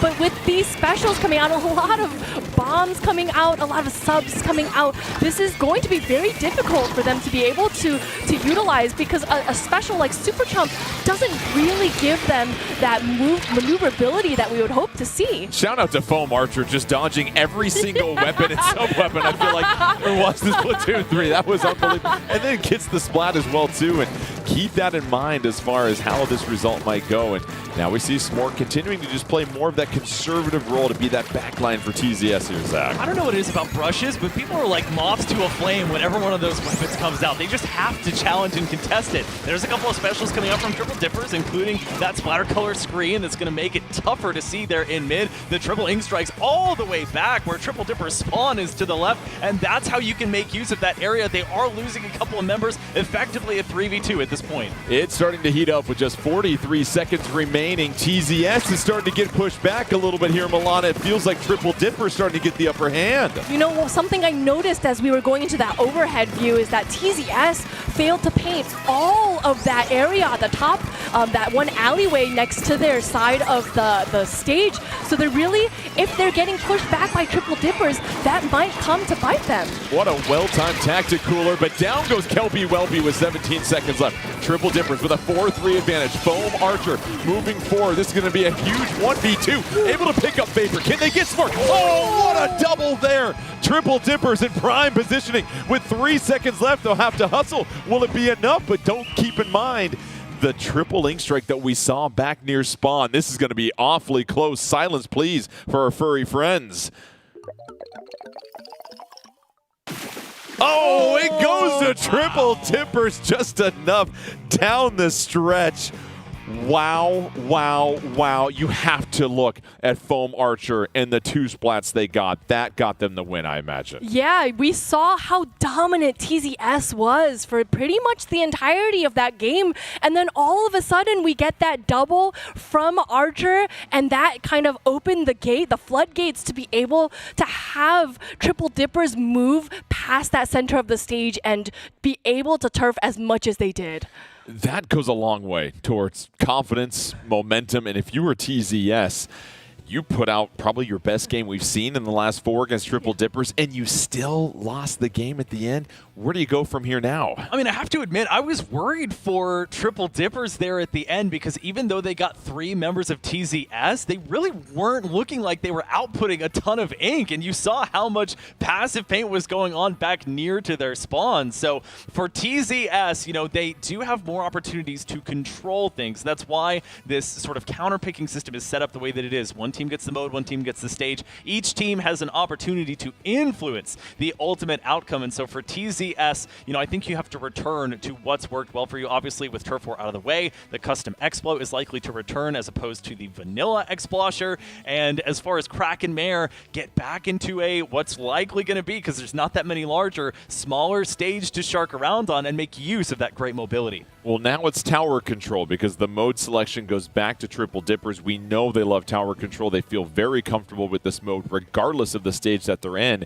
And if they can pick up this one, it just, you are now flabbergasted if you're TZS, how you all of a sudden, a team that you beat 3-2, you came back from, you were down 1-2, you've now lost 4 straight games of Triple Dippers. It might have to do with the fact that Triple Dippers has been playing match after match after match, and TZS, maybe they didn't get a chance to play that Anarchy open or whatever with their teammates, right? So that warm up, that keeping hot, that being able to continuously build on it, and even just the fact that you are fighting against other teams and constantly honing your strategies and using these strategies again as this revenge set that we are seeing again between TZS and Triple Dippers, utilizing what you've learned during those matches, I think is definitely something that could have come from this. It'll be tower control on Undertow Spillway, and so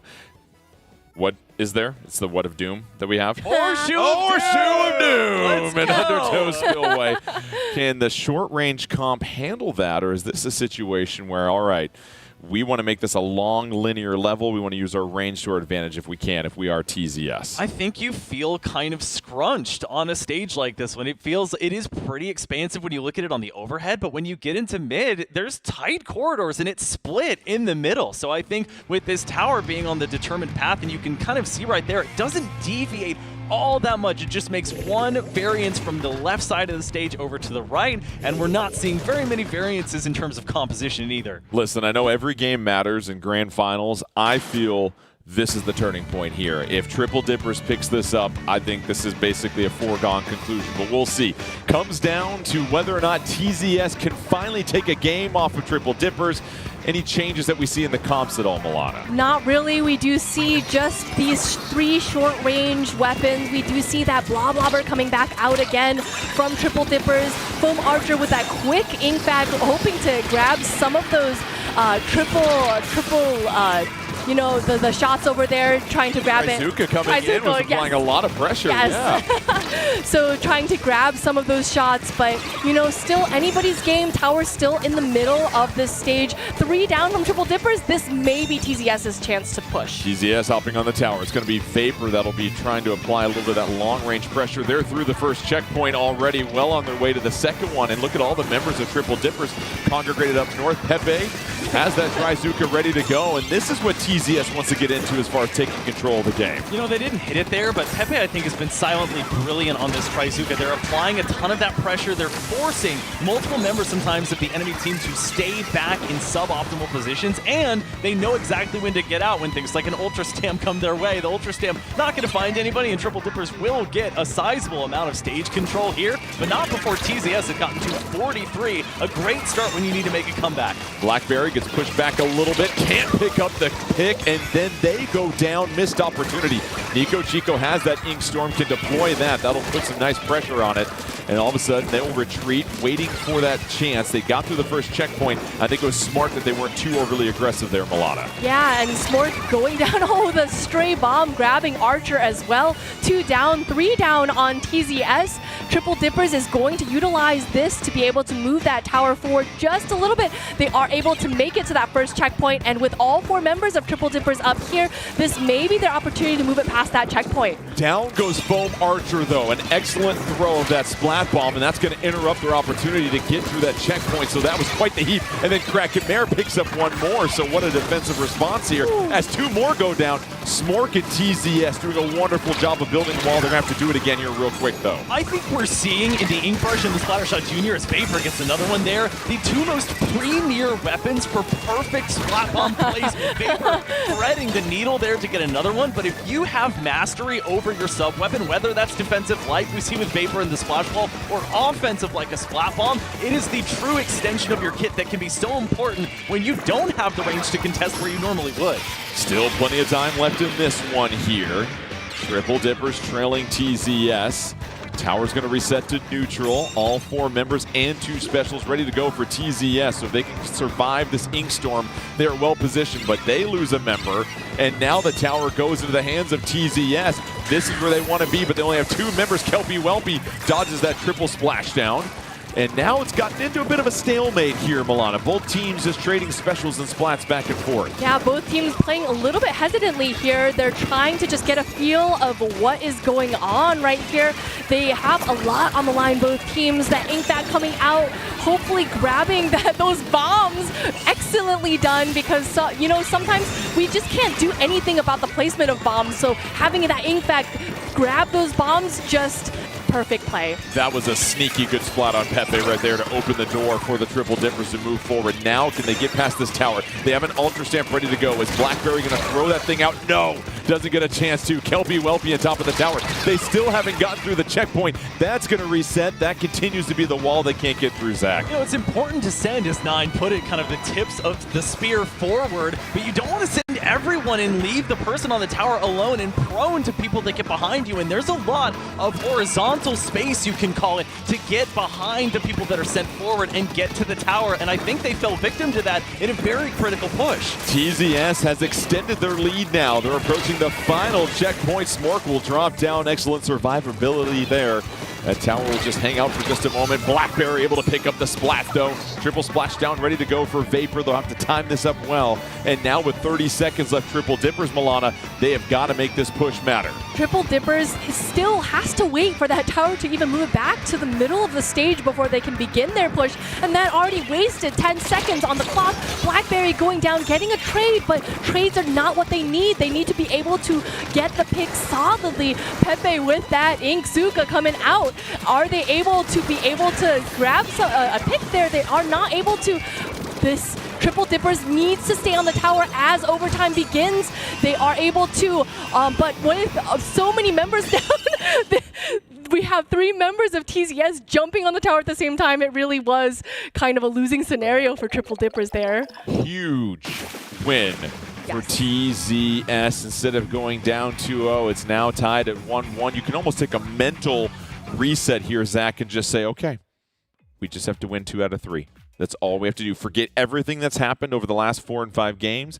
We win 2 out of 3. We were victorious regardless of what happened. That is big for the psyche right now. And you called it the turning point, and I think either way this game would have shaked out, it is the turning point. So now, to your point, TZS can really start to calmly say, all right, we can go back to our winners finals and know that this was a very close one that went to 5 games. This one, we can put this sweep fully behind us. It's in the past no matter what. We now have, and even it's essentially a best of 3 at this point. We're locked in to where we have some control. We've just won. Now we get to pick the mode from what's left, and that is a big setup going into a game 3 that is going to really, I guess, to your point again, really set the stage for this final potentially 3 games left. Well, they're all big at this point, but I think the fact that TZS, as you said, was able to even this thing out, finally pick up a win, stop some of the momentum for the Triple Dippers, and they did it just with how well they were able to defend that second checkpoint. We saw them every single time really rally and do a great job of just surviving the onslaught,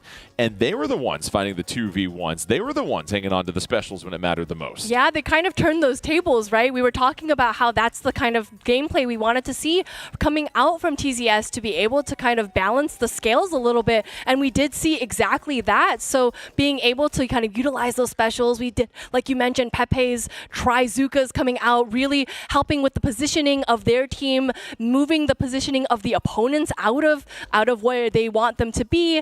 And I just think that is the kind of gameplay we want to see moving forward. It'll be Rainmaker on Scorch Gorge. And this is something that both these teams are obviously familiar with here. This, to me, seems to favor TZS with that comp that can cover a little bit more space because there aren't too many tight nooks and crannies in this particular stage. Well, what did we learn from the last time that we saw Scourge Gorge? We saw that teams are willing to use their specials early, even when there's not really that semblance of a push set up. So look for that to continue, where if you have killer whales or triple splashdowns, those come out well before the push gets fully started. Rainmaker on Scorch Gorge. Will TZS be able to wrestle back and take lead in this match with another victory and make it a 2-1 advantage? Or will Triple Dippers respond and put themselves in the driver's seat, one win away? Here they go as both teams rush towards the middle, building up those specials and wasting no time. The Triple Dippers bust open that shield here, Milana. Yeah, and sometimes that first pop really is going to make big difference. That Ultra Stamp. Wow, what a toss from nice the Ultra Stamp. Toss on Vapor. Taking out that backliner is going to be huge for Triple Dippers, given that, like we mentioned, both of these teams are running short-range comps, so getting rid of that long-range, the long-range weapon is going to be very valuable when it comes to making this push happen. Nico Chico has the Rainmaker, trying to just find that moment to get to the checkpoint. Remember, it is just one checkpoint that's pretty close to the spawn, so if you can get through that, it opens things up quite nicely for you. And Nico Chico doing great work in baiting out that triple splashdown, and you don't have much room to maneuver around. There's that cushion and a hard wall behind you that you really can't evade. So getting the triple splashdown well before you're going to actually plant the Rainmaker on that pedestal, beautiful work, even though TCS had a pretty good defensive follow-up. TZS all over it, though, and they're going to let that Rainmaker, they're going to actually take the Rainmaker, not worry about letting it reset. Smork gets the splat. You heard that against Kelpie Welpy, rat-a-tat-tat. And now they have a chance, TZS, to quickly get to their checkpoint. Bloblobber trying to throw down some bubbles there to slow things down.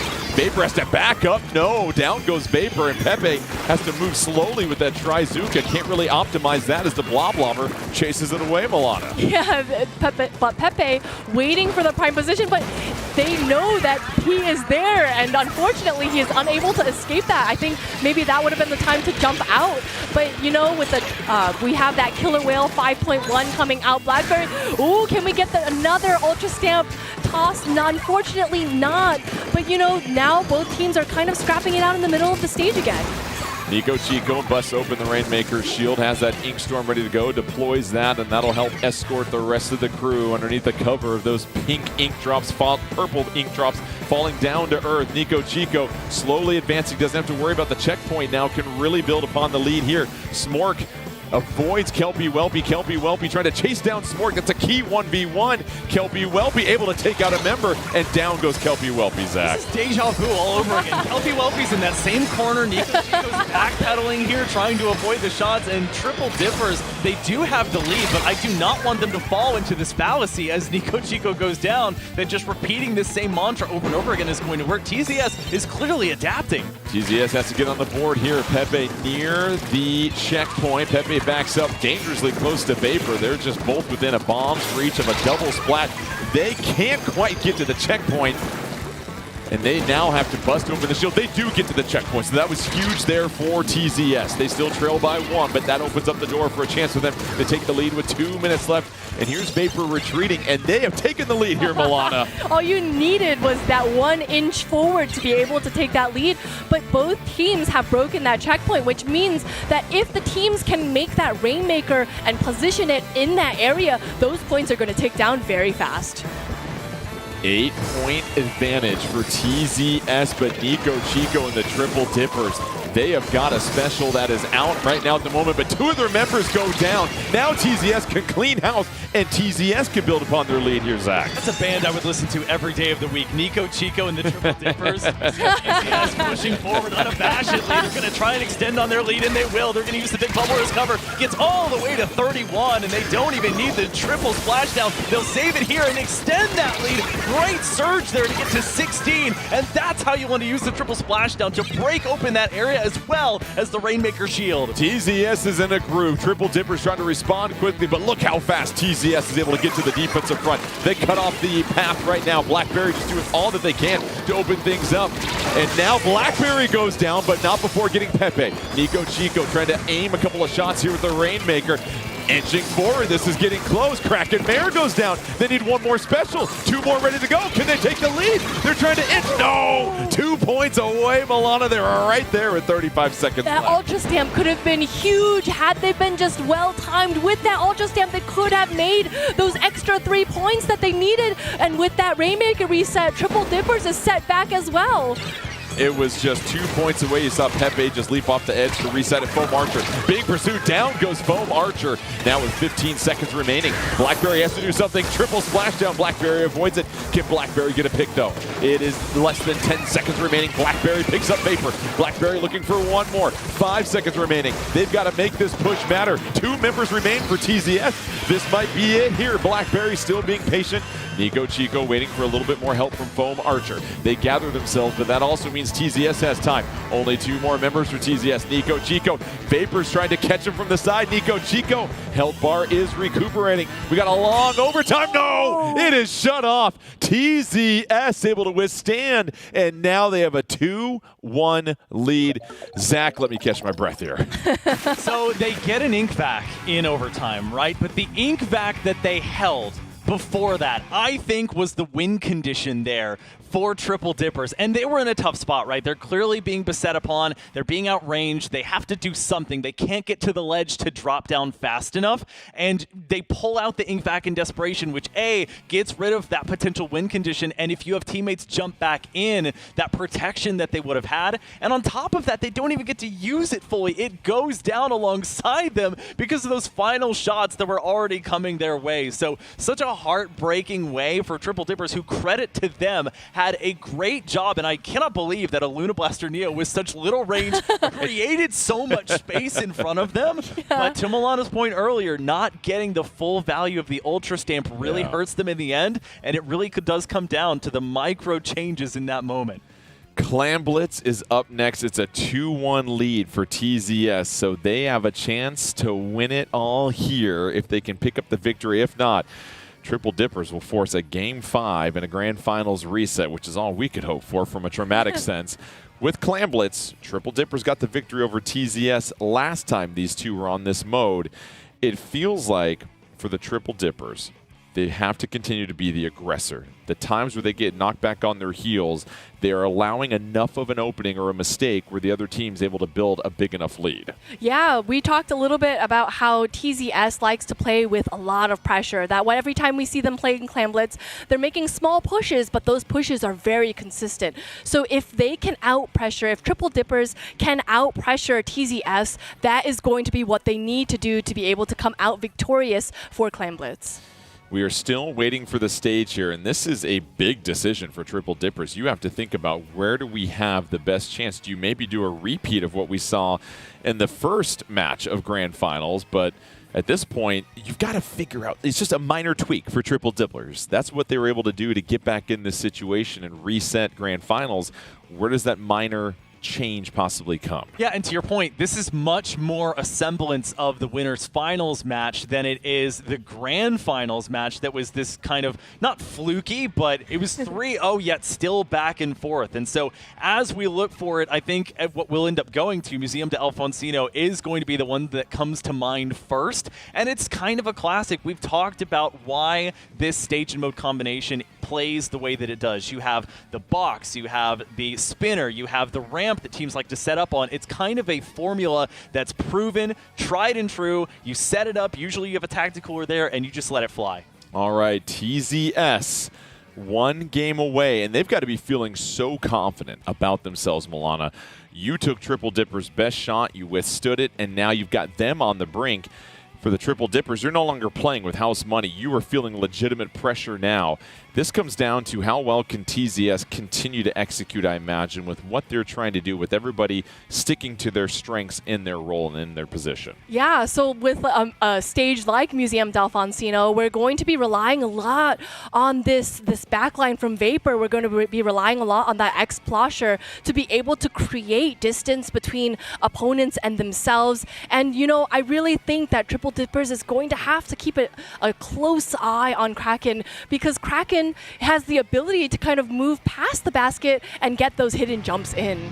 A chance for TZS to close out this first event preseason week number 1, or will Triple Dippers extend it to a game 5? It comes down to Clan Blitz on Museum, D'Alfonsino. Zach, anything you notice as we get set for this one? No real changes, but I'm looking for what you could call the unsung heroes here. The NZAP, the humble NZAP coming through in the clutch, providing as much ink as you possibly can to put your team in a position. Blackberry had to do a lot of that themselves in the overtime last time. I'm hoping that they get the proper support throughout this one. We check in on Kelpie Welpy, already used the Tacticooler. Foam Archer with that ink back, going to absorb a little bit of that carnage coming this way. Both teams nearly identical with the number of clams they have. Foam Archer going to move forward. Blackberry just being patient, avoiding that splat bomb, has the ultra stamp ready to go. Down goes Blackberry, doesn't get a chance to use that special Milana. I think Smork is just so practiced with this stage in particular. Get onto the spinner, put that big bubbler down, and start throwing some splat bombs, because how do you get past a splat bomb, especially if you have a build in which you can get 2 splat bombs out? What's better than 1, 2, right? So being able to use that. So I think Triple Dippers is going to have to utilize that ink back more effectively, but unfortunately that ink back does go down. Pepe was hiding around that corner and was able to peek out and take out the ink back just in time. Smork still on the high ground. One member goes down for TZS, and you've got a power clamp in tow for Kelpie Welpy, who's hiding behind that barrier. Kelpie Welpy trying to move forward, and Vapor still just holding things down near the basket. This defensive effort right now from Vapor has been pretty impressive as they now start to move on the offensive, Zach. Yeah, Pepe taking that high ground and trying to use the Trizuka to the best of their advantage. Barely misses Nico Chico there. That would have been an important pick, as they, alongside 2 of their teammates, have their specials at the ready. They're going to kick it off with the Ink Storm as it goes out, and Nico Chico helping to get the pick on the Pepe. That's a major offensive threat taken down. Blackberry hanging around in this box, but now still back in the neutral state. TZS with 12 clams at their disposal, and they seem to be fighting back. 2 minutes have gone by and nobody's even threatened one of the baskets, and this is gonna be possibly our last game if TZS can close it out. Foam Archer, the survivability on display. Blackberry still just trying to find an opening, breaking through the defenses of Smork on that high ground. Pepe pursuing them. This has been just a stonewalling effort for both teams here, Milana. It's just so difficult to move past that ramp, and every time I look, there's a suction bomb, there's a splat bomb, there's a second splat bomb. So just being able to do that, but they do get the pick. Are they able to get a second pick here? The splashdown coming out, they break the barrier, but are they able to capitalize on this push? And they are. Archer with a couple more clams in. Nico Chico trying to move up that box, getting yet another couple more clams in. Kelpie Welpy from the back, getting more clams in. That's a wipeout, but with a score to 47, that's nothing to scoff. And if they hustle, they can possibly get to the basket here very quickly. How fast can the Triple Dippers get into defensive positioning? But what an opening start from the Triple Dippers to get it down to 47. Yeah, I mean, Vapor, they hang on to that triple splashdown for so long. It's almost like a panic button, and that's how it acted in the previous game as well, but it doesn't always absolve all sins. You still have to have some survivability after the fact, as we see TZS with 20 clams at their disposal. The Killer Whale 5.1 is going to go out, and they get a pick on the Blackberry. They also got the 96 Scout. That's a major threat gone. We just need someone like Kraken Mare to carve them a path. And Kraken Mare is hiding, trying to shark. They get sniffed out. Smork up above, and that Fizzy Bomb might possibly get that player super jumping in. Smork drops down. They're just looking for an opening as TZS. They have that bubbler. How can Smork possibly use that Milana to maybe open things up there for their team? Yeah, they're going to need to really use that big bubbler right here. They're giving a little bit of protection to their teammates. Pepe with that Trizuka coming out, hopefully getting a pick, getting 2. This is 20 clams, 21 clams under their, 24 clams under their belt. TZS has a great opportunity to push here, but with that ink back stopping the push, that is such a key ink back. Smork with the 7 clams. They still need to break this basket open, and this push is falling apart at the seams. Oh, the goal line defense from the Triple Dippers doing everything they can to keep TZS out of there. There's under 45 seconds left, and TZS hasn't even sniffed the basket. They've got to regroup here really quick, Zach. Well, they had the bones of a solid strategy. They just didn't put the muscle in there yet, so it couldn't move. They had somebody waiting by the box. They were even throwing splat bombs and sitting on 7 clams, but they just aren't able to get the support as they lose some of those 1v1s. Now Foam Archer having to use that ink back right away and trying to make sure any ink incoming. Ink is taking Oh, what a shot! instead. Nico Chico up above.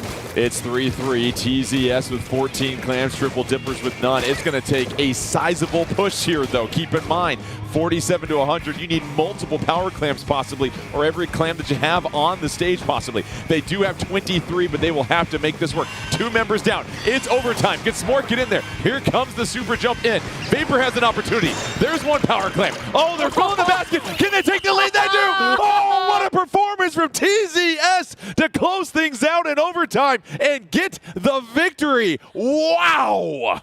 You know, that's just what we love to see in Clam Blitz Museum de Alfonsino. We see this time and time again, you know, the level-headedness. We see the big bubbler going down and providing protection to their teammates, and just, you know, this is Splatoon. This is prime Splatoon. This is why Clam Blitz is the best. Oh my goodness, Zach, take us through what just happened over that last 10 to 15 seconds there. You know, it starts out, they're trading blows back and forth. You have to jockey for control of mid, of course, and you see these small little pushes, the semblances. Again, we come back to the idea of, do you want to just get any push that's available to you, or do you want to set up for one large push that's going to hold and stand the test of time? We see TZS have, again, the bones. They start to just prioritize stage control over anything else, and that includes allowing Triple Dippers to get a little bit comfortable with starting out with the lead, and then they pool it all together and say, all right, now we're going to push forward. We, I think, all nodded in agreement that the picks that they got that kicked this all off, the jumps come through, so they get the power clam in a prime position, and the follow-up is there. That's the most important thing. They follow it up, they have the ink under their feet, and they're winners as a result. It was just a tremendous last-ditch effort, but the composure during overtime, and we had said it before, we went to that second game. Whoever was going to win that one would possibly turn things around. Triple Dippers had a chance to go up 2-0. They couldn't close the deal. TZS rattles off 3 straight wins to take the victory. Well done. So let's go ahead and check out our schedule up ahead for the remaining fun in the Splatoon 3 North American League 2026. We've got our Splatoon 3 North American League 2026 show Fridays at 10 a.m. You can catch that every single week. And then, as we said before, the Splatoon 3 North American League 2026, the events every Saturday at 12 p.m. Pacific. The top 8 live streams start at 4 p.m. Pacific. And then on Sundays, you can have a little bit of fun as we slow things down for our Splatoon 3 North American League 2026 Sunday Scrim. And then it all leads up, as we like to say, Zach, Yes, sir. to our playoffs, June 20th to 21st. That live stream at 12 p.m. Pacific on both those days as we close out the Splatoon 3 North American League 2026. Well, closing thoughts here as we saw the Triple Dippers reset the bracket, but TZS was able to find the grit and turn things around down the end. You know, if the rest of the season is going to turn out as exciting as that match was, I don't know. Splatoon it just can't be any more peak.